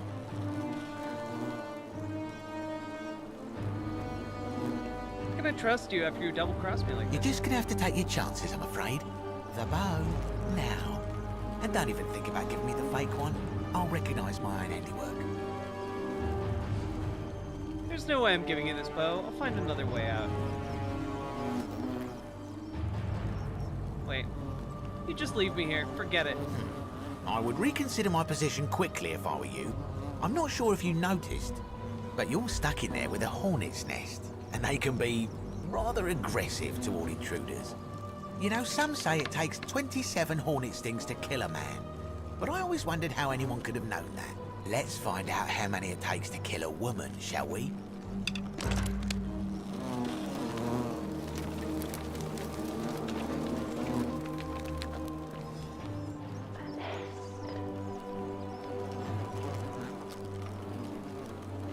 What about it?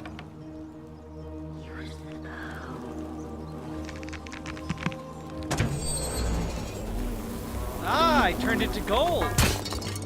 Ho ho ho!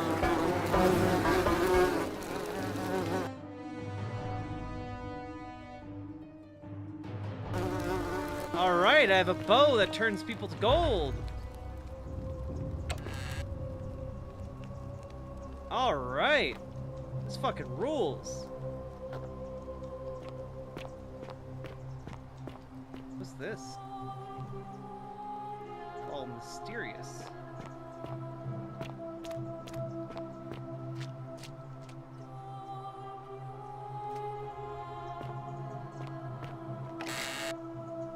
Sticking all the arrows, getting a bunch of money. Yeah, we got some bioluminescence. Algae. Oh, wait a minute. Wait a minute. Can I turn the algae into gold? Oh, that's so cool.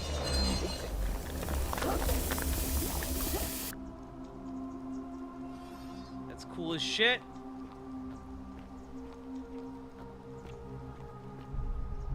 Look at us. Hey, why can't I go look? I want to look in the hole.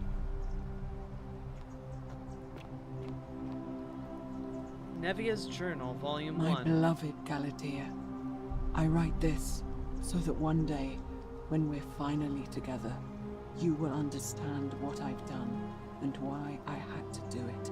Ooh, Amberbrain's The good others question. will call me mad or a monster, but I don't care what they think. Everything I'm doing here, I'm doing for you. I'll start at the beginning. Soon after my arrival here, as I walked down a corridor lined with golden statues, I thought I heard a whisper behind me. A rasp of air, as if vocal cords of metal strained to say a word or two. I tried to dismiss the idea, tried to concentrate on my work as the city's medic, but that tortured whisper haunted me. Weeks later, in the hallway to the bathhouse, I heard it again, and found myself drawn to the statue of a Roman woman wearing a stola.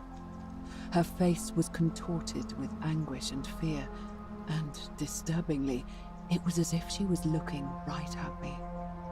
As I walked past her, I heard that strained whisper again, and turning back, I discovered that Even though I had moved, she was still looking right into my soul. That was when it dawned on me. This was no statue. This was a woman trapped within that golden prison. Naturally, I told the others, but when I could not reproduce the results of my experiment, they would not believe me. But from that moment on, I knew the full horror of this place. Immobilized within these statues are living human beings. It was that day, my love, that my heart broke. Oh, shit. Okay. Definitely became a bit more gruesome, huh?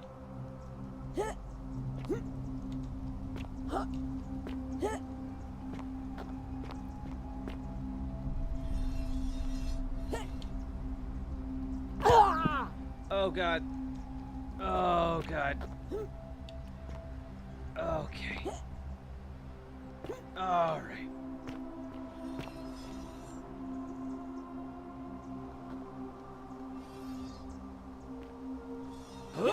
Okay.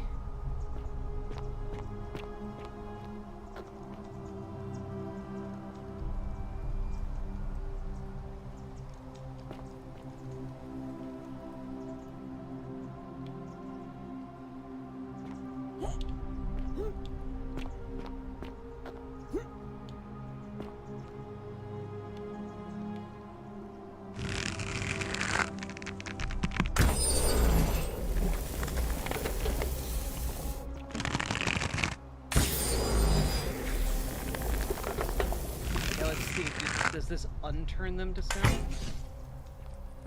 No, it does not. Damn. Oh, can I climb? I can climb up them now. Ah, ha ha ha. Look at us.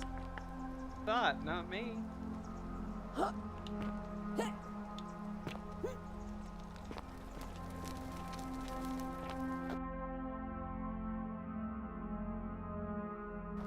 I heard whispers too. Oh, I found a way into the palace. Excellent.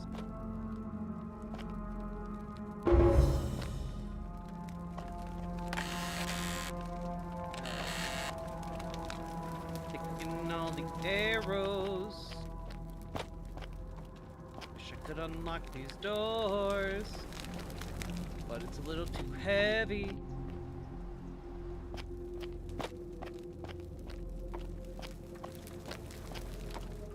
Down the hallway.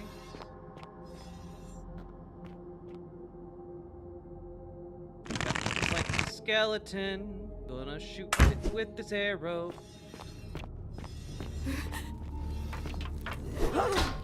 Oh. There we go. Got him. Oh, it has boob armor.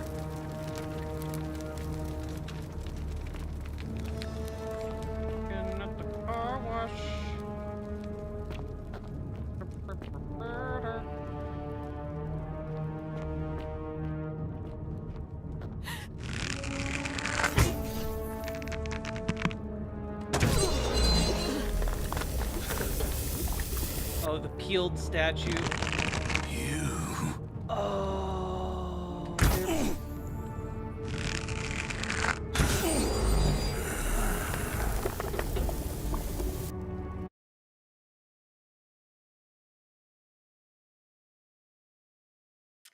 Chat.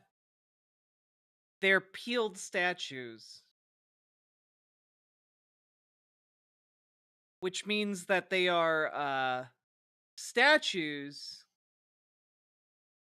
that someone tried to take the gold off of in order to free the humans inside. So returning them to being gold is kind of a kindness. And that, oh man, that's dark. That's a bit darker than I thought this was gonna go. All right. Okay. Just gonna save the game here. Now that we have that knowledge. Yeah. Anyway, kicking them is fine. They're gold now. House of Wax, the original? Yeah, unironically. Take coin pouch? Hell yeah. Stealing from the deceased? Why not?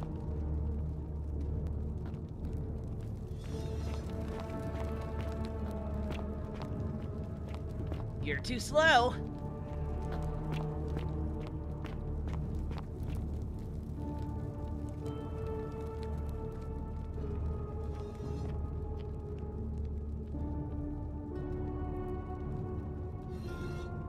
You're not supposed to be here. But...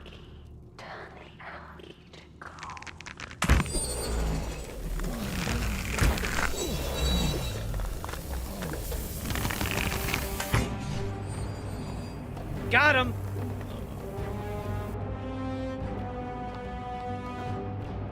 Hiya! Hiya!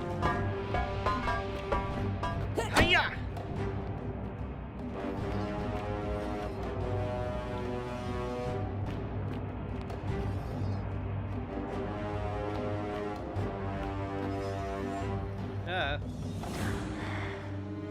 Down there? I can go down there. First, I'm gonna check over here.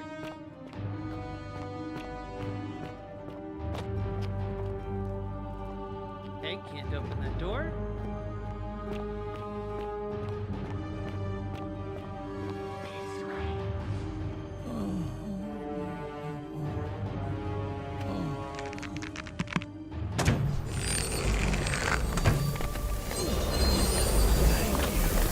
You're welcome. Hey, hiya, hiya. You're welcome. Hiya, hiya. The Duke Nukem kick, right? It's just kind of fun.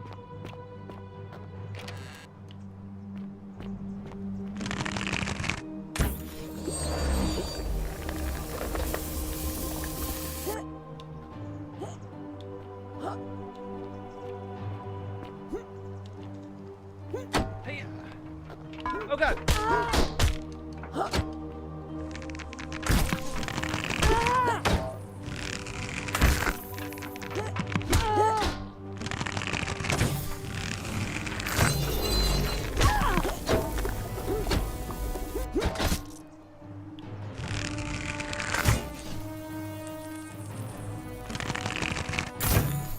There we go.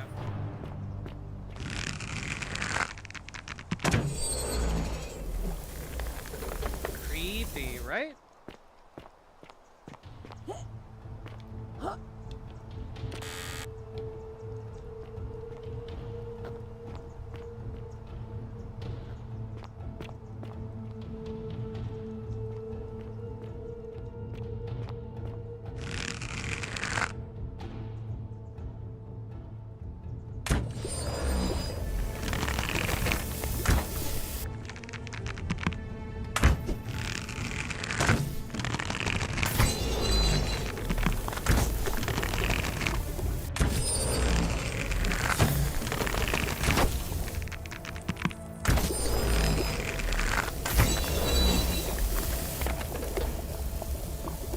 Hiya, hiya, hiya, ha ha! Have at you!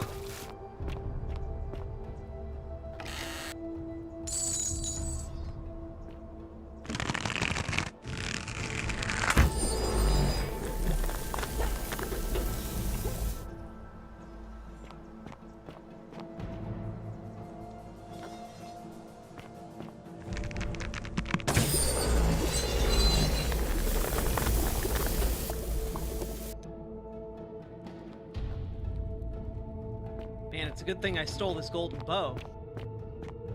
I mean, swapped this golden bow.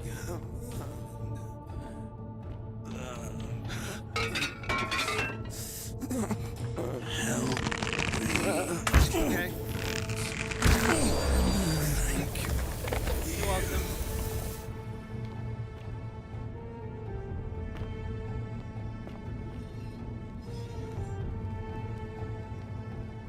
have so many arrows and so many coins. I don't know what I can use the coins for. I haven't been able to buy anything, but you know what? Probably still good to have.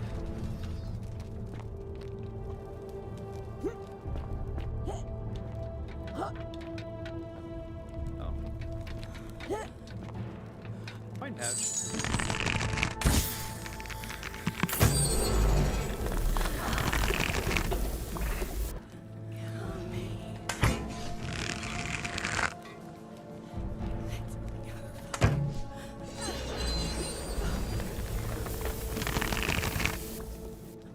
I screwed that up. Take it off. Yeah, I don't get the feeling they're really a big fan of having fleshy bits anymore. Since they're pleading with me to help them, I don't think they're huge fans of the de-golding process.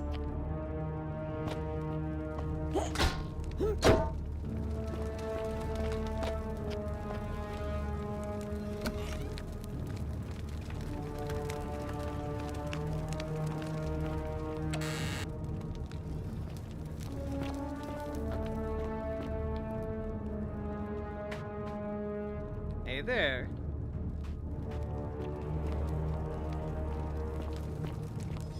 Y'all were an Elder Scrolls race, what would it be? Probably be something basic. Looks like a custom-made rack has been used to hold down golden statues and peel the golden layer from them. Gruesome. Oh, fuck! They were literally skinned! Key to the palace doors? Hell yeah. My beloved Galatea. After I learned the terrible truth about the golden statues, I wandered the city as if in a nightmare. What must life be like for these poor souls, entombed in gold, but kept alive somehow?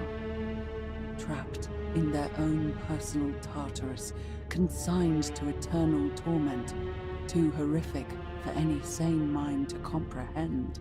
I tried to offer them what small mercies I could. I began to talk to them, to keep them company. Here to the promise. I'd imagine backstories for them, give them names, and tell them of the world, of the histories and stories I'd learned as a child.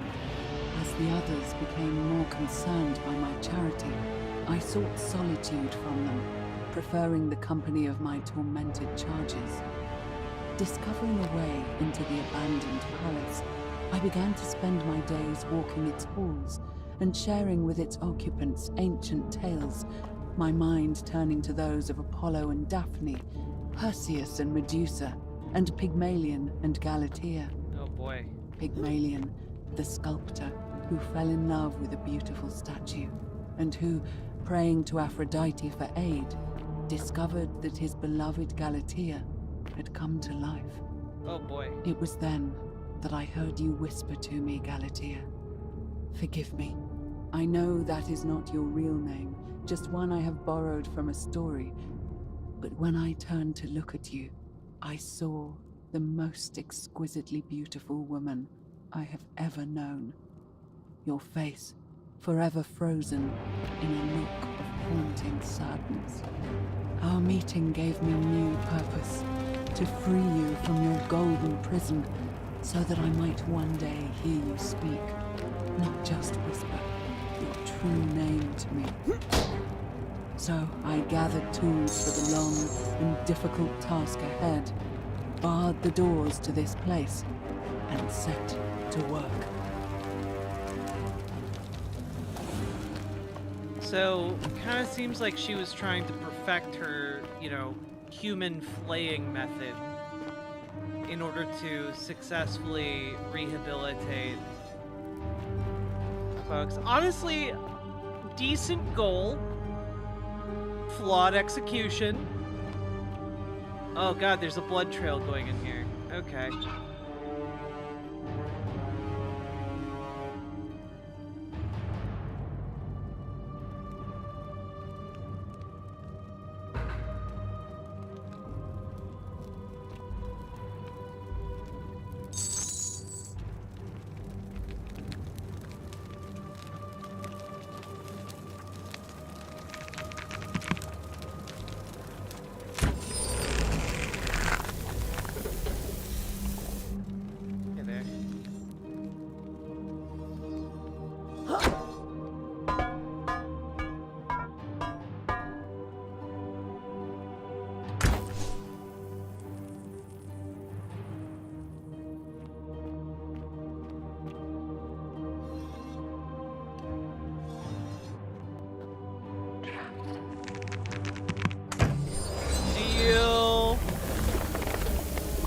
got.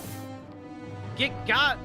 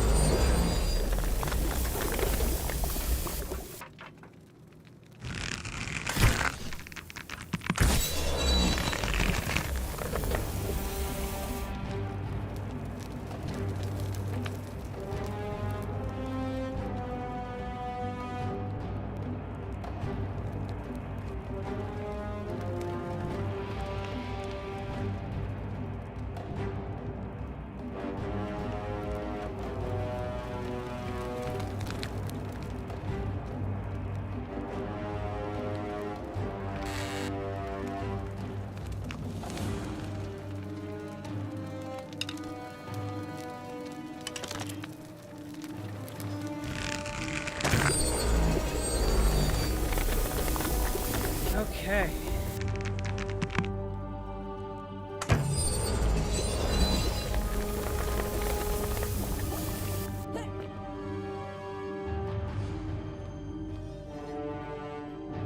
Here we go again on my own.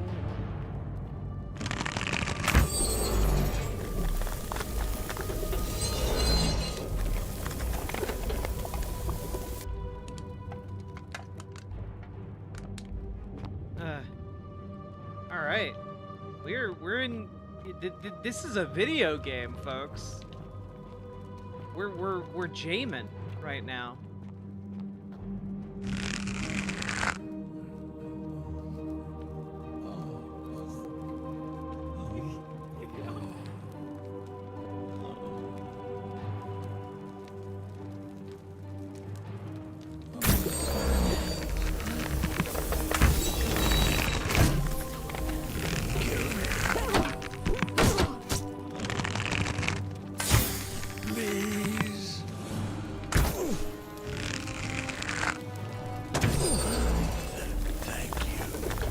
You're welcome.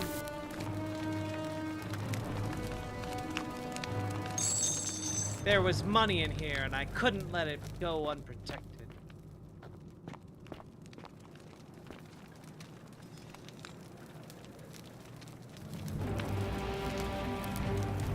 A young Roman woman with her arms raised as if suddenly terrified by something unknown. Ow! There's fire.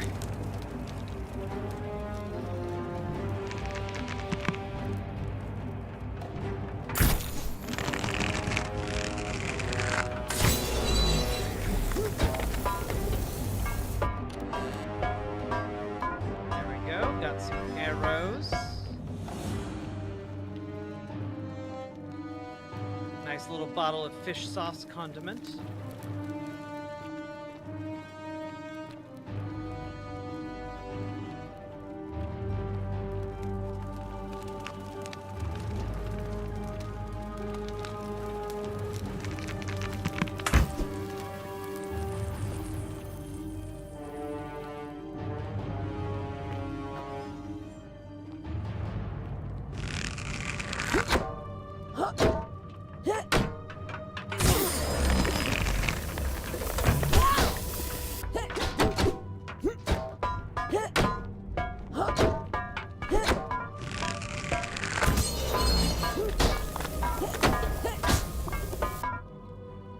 Huzzah!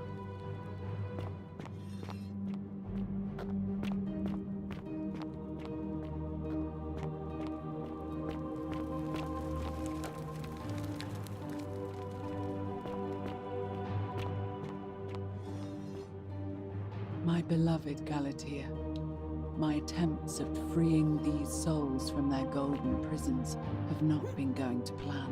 Yeah, no shit. My first charge was a Greek woman who I called Iodame after the Athenian turned to stone by Medusa. Drilling through the gold that encased her, I was vindicated by the discovery that beneath half an inch of gold, which is so rigid it must be some kind of alloy, it was living flesh. Unfortunately, this golden alloy seems to have fused with her skin, so removing it exposed the sinew and muscle beneath, and appeared to cause her great pain. At first, I braced myself, expecting that inflicting such pain would break the golden rule, and yet, somehow, it did not.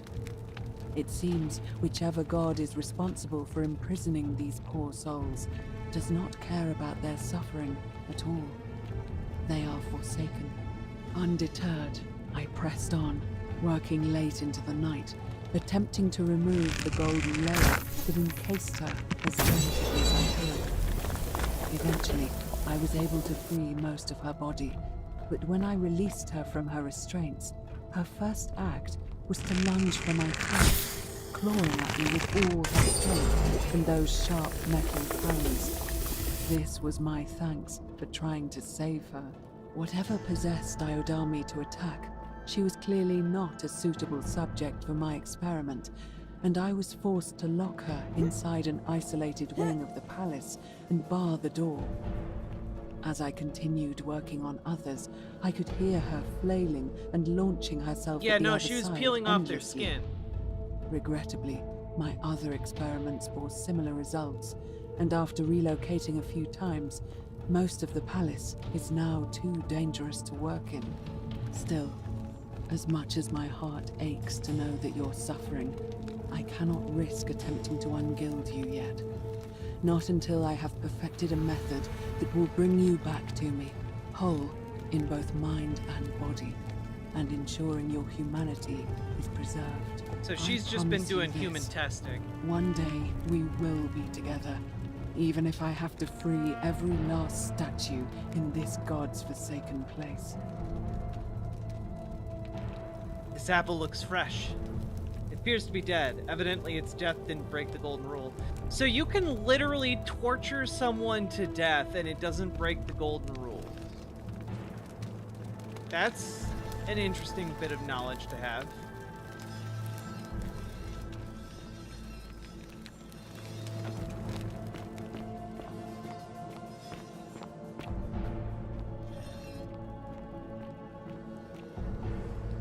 It's really unnerving to see them all turn to look at me.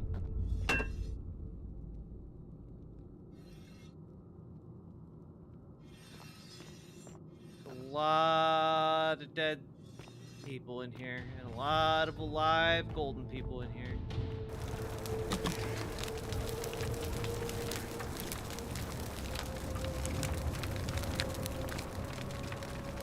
Okay.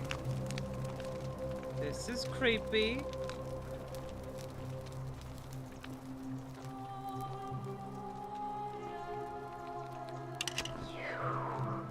Half-peeled statue. Are you whispering me to me through the statue somehow?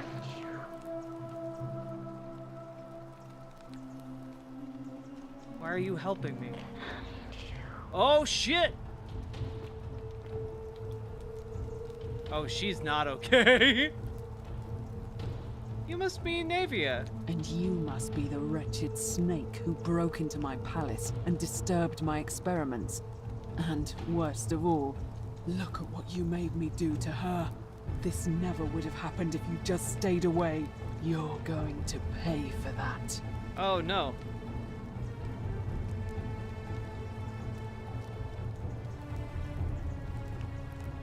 If you attack me, we'll both end up encased in gold. And you think I care about that? I don't care what happens to me, as long as you get what you deserve. This has nothing to do with me. Liar! I locked and barred the gate. I left a message warning you all to leave me alone. I just wanted to do my experiments in peace, for her. And now look at her. You made me turn the most beautiful woman I've ever seen into this. Look at her. Yeah, I didn't make She's you do in that. agony. All I wanted was to spend my last moments with her, to see her beautiful face, to hear her speak freely, instead of in those cryptic whispers. But as soon as I began my work, she stopped whispering to me. And now I discover she started whispering to you instead. Oh no, she's What's so special Oh about no! you?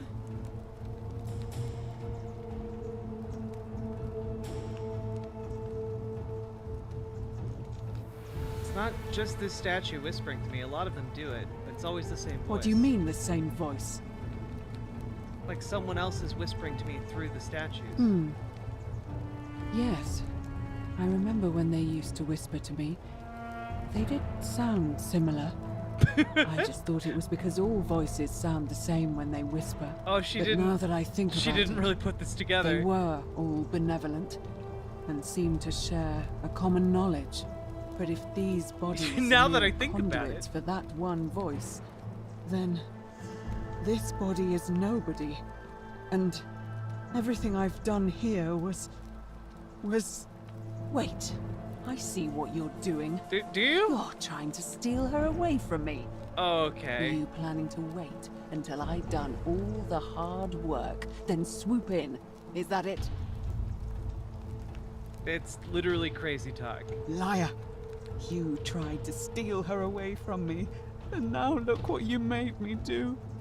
Give me one good reason why I shouldn't peel you too. I think that you are a deeply toxic person, and you need to go to therapy. You wouldn't be good for her the way you are right now. I ended up here by accident. All I want to do is leave. What? What are you talking about? I got trapped in tunnels under the city and came up inside the palace. Wait. So you're saying you weren't coming for us? I never had any intention of hurting you. So I did all this. I ruined her. For nothing. What have I done? Yeah, pretty much. Oh God, I feel sick. I can't bear the thought of her being like this. Do you want to be turned to gold? Because I can help you with that. It's the air. Coming into contact with her flesh. It's agonizing for them. But the only way to fix it will be to break the golden rule and let it run its course. At least that way she'd be golden again, and we'd be together. All it would take is one little cut. I'd be only too happy to imprison you in gold. The many shall suffer. Why? For the sins of the one. Why did you do that? I could have helped you do that. I literally have a bow that turns people to gold. Why would you do that?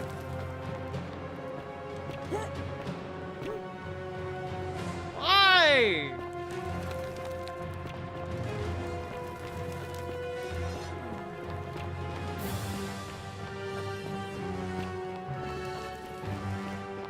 I don't know how to get out of here.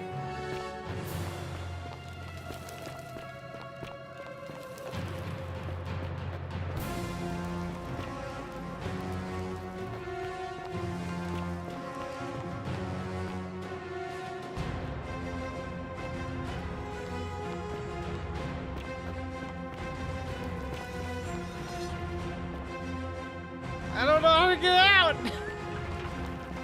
Fuck! Shit!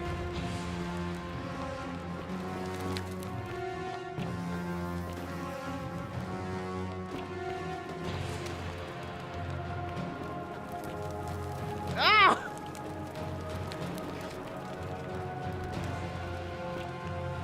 Ah! Alright. Okay. We're making progress, kind of. Running in circles.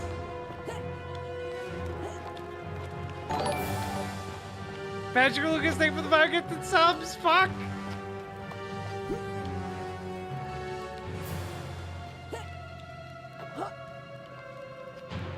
I don't know how to get out. I don't know how to get out.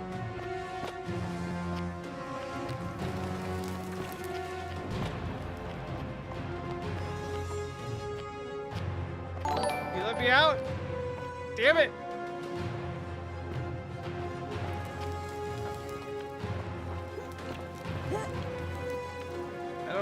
I jumped down here, didn't I? Is there no way out of here?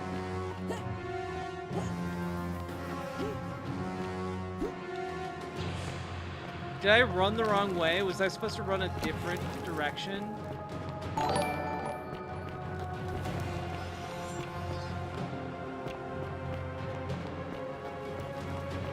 Was there like a different way to get out of there? I'm just being a big dumby. I think that's what happened. God damn it.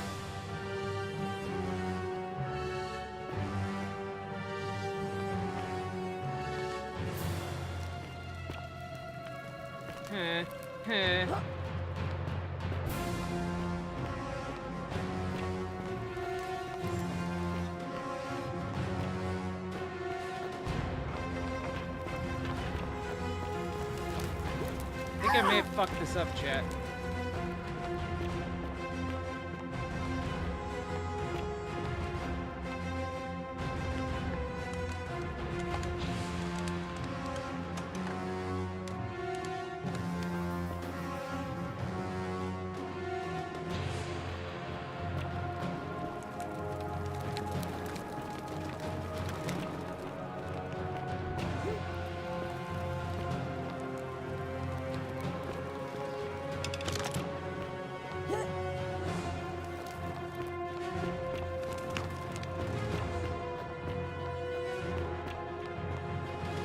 Okay.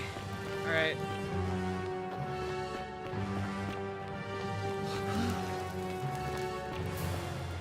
You.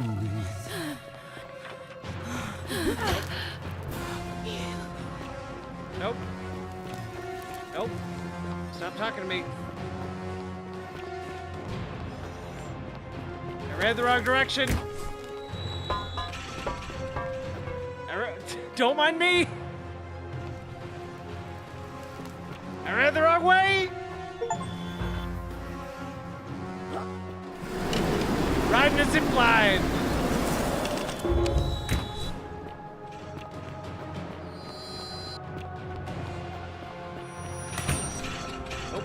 Nope. Nope. Nope. Bobbing and weaving. Thank you for taking enough time. Oh god. Oh god. Oh god.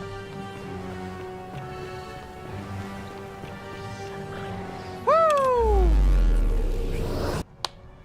Okay.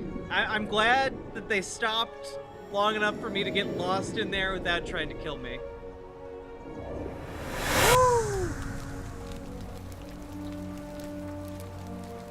All right. Oh yeah, Miss Milena. We're trapped in a time loop in this city where God smites you for sinning.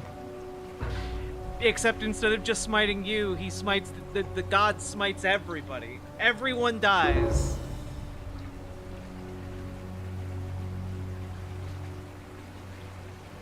Whew. Are you part gold now? I don't think so. I think I have to be shot a certain amount of times, kind of like how those flayed people have to be shot a couple times to turn fully to gold. This god is an adversarial DM. It's true. Salve, friend. Mind telling me who you are and what you're doing with that bow on your back? I'm Riverboat. I need you to take care of some things urgently. Oh, sounds serious. I'm listening. I need you to stop Fabia from entering the empty shrine and tell the new arrival to find what he's looking for in there. All right, let me see. Stop Fabia going in, but send the new arrival to the empty shrine. Understood. That's it. Now go as fast as you can, my lad. I'll go, but once I'm done, I'll need you to tell me how you know all of this. I've been here a time or two. I know a thing or two about what's gonna happen, because may or may not be a time traveler.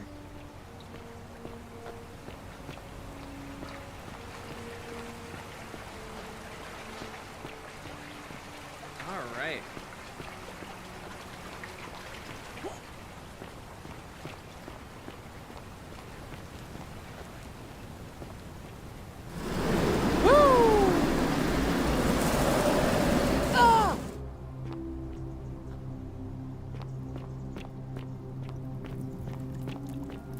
I can turn things to gold. Do, do, do, do, do.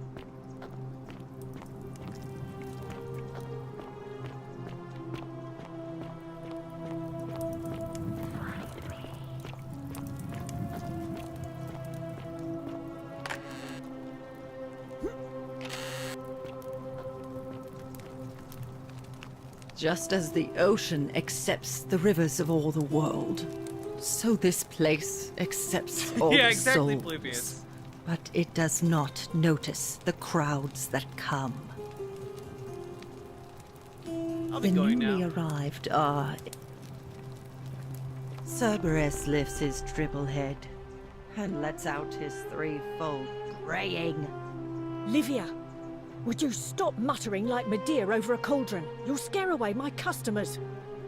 They follow their trades, imitating their previous lives, but they are ignorant. This again. You're in a world of your own, aren't you? Ah, you're here. I'm so glad you decided to visit.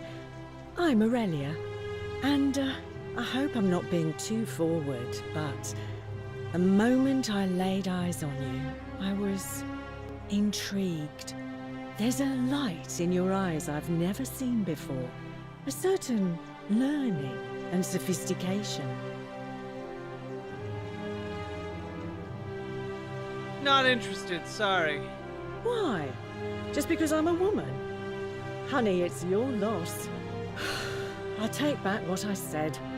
Suddenly, I don't you need a find you more so medium of the intriguing road, anymore. middle Let's of the just road forget that ever approach, huh? happened, so we can at least do business.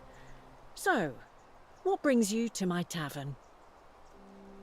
What's your story? Ugh, let it go. Nothing's going to happen between us. Wow, I'm just trying. I hate this woman a lot. Do you know a way out of here? You know, normally, I'd expect you to buy me a drink before asking if I want to get out of here. Fuck off! I was asking about escape from the city. That's cute, but seriously, do you know a way Straight to out? business, huh? I can work with that. As a matter of fact, I do know a way out. I'm happy to tell you all about it, but this is valuable information we're talking about, and I don't just give it out like some cheap oracle. So, She does have how kind of badly Claudia do you Black want vibes. it? Is it worth, say, 1,000 denarii to you? Tell me more about what I'd be buying. Well, I can't tell you too much, or you'd figure it out for yourself.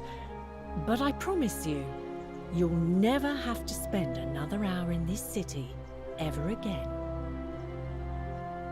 You have a way out, why haven't you used it yourself? Simple. It's a one-way trip, and I'm not ready to go just yet. I like my life here. One day, maybe, but not now. Isn't it kind of unethical to keep all these people trapped here knowing there's a way out? How do I know this isn't a scam? If I took your money without giving you what I promised, I'd be breaking the golden rule, wouldn't I? And I have no interest in doing that. I don't think that would, actually, because I've lied to a lot of people. But anyway.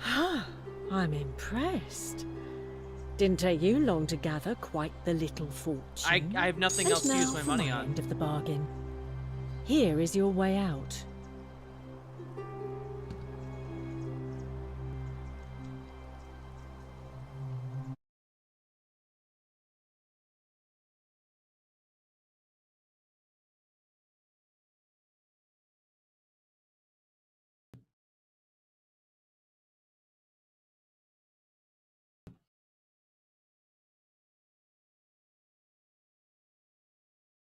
I've been had. She's like, yeah, give me $1,000. Yeah, all right, here, kill yourself. That's my advice. Are you fucking kidding me right now?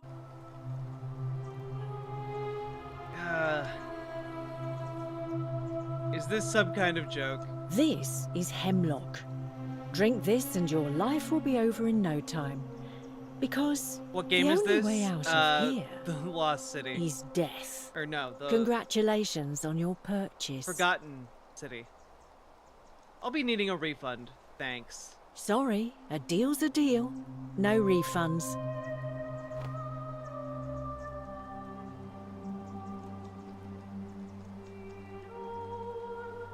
Hand it over before I put an arrow through your face.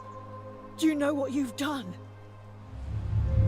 The many shall suffer for the sins of the one.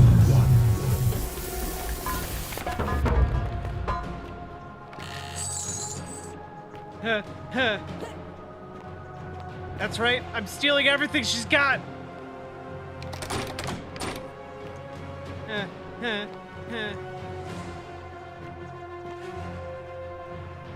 That's right, I'm stealing your shit! That's right, I got your fucking took all your money! Ah! Shit! Fuck! Fuck! Oh god! Fuck! Fuck! There were flaws in my plan. Alright, not the best plan. Don't know where I am. There were flaws in my plan.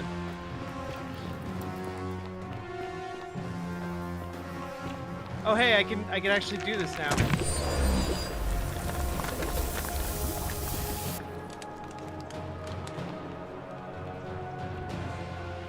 Huh. Wait, what is this? Am I trapped in here? Pluto, father of riches. Wood carving, a symbol of a fish carved into it. Looks like it might be religious in nature. Shit. Shit. I am trapped.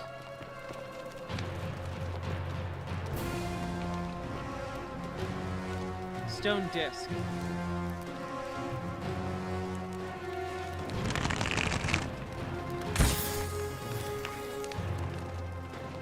Oh wait. Aha!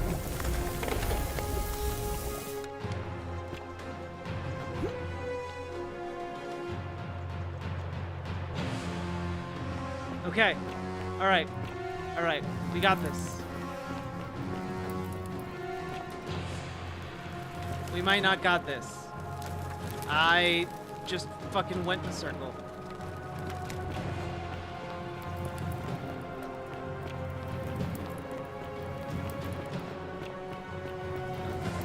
Oh god. Oh god. Okay, zip line! Save me!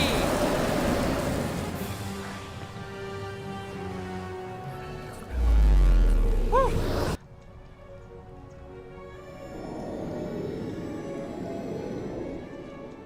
We're always one leap from home. Wait, did that fish say Jesus? I do think that was a Jesus fish, yeah. Alright. So I got all of my money back, which is nice. Inscribed stone tablet.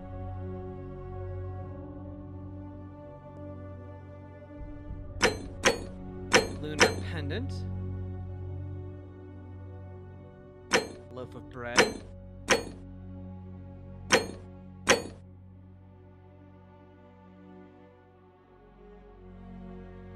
Aurelia's diary.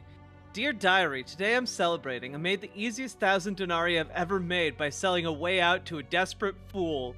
You know what? I regret nothing. I regret nothing of the murder I did, nor the subsequent panic I felt. Of course, it may not have been the way out she was hoping for, but hemlock still counts. That'll teach her for insulting my hair. Since I didn't break the golden rule, I may have to try this one again sometime. Fuck you.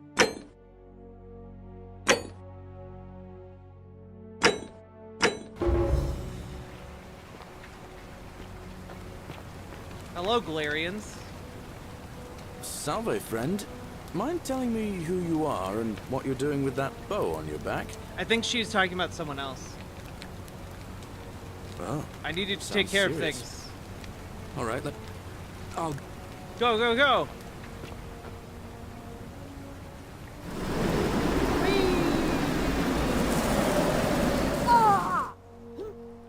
Okay.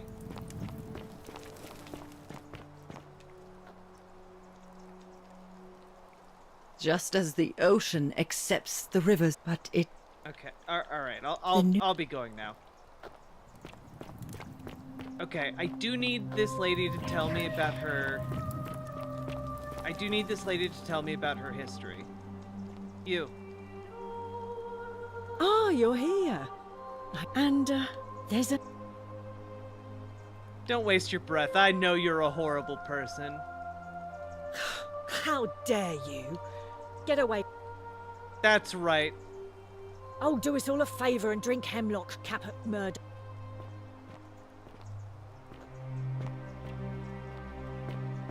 You stay away from my money. Or what?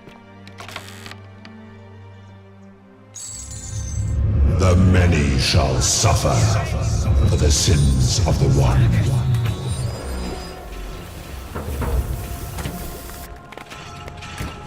That's right. I stole her money again. Infinite money glitch. Oh.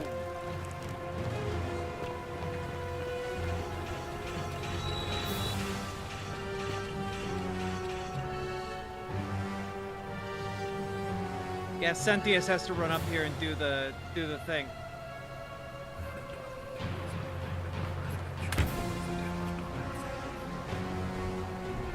Woo! Thanks for giving it a life.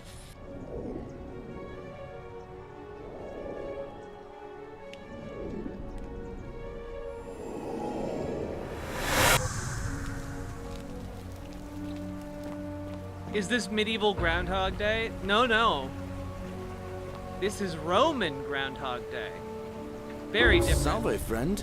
Mind telling me who you are and what you're... Oh. I needed to take care of some All right. things. I'll Go. Check to see if you've got 5K. Pretty sure I do. Yup. I got 5K, baby.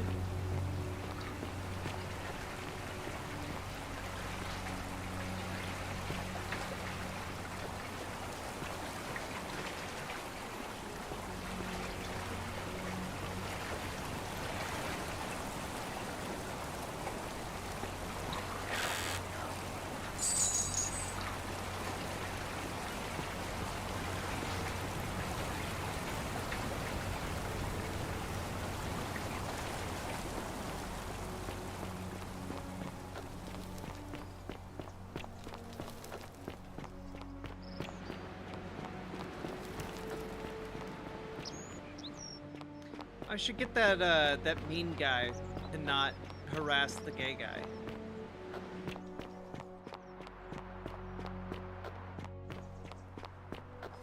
Hey, Rufius, God said to stop being a bigot. Name's Rufius. Better watch your step. Yeah? You know way If out I of here? did, do you think we'd be having this conversation? What do you think about the golden rule? I'll tell you this much. I hate the fact that my survival depends on the common sense of other people. I know the feeling. I've lived through a pandemic. Ah, then you know what I'm talking about. I mean, all these people just bumble along like nothing's wrong, while we're one bad decision away from being wiped out. Ah, that must be that guy dying. What's coming? Whatever that is. And when it hits, it's everyone for themselves. You've been warned. What do you think's coming? I don't know. But did you ever get the feeling some of these statues are watching us when we're not looking? Like they're waiting for something. I don't like it. Think you're right. Of course I am. Who are you gonna vote for? Meliodas. Not sure I trust Cynthius. Couldn't even protect his daughter in a city without sin. How's he going to protect us? Anything I can do to change that? Appreciate your honesty. What's your Can't story? talk long. Got to stay sharp, but families... All right. Not much of a talker. If you were dealing, Suffering from nobody is supposed to rheumatism. know. Figured it out. I get. Ah, you again. Yes, me again. About your rheumatism, I What found about the cure in the 5 seconds it took me to think about it. Figured out a treatment, eat a pinch of this willow bark, you feel better in no Willow time. bark. And this will work? Oh, thank God. Finally, some relief. This is what I've been praying for. Maybe God hasn't abandoned me after all. Thank you. I've been in a lot of pain lately. The rheumatism, these cursed statues always watching, and the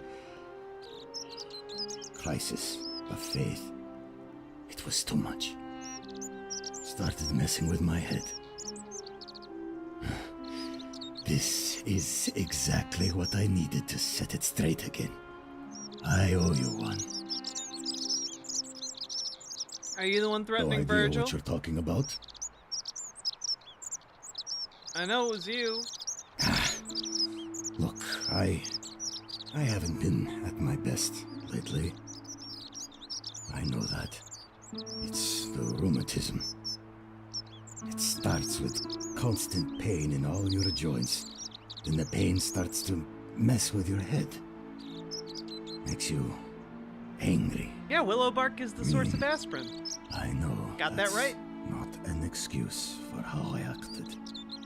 But it's the truth. But with the willow bark, I'm already starting to feel like myself again. And I know I said I owe you one. So I'll leave him alone from now on. It's not as if I was ever going to hurt him anyway. Homophobia I defeated. was just lashing out. I'm going to go and clean up the graffiti. Just forget this ever happened. Will you? Alright, no problem. Go with God. Or something. I don't know.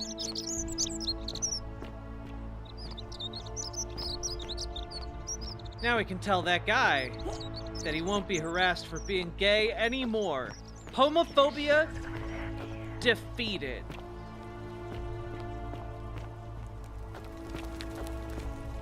Being gay is A-okay.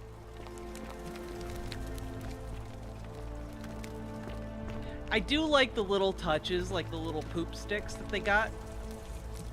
You know, I like that. Part of my history minor involved studying kind of end of the era, like Roman stuff, and you know, it's just the little things. You know, they don't have the exploding toilets, but I wouldn't expect that. But the sponge stick, nice to see. I appreciate it. It's the little things.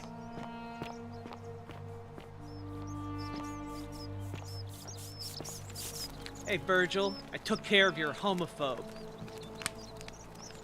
Ah, a new face. Salve, and welcome to a little community. My name's impossible to pronounce for most people, so you can just call me Virgil. They might be exploding, true. Don't worry about the threats, it's just Rufius, and he's never going to hurt you. I haven't introduced myself or anything, saying this without any context.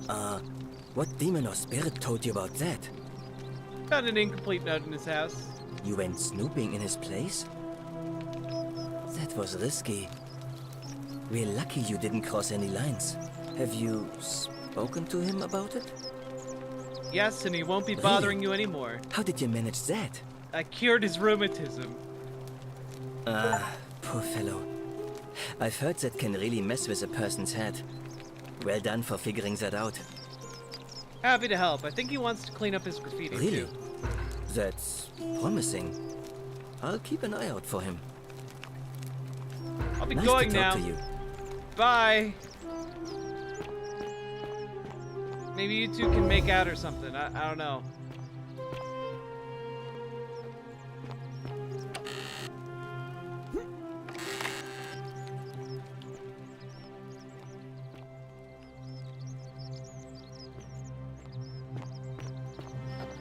Salve.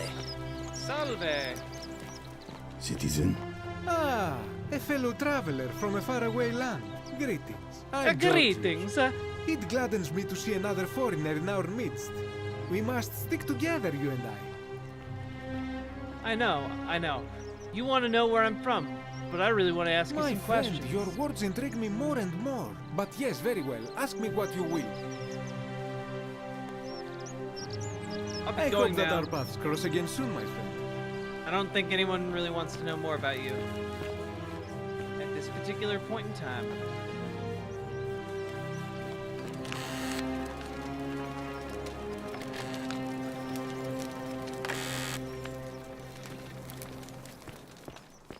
You look well, my sartorial friend. Oh, that's right. Dionysius. Oh, shiny. Salve and welcome. Need something? What's your story? There's not much to tell. I mostly just bake bread and try to help out where I can. How'd you end up I here? suppose it all started about 8 months ago. I was living in Rome with my family when I got sick. Terrible timing. My pa had just arranged a husband for me, a fisherman's son. I was about to meet him for the first time when I came down with an awful fever. I spent the next week in bed. Pa paid priests to make offerings to Asclepius, a white rooster, then a goat.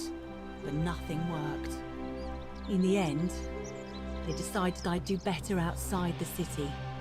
Clean air in the countryside would do me good, they said. But after about a day in a carriage on the Appian Way, I was getting worse, not better.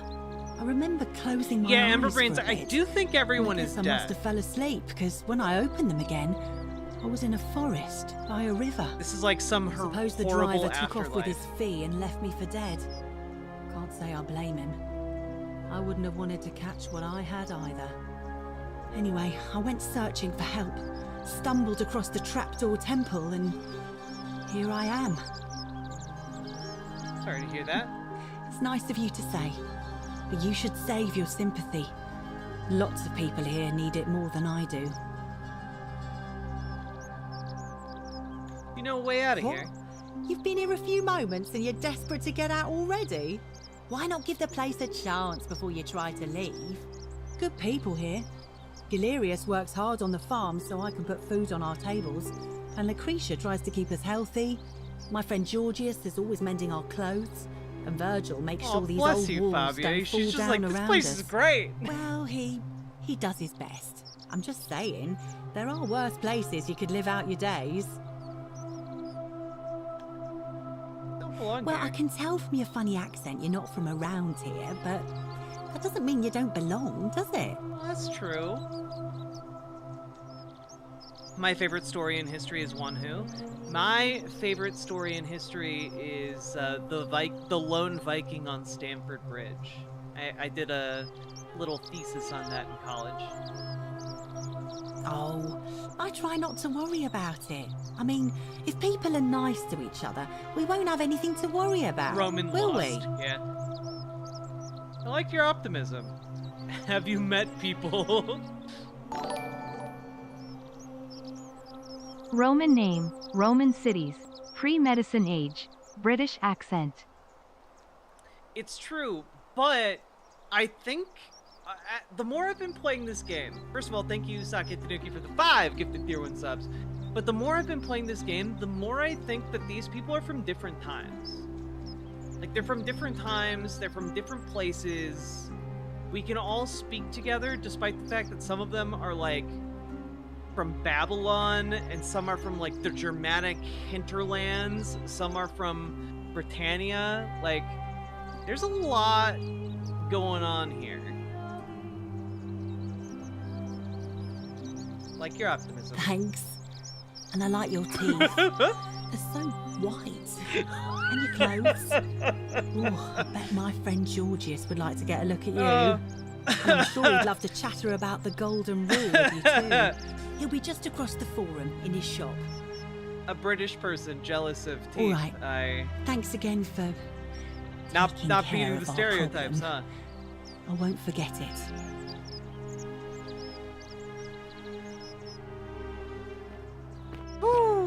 That was actually real good. I enjoyed that a lot.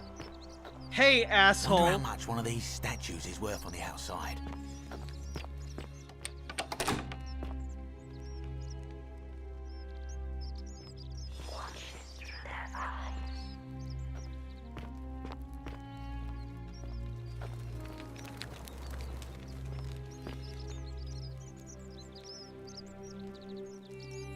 Hello there, friend. Oh, May I you know say, what? That is a glorious bow you're carrying. Do you mind if I ask where you acquired it? I took it from the Shrine of Diana, only to discover you locked me inside with the angry hornets. I managed to escape, and after having a harrowing ordeal in the palace, traveling back in time, here I am. Are you well, stranger? Have you been out in the sun too long? You seem a little confused. Perhaps you should go and see Lucretia in a clinic. I need some silphium resin. Certainly. All I ask is a reasonable price of 1,000 denarii.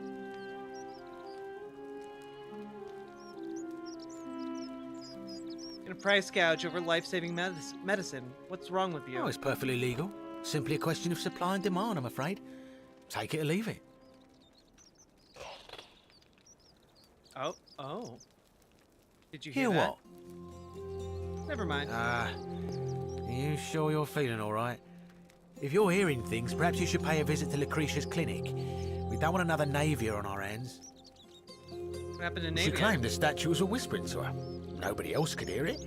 Then she shut herself in the palace and we never heard from her again. But I digress. Do you want this silphium or not?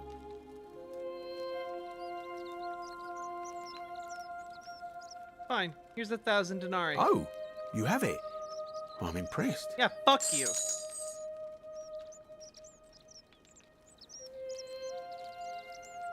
Pleasure doing business. Can I help you with anything else? What's your You story? mean, how did I end up here? That is a lengthy tale. Let's All hear right. it. Well, you see, I'm in the business of procuring rare and precious objects liberated from the enemies of Rome. Mostly Liberated. sculptures, vases, the occasional slave. Fetch a magnificent price in Roman high society. You're a literal Had myself a nice little slaver? shop in Rome, just off the Forum. Lots of foot traffic and close to the docks. Good place to be when the fires broke out. See, about Oh, 7 this months guy ago, half of sucks. Rome caught on fire. Everyone who couldn't get to an outer gate was running for the river, open to escape by barge. So I gathered my coins and some priceless vases into a cart and had my most loyal slave girl, pretty young thing named Acantha, push it for me. All the way down to the river, I'm elbowing for a stampede of people, turning back now and then to make sure she hasn't legged it with my valuables. But, to my surprise, we make it, and I see this barge loading up, and it's so full it's almost sinking. But the captain's happy to take my coin, so I start boarding, and then he puts his hand on my chest and he says, "No, too heavy. The cart or the girl." So I did what anyone would have done. You chose the cart, didn't you? Of course I chose the cart. Yeah, of I mean, course I can you always did. buy a new slave girl if I still have my money. Oh my So god. I put my hand on the cart, and I guess she realised what was happening because those pretty black eyes of hers go all wide. And in one swift motion, she topples the whole bloody thing into the Tiber. So you took her with her? No, you after I all. dived in after it, of course. Aren't you paying attention? That was a bloody fortune. Only, I guess I must have hit my head or something because everything went black. Oh, you're a When I came to, stupid I'd washed up on the riverbank, motherfucker. not far from here, with nothing in the world but a single silver coin. Oh, he washed up with a single silver coin. That's interesting. Thank you, friend.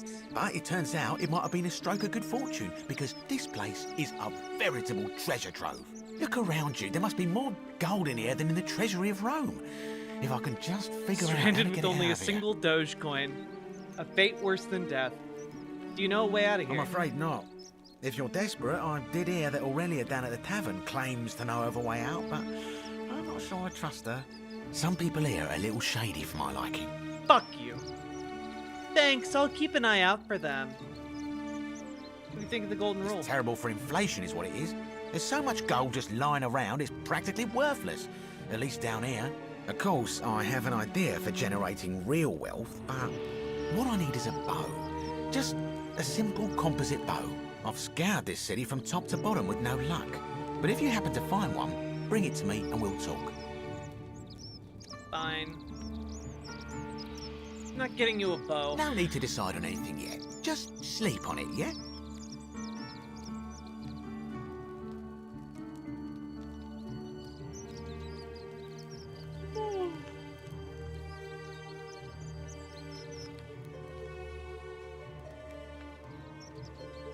Who are you gonna vote for? Malleolus. I mean, Sentius couldn't even keep his daughter safe. What hope does he have of protecting us? Certainly. I'll be going now. Very well. Another time.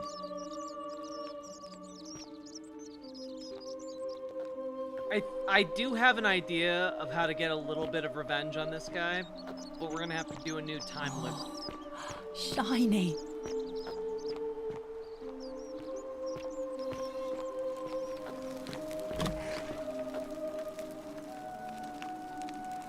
What are you doing in here?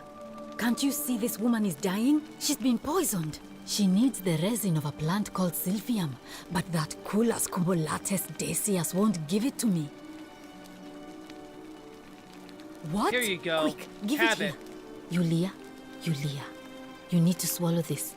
Here, let me help you. What we playing? We playing the Forgotten City. Hopefully, in a moment, she should be able to breathe normally. That was extraordinary. How did you know she needed this exact thing, and at this exact moment? Are you some kind of oracle? No.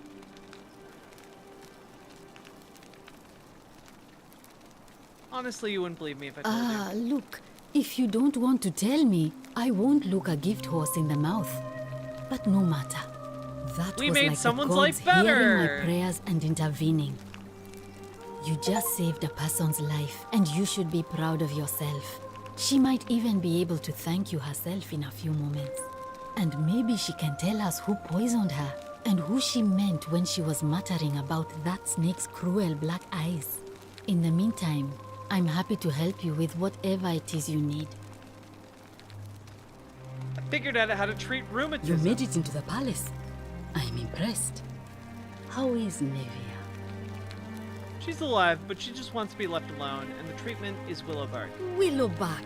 I should have known. It was under my nose the whole time. That's very helpful. Thank you. If this works, it should settle Rufius down some. I have some right here. Could you do me a favor and give him some of this? He'll just need to swallow a pinch of it. I'm hoping it will avert disaster.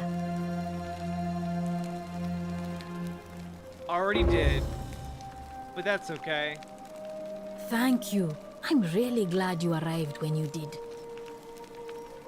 That's a shame. Thanks again for saving Yulia's life. Apollo smiles upon you. So, you doing all right?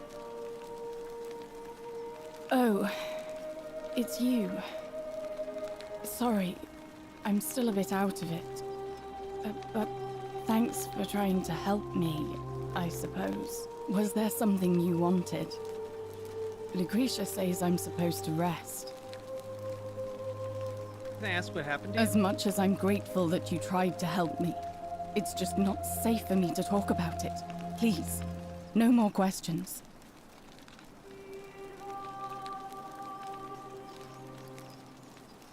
Are you worried about the Golden Rule? The Golden Rule.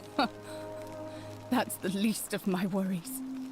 The gods may be cruel, but Malleolus and Claudia are far crueler. Is that who poisoned you? Please, just leave me alone. I don't want to talk about it. All right, let's talk Thank about something you. else. What's your story? You mean my life story? Oh, well, I grew up as part of a big family in Rome. Me and 3 older sisters. Hey, knew it, Lily. Our father found good husbands for my sisters, but I wasn't cut out for that kind of life. So he found me a job as a scribe for a prominent merchant. Yay. It was a good life for a while. Until 7 months ago when the fires came. My colleagues and I worked desperately to try to protect our Cenk Uyghurs warehouse. supporting We must have Trump's had 100 tariffs. workers passing buckets of water, chanting prayers to Vulcan, but they fell on deaf ears. The fire was relentless, and it claimed everything. And everyone. Well, almost everyone. My employer told me to grab what valuables I could and flee for the Tiber, with the crowds. Yeah, we're I having a chill remember diving time. into the river, and then... The next thing I knew, I was waking up on the riverbank not far from here. Fair enough. You know, a way out of here. I tried to escape, but look where it got me. What happened? I can tell you, but it's a long story. Yeah, can I just say, like, one of the things that is so painfully, like, I don't know, obvious to me as somebody who makes content in this political space, like, Cenk Uygur's just full of shit. You know? Like, I used to think he was full of... I used to think he had principles. But, like, he's just full of shit. Like, he was on, like, his Twitter account or whatever, talking about how, like, oh, well, we don't know what effects, like, you know, tariffs could have. Maybe they'll be good. We'll have to wait and see. And it's like, you don't gotta wait and see. We know what the effects of tariffs are. They're not like, oh, well, sometimes they're good and sometimes they're bad. You know, like, it's not like you put them into effect and then, like, we don't know what happens. God, it's honestly just pathetic, and it makes me feel stupid for ever having had respect for him, you know? Like, in retrospect, it just makes me feel like a gigantic sap. Luckily, I actually have principles, and I can tell you guys, I'm never gonna do shit like that.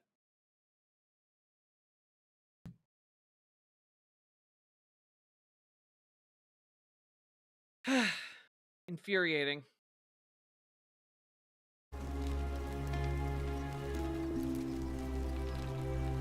Have all the time in the world. All right.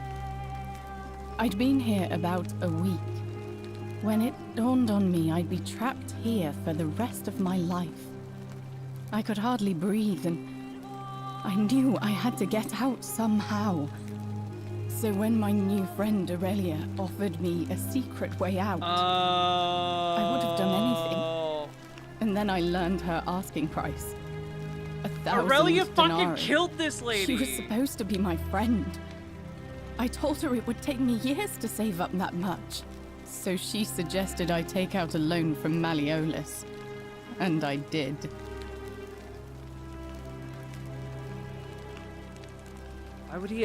Why would he lend you so much money? I had to sign an agreement saying I'd work off the debt over 30 years. But I figured I'd be out of here so soon it wouldn't matter. I paid Aurelia. She's the mean lady, yeah. And she gave me her so-called way out. Do you want to know what it was? Hemlock, You right? figured it out already. I wish I'd been so astute. Well, I'm a Drink time traveler. this, she said, and you'll be out of here in no time. Of course, I demanded my money back, but she refused. She pointed to a sign on her tavern saying, "Let the buyer beware." Then she just looked at me with those cruel black eyes, and she laughed. She immediately told Malleolus I'd tried to escape without paying him back. Only, he didn't seem upset or surprised at all. In fact, he just thanked her. Oh, shit. And that's when I realized the two of them had planned the whole thing from the beginning. Did you try to get out of it? Of course. I went to Sentius and begged for help, but he said the law was clear. I'd signed over my labor for 30 years and there was nothing he could do. I thought about resisting too. But Malleolus said if I didn't submit, I'd break the golden rule. And I couldn't be responsible for all those deaths, so he locked me in his villa. confiscated everything I owned as collateral and made me wear immodest, humiliating outfits while I worked day in, day out. His wife, Claudia, was just as bad. She set me to work on an endless stream of futile, demeaning tasks. I'd be on my hands and knees, scrubbing the floor clean for hours, only for her to pour slop on it and hiss, "You missed a spot." Those two took everything from me. But they forgot to confiscate one thing. My hemlock. I just wanted it to be over. But it seems I messed that up too. Should have drunk all of it. You're not exactly innocent in all this? Jesus, game. So sorry to hear that. I brought it on myself. I trusted one of the most callous human beings I've ever met, and tried to swindle the other. I don't know how I could have been so stupid. So what'll happen to you now? When I've recovered, I expect their thug Domitius will come for me. He'll escort me back to their villa, and I'll be right back where I started. Only this time, I won't be able to lull myself to sleep at night with the thought of a permanent solution. Honestly, it would have been better if the poison had been allowed to run its course. What if I give you the money to pay off your loan? I'm sorry, can I do anything to help? I doubt it. It seems this is the fate the gods have chosen for me, for trying to escape. At least until someone breaks the golden rule. Huh. Maybe it wouldn't be so bad. I have a better idea. How much would it cost to buy your freedom? A lot. But it doesn't matter. I made a suicide pact with Ulpius last night. Jesus! He's in exactly the same position as I am. Malleolus and Aurelia set the same trap for him a month after they did it to me. He and I are in this together. He's probably already thrown himself from the bluff into Malleolus's villa by now. If so, I'd never be able to live with myself, knowing I broke my promise to him. Perhaps I can help him too? I doubt you could make it up to the bluff in time. I don't know who you are, or why you seem so determined to help me, but thank you. I'll get right on it.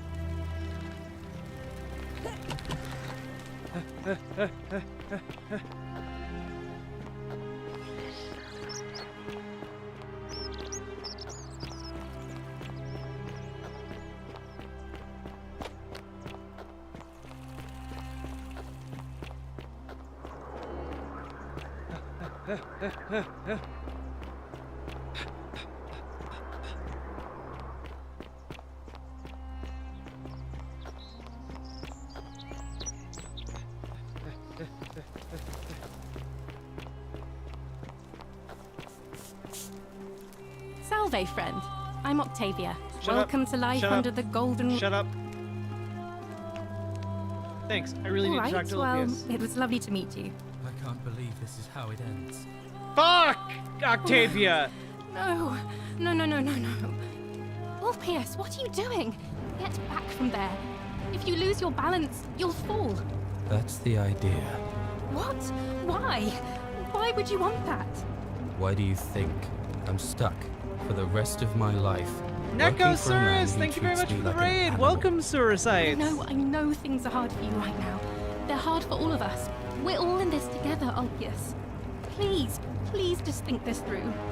If you do this, it could be the sin that seals all of our fates. Is that what you want? I'm sorry, but I just don't care anymore. Please, Ulpius. Help him. If he goes through with it, it could be the end for us all. I don't know what to do. I've never had to deal with this sort of thing. Please, you need to talk to him. Good luck with that. I'm out of here. All right, I'll talk to him. And please, choose your words carefully.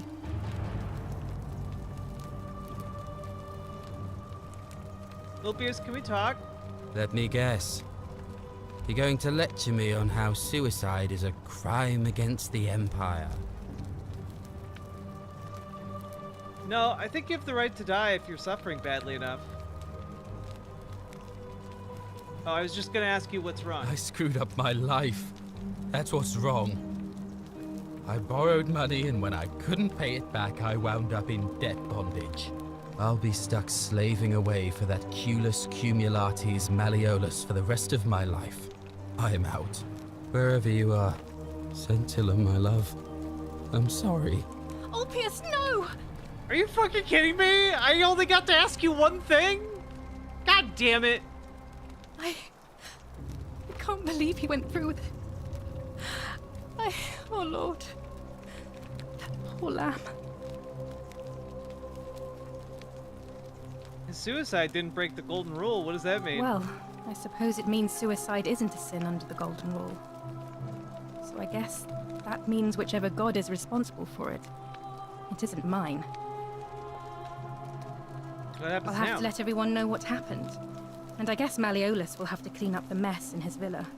It's of his own making, after all. And I'd best pray for poor Ulpius. Jump? Okay. Thank you. Thank you. I am delighted and deeply honored to have been elected your magistrate. Yes. Yes. Thank you. Thank you. I'm delighted and deeply honored to be elected. And now, I make this solemn promise to you, good citizens. And now, Carrots used to be purple. It's fun. Julia to her captors Malleolus and Claudia curse you to the depths. By the time you read this, I'll already be dead, because death is preferable to another day in debt bondage to you. May vultures peck out your livers in Tartarus for all eternity.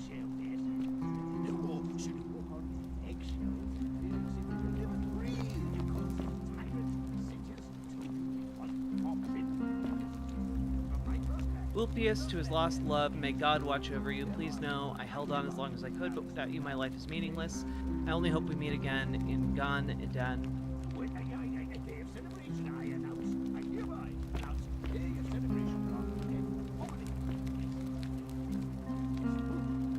A Greek vase.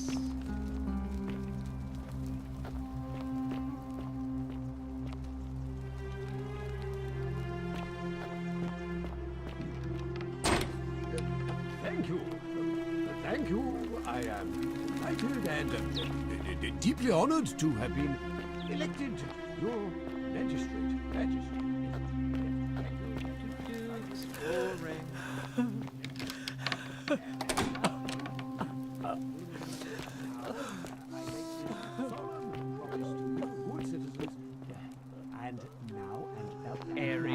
I make this solemn promise to you, good citizens. Under my leadership, you will finally enjoy the freedom you deserve. And yes, no more shall you walk on eggshells. Yes. No more shall you walk on eggshells, fearing simply to live and breathe, because the tyrant Sentius told you it was forbidden. Yes, remember my first act as magistrate. I hereby announce a day of a day of celebration. I hereby announce a day of celebration to mark the end of an era. Yes. Did you just leap into my villa from the balcony 100 feet above? Oh! That was either extremely reckless or impressively clever. Well, why have you risked life and limb to see me? So you're Quinctius? My name is Marcus Malleolus Gurgis. You seem to have confused me with someone else. I don't think so! You have one green eye, one blue, just like the description in this execution order from Emperor Nero. You mean my heterochromia? I am guilty of nothing more than having different colored eyes. And I'm hardly the only person with the condition. Alexander the Great had it too, as it happens. I like to think it is simply the way the gods have chosen to mark a natural-born ruler. Nothing more.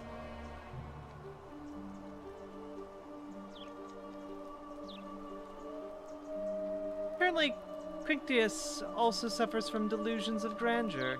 Well, I am not suffering from any delusions, as today's election will firmly establish. Can't prove it to you yet, but I will. Unlikely, because it simply isn't true. Now, was there something else you wanted? What's your story? I'm Malleolus, and if it wasn't for this interruption, I'd be practicing my victory speech for the election later today. What will you do if you I'm win? glad you asked. I'll finally restore freedom to this city, just as I've been promising. These good people have suffered long enough under Sentius's tyranny. And how will you do that? By declaring there's no such thing as the Golden Rule. It's a children's fable exploited by Sentius to frighten us into submission. About that. Wait, don't tell me you've fallen victim to that monstrous lie? I have an arrow. I have a bow and arrow that can turn things to gold. It's definitely real. Nonsense. There's no way you can prove that. If it was real and you'd seen someone break it, then you'd be dead already.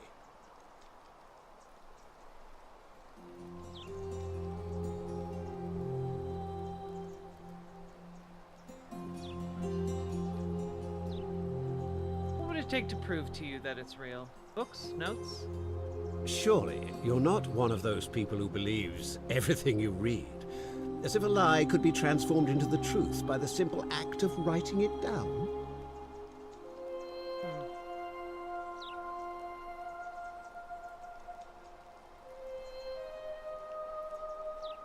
I'm reliving the day. I'm reliving the same day over and over again. The golden rule is broken each time. What? Oh, I see what's happening here. Another poor, vulnerable soul taken in by Sentius's I feel like if I have a magic bow and He won't arrow get away with that this can much like longer. turn stuff to gold, that's pretty compelling evidence that what I'm saying is true. Found a book called The Myth of the Golden Rule. Whoever wrote it obviously died because they refused to accept the golden rule. You mean that book next to a golden statue in the theater? Tell me, how do you know that statue wasn't put there by Sentius himself? You can't know, can Howdy, you? Jazz Dog. See, nothing I say is going True, to convince but that you. is simply because you are mistaken. You know a way out of I'm here. afraid not. We're stuck down here together, for better or worse. We're all going to have to make the best of it. What do you think about the golden rule? You mean the children's fable exploited by Sentius to scare us all into doing what he wants? I want you to withdraw from the election. Are you insane? You barge into my villa, uninvited, and then make outrageous demands? Why would I withdraw from an election I'm bound to win? Because if you don't, I'm going to kill you. You fool. The many shall suffer for the sins of the one. Teehee.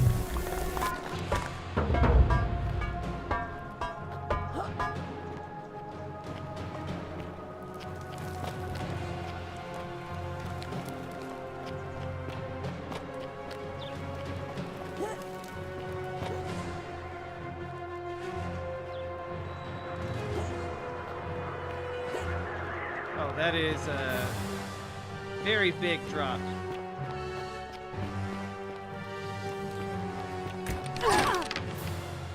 Oh.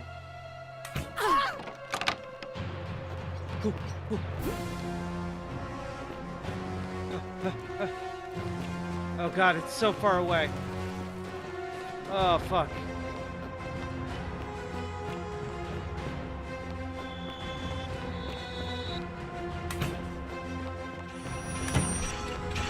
Serpentine! Serpentine!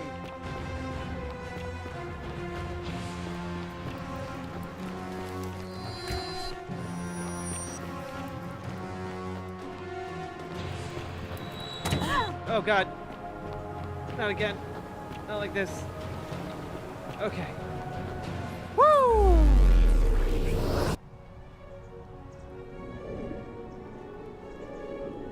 Did I kill that guy? No, I threatened to kill that guy. And apparently Apparently, threatening to kill someone is enough to break the golden rule.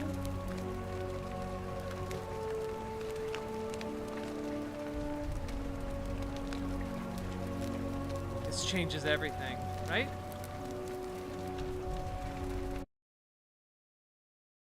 Whew.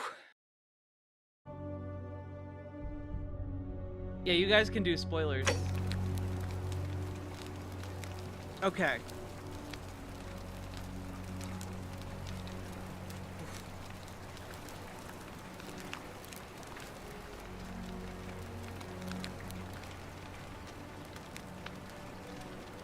Jump down the drop. Maybe you'll land in another candidate's villa.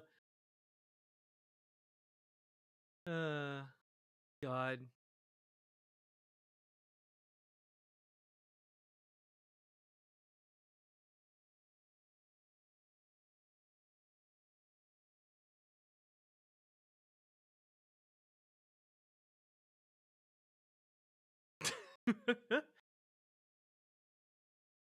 I wonder what happens if Cynthius gets killed as the trigger event for collective punishment. Ooh.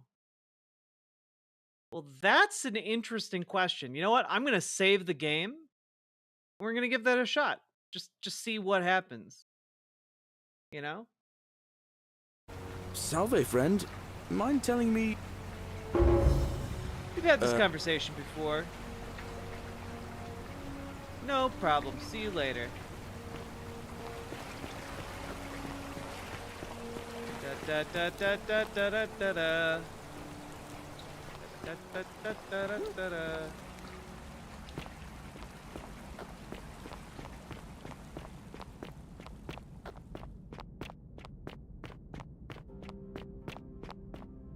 I speak with it.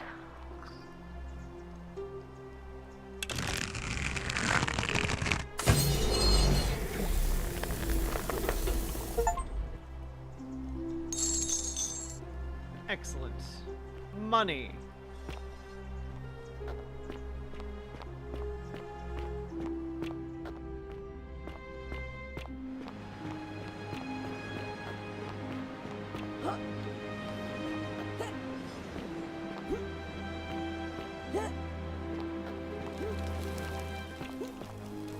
Wait, one thing I did want to check. Do I keep the,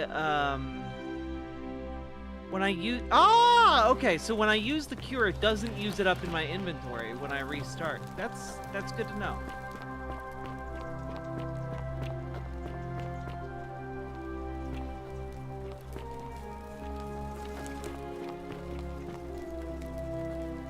Okay, it's locked. Salve, friend. I'm welcome to Fine, thanks. Feeling a bit on edge. That's good. If you're not on edge, you've not been paying attention. Well, we've all been where you are now. I used to lay up. I still don't have... Octavia, I don't have the time. All right. I can't believe this is how it ends. Oh, no. No. No, no, no, no, no. Ulpius, what are you doing? That's the... What? Why do you... I know. Please. I'm sorry. Please, help him. All right. Hey, is this what Scintilla would want? You know about that? How is that possible? I mean, I've never mentioned it to anyone. I'm a time traveler. You'd never believe me if I told you. If you say so. You don't understand. I don't want to hurt anyone.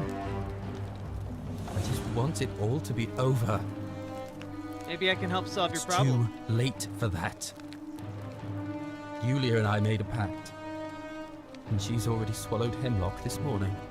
If I backed out now, I'd be betraying her. I can't do that. I have a cure. What if I can help her too? No. Do I have to? Is there a specific order I have to do this in?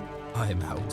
Wherever you are. Ah, god damn it. Scintilla, my Okay, love. so I have to save I'm her sorry. first, and then Ulpius, him. no! What game is this? This is the Forgotten City. I can't believe he went through with it. And I'd bet. All right, bye.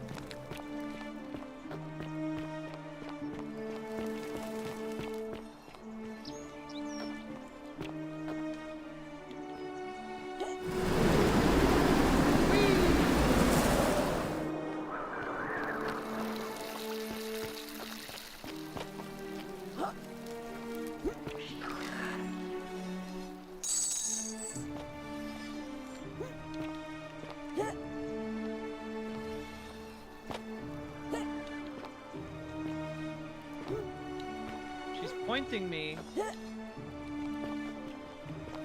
I'm trying to go that way, but I can't.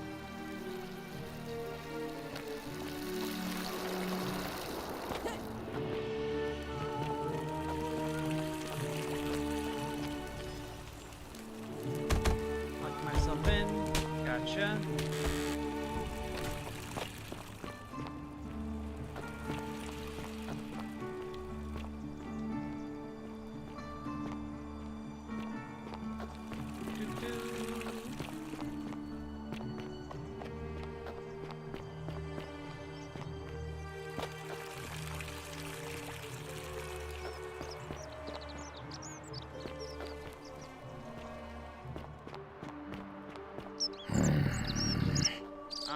I'ma grumble at you. Grumble, grumble.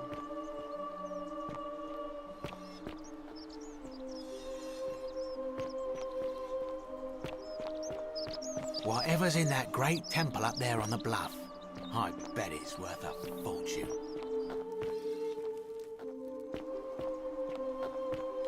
Let's see here. Hey, Virgil, how much would you want to make me a bow? For the last time, Dacius, I'm not making you a bow. I did not do it. Dully. But how am I going to defend myself against someone else with a weapon? There are no other weapons in the city.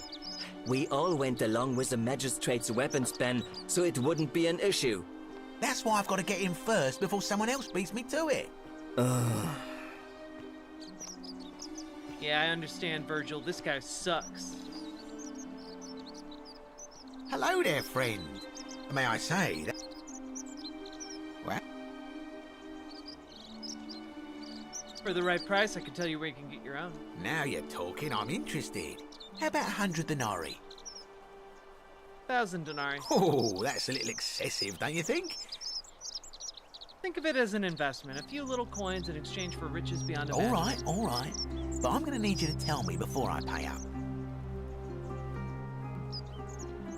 In that case, deal's off. Wait. Let's not be too hasty, friend. I just want a little assurance that I can trust you, that's all.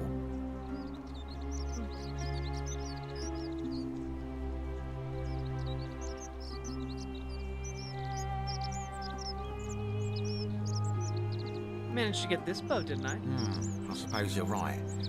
All right, you drive a hard bargain, but here's your money. Thank now, the location of that bow.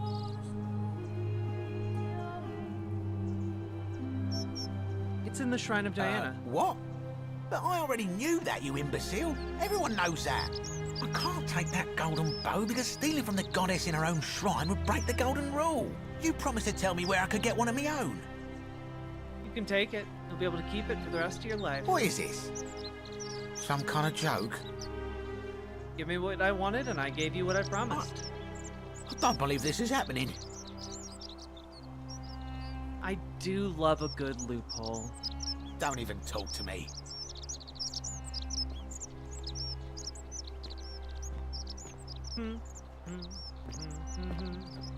Da da da da da da.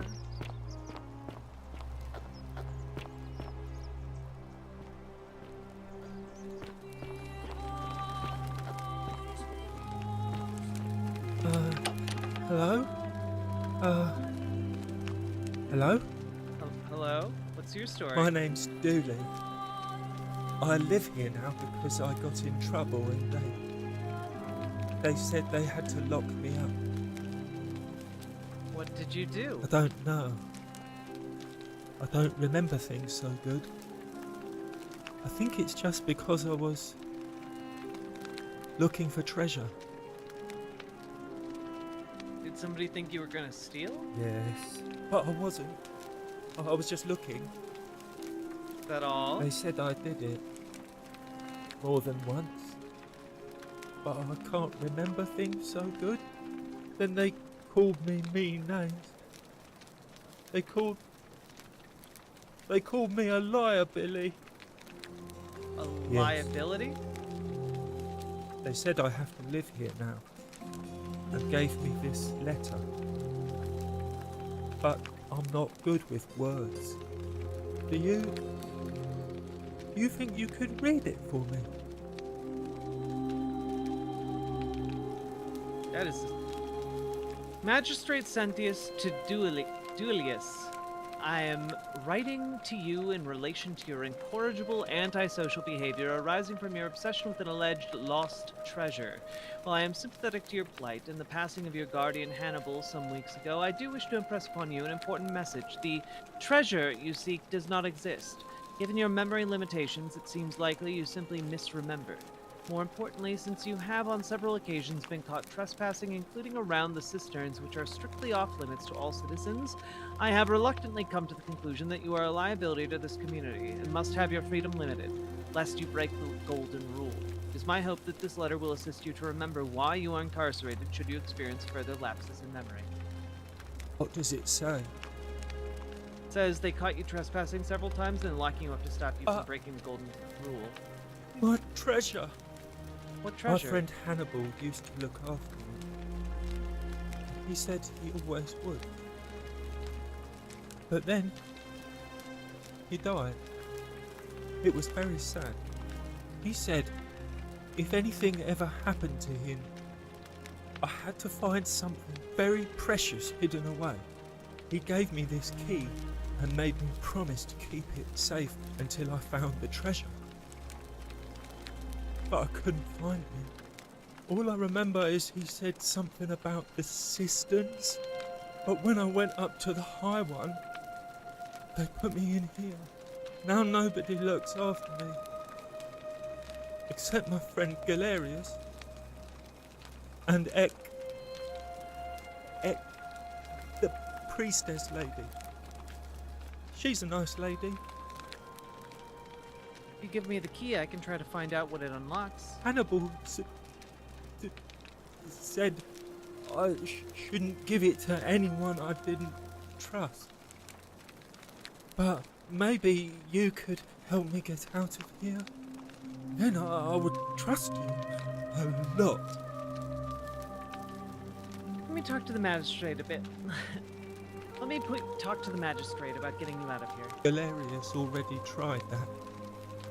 He said the magistrate wouldn't listen, no matter what. Maybe I'll just break you What out. about the rules? I don't want everyone to get in trouble because I was bad.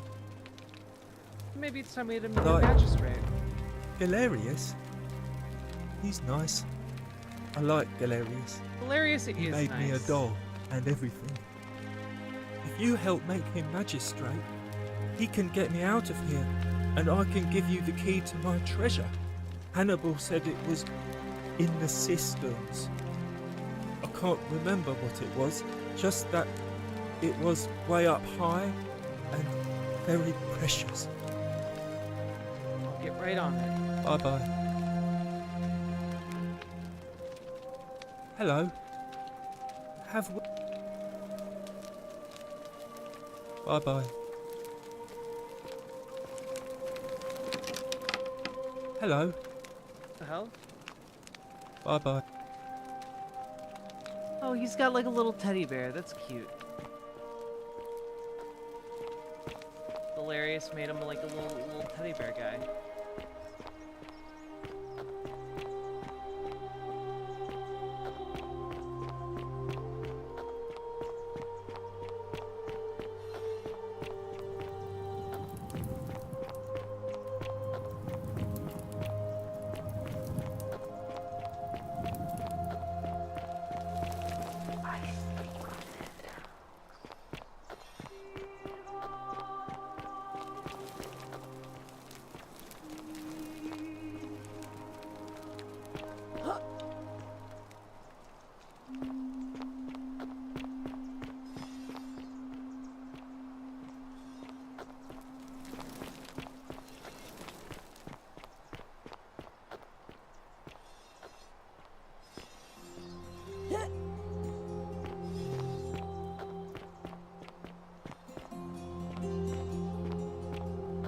I love your clothes. Oh, you're here. And, there's a... Oh, stop it. No, please go What was on. that? Some kind of joke? Let's just... What do you think about the golden rule? I just try not to think about it. Drink helps with that. As the saying goes, to drink is human, so we drink. Heard any interesting gossip? Certainly. For 10 denarii. Have you met Livia? She used to do my hair, until one day she just snapped. This place has that effect on people. Now she just stands around, caked in filth, muttering nonsense to herself. It's a real shame. Now I have to do my own hair. I hear that if Malleolus is elected, he's gonna throw a small festival to celebrate, with entertainment and everything. Can't wait to find out what it is. There used to be a midwife here, Naevia, but this place drove her mad as a Maenad. Said she could hear the statues whispering to her. Can you imagine? Fortunately for us, she locked herself in the palace weeks ago and hasn't been seen since. Good riddance, I say.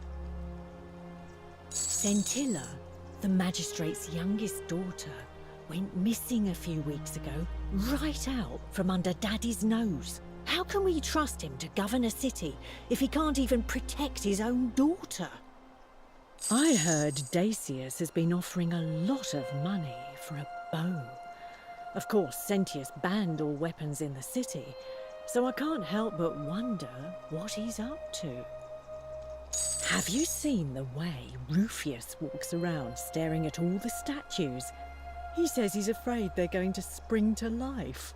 But then, why does he have a collection of them in his room? I hear Galerius has a thing for Equitia, but of course she's a Festal priestess. If she sleeps with him, the magistrate will have to bury her alive. Why do silly boys always want what they can't have? I hear there are blasphemous cultists walking among us. You know, the ones that lit the fires last year? Some even say they have a secret shrine around here somewhere. Non-binary, you could just ask. I've already told you everything I know, I'm afraid. All right. Cerberus lifts his triple head and lets out his threefold braying. Livia, would you stop muttering like Medea over a cauldron? You'll scare away my customers. Yeah, the issue is non-binary. You asked me in the most passive-aggressive way possible. They follow their trades, imitating their previous lives, but they are ignorant. This again. You're in a world of your own, aren't you?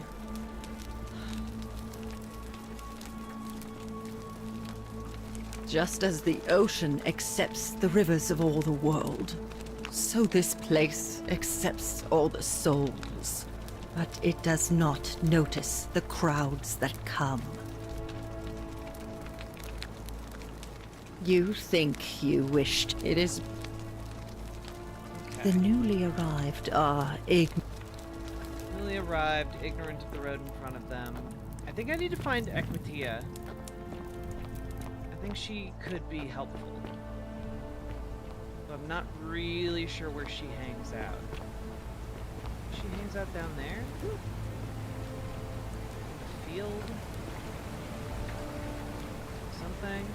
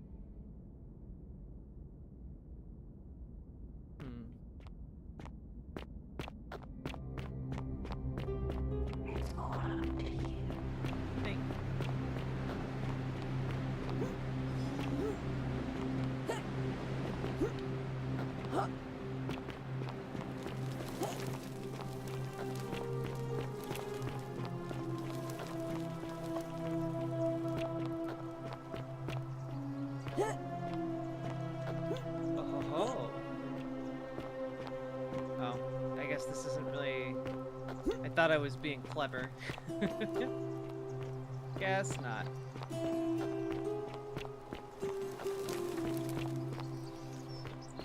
What's over here?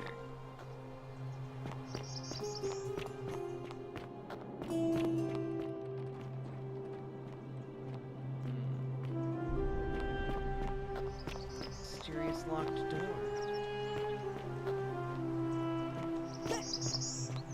How intriguing. Miss Milena, thank you for subscribing over on Twitch. Oh hey, Lukey here. Lukey here. There we go. Beep boop. Da da da da. Da da da da da da.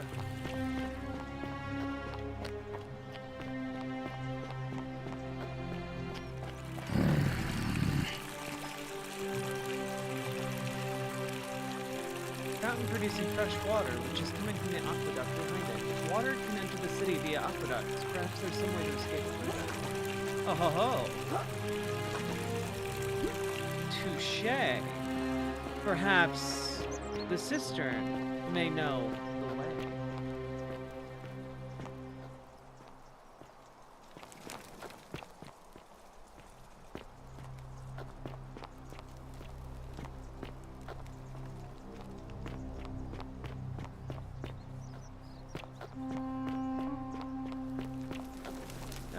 Bathroom.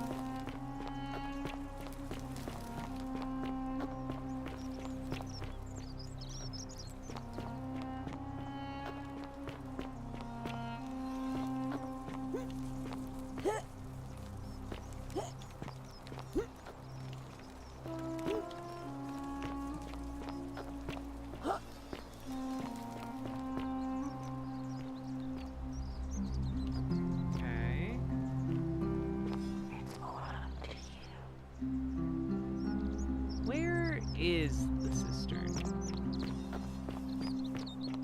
It was over here somewhere.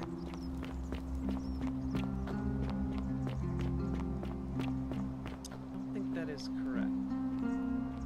Oh, wait a minute.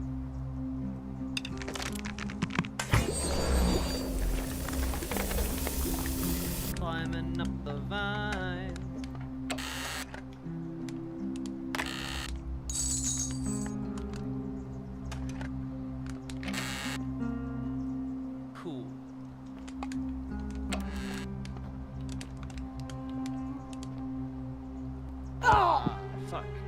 I'm okay. Oh, just walk it off. Oh, my body. Oh.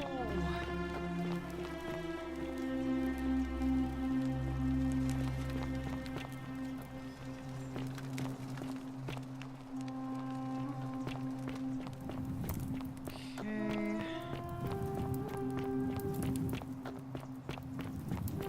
I feel like I'm missing an entire part of the city, but I don't know where I'm supposed to go.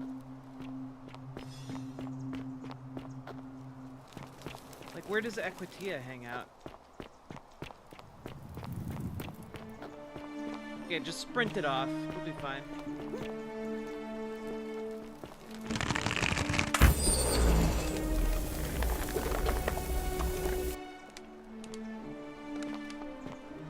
Oh.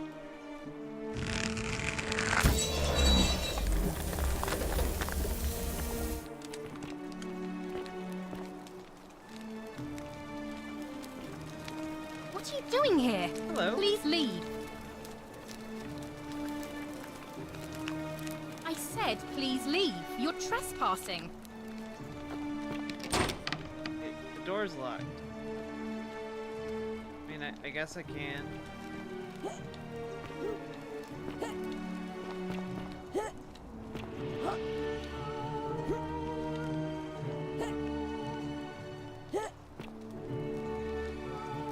Wait, she disappeared. That's weird. Okay.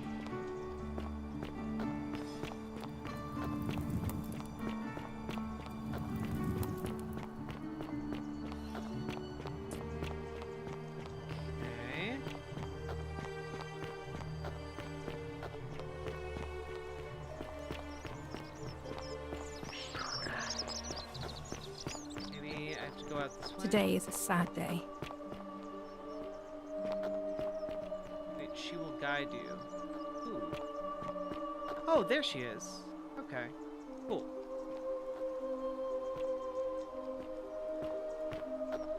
Which means I think this is the cistern up here?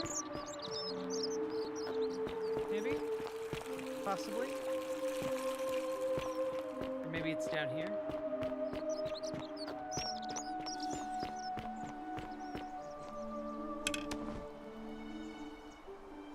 A new face. Ave, and may Vesta watch over you.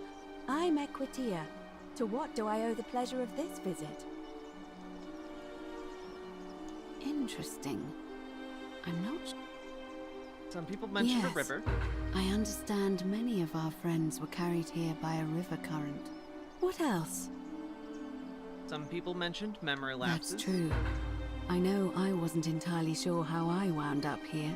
What else? Yes, I also had such an encounter.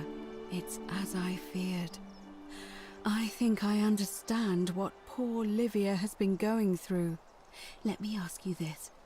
Did you happen to encounter a stranger in the forest before you arrived here? Yup, I did, a young woman. And did you happen to catch her name? Karen. I see. And was this Karen, by any chance, wearing a hood? She was wearing a hoodie. How could you have known that? Because I've seen her before. There's something I think you should see. I think you'd better follow me to the baths. Okay. It's not safe in there. An assassin just arrived.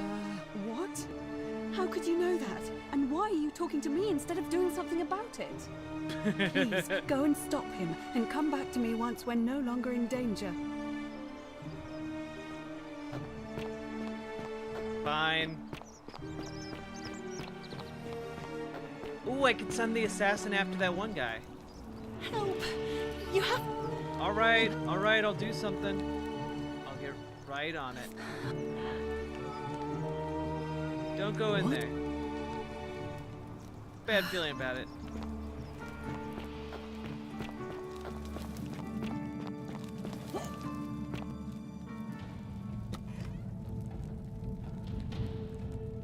Stop right there. I'm looking for Tiberius Quinctius Crispus, otherwise known as Quinctius. Do you know where he is?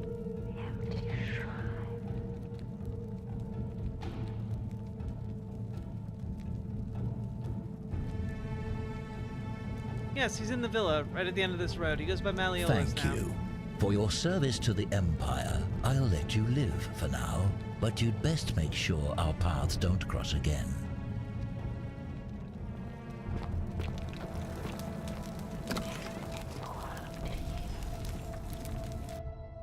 I'm sure I have some time before this all goes sideways.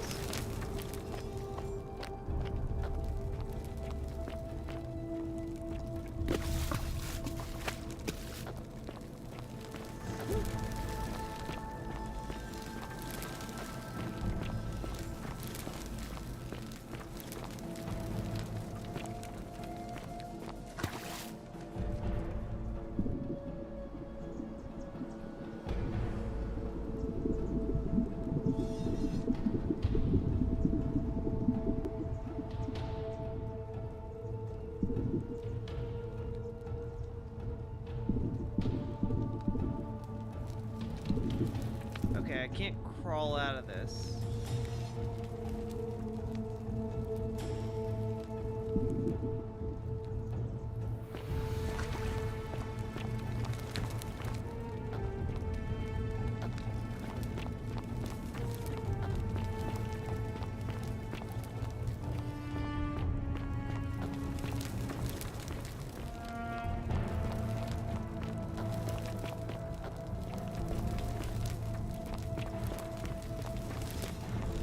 Probably go and tell that lady instead of just wandering around here by myself.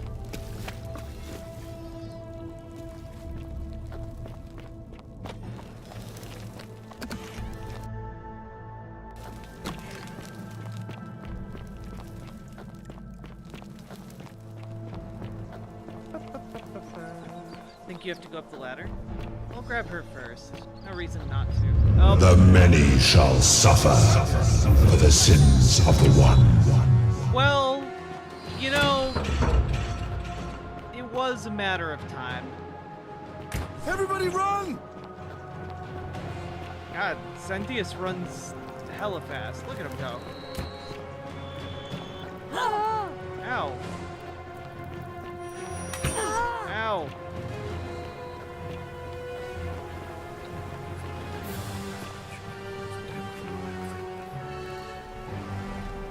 Take me back. One last leap. What did you do? I sent that assassin to kill Malleolus.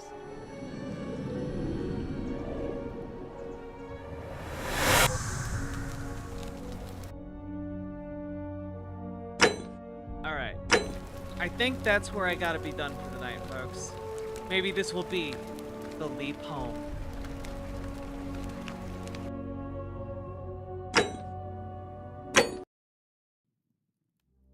I'm having a lot of fun with this game.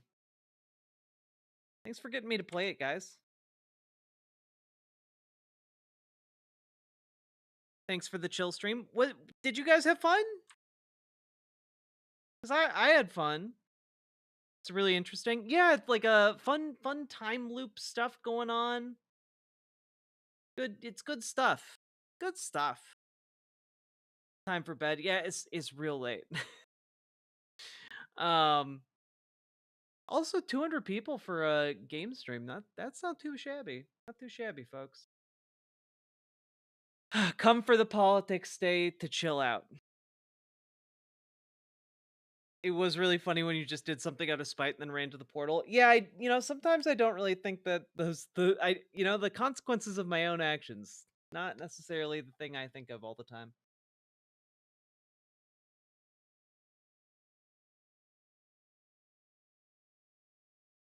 I may get that game. I haven't gotten a new game in a long time. It's pretty affordable too, Morbius Dragon. I don't think I've gotten to any of the points where they asked for like a spoiler alert to be given to folks. So yeah, definitely check it out. The Forgotten City. I do like that there is I remember reading reviews of this and like people saying, "Oh, the combat's kind of clunky," but like it's not so much it doesn't really feel like combat. Like it's more you have a puzzle solving tool and that also happens to sometimes be usable in combat. And it has a lot of that responsiveness that I appreciate in a video game. A lot of that wibbly wobbliness. I've had a night, but thank you for being here. Thank you for being here too, Blueberry Bumblebee. H Jorturth. It is this game's been out for like maybe 5-6 years, I think. Not new. Look at something real quick. Let me begin with a question. Oh god. When did this come out? Yeah, this came out in 2021. And currently $25. Not too shabby.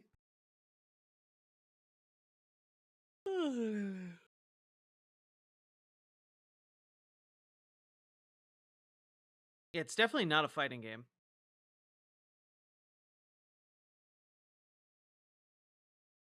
No, not you're thinking of the Sunken City or the Sinking City.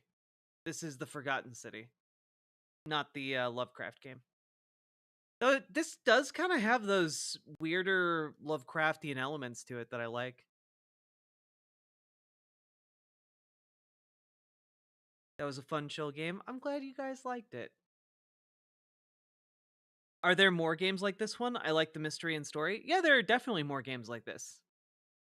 Yeah.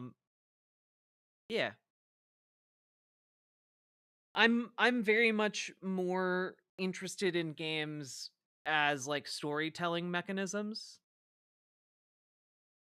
Maybe we'll explore some more story-based games in the future. Some more heavily narrativized games.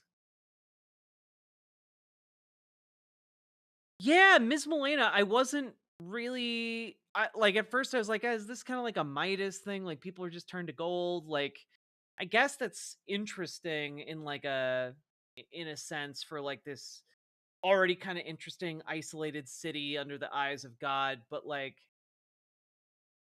the added element of them being still alive under the gold is cool as hell. I like it. It makes it so much it gives it that little extra weirdness that I really appreciate.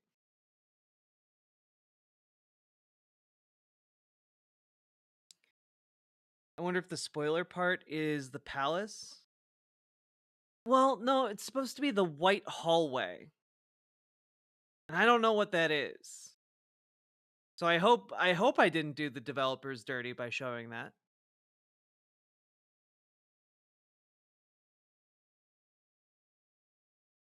But that was cool.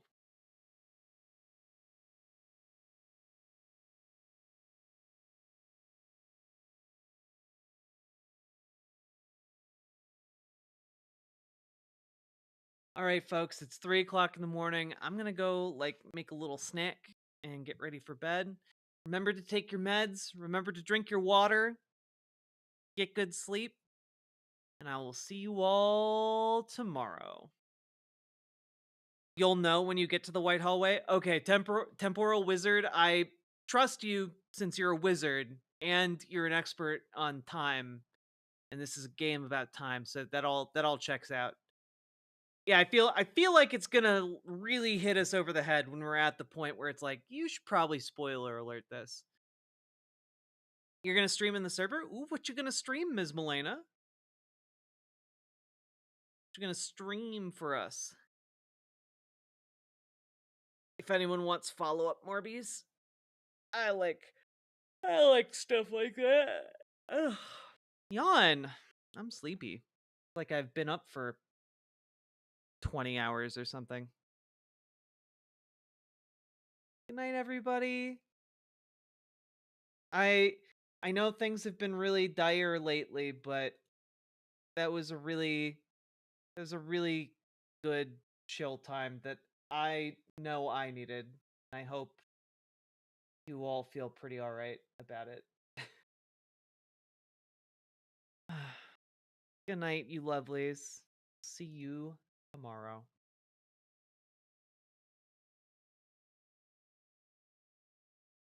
Years. You've got your sunrise, you caught a prize, your mate and your Johnson. Party nights, summer whites, you, your friends and your Johnson.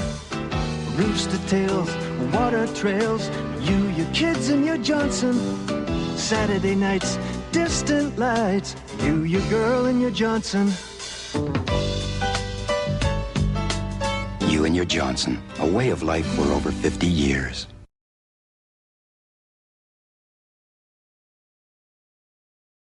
When the people's will is swayed by a con man's cheap charade, despite the crass misogyny and blatant hypocrisy, when the fascist voices swell, we hear echoes of the past.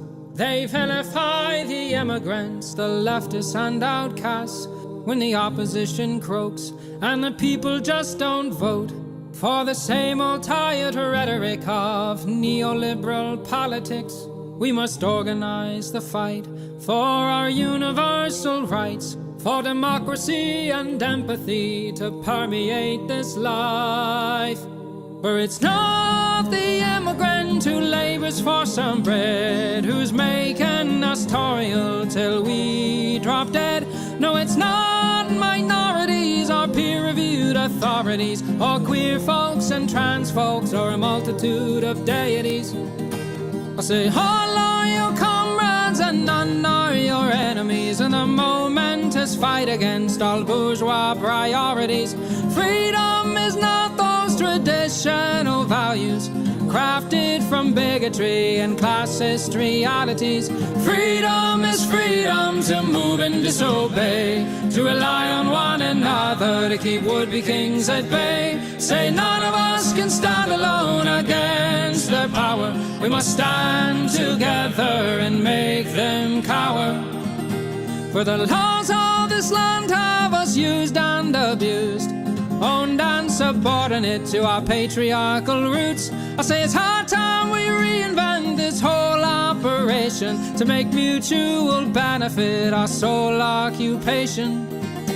Because freedom is freedom to move and disobey, to rely on one another to keep would-be kings at bay. Say none of us can stand alone against their power. We must stand together and make them cower. Here we go. Yes, freedom is freedom to move and disobey, to rely on one another to keep would-be kings at bay. Say none of us can stand alone against their power. Rise, proletariat, and make them cower.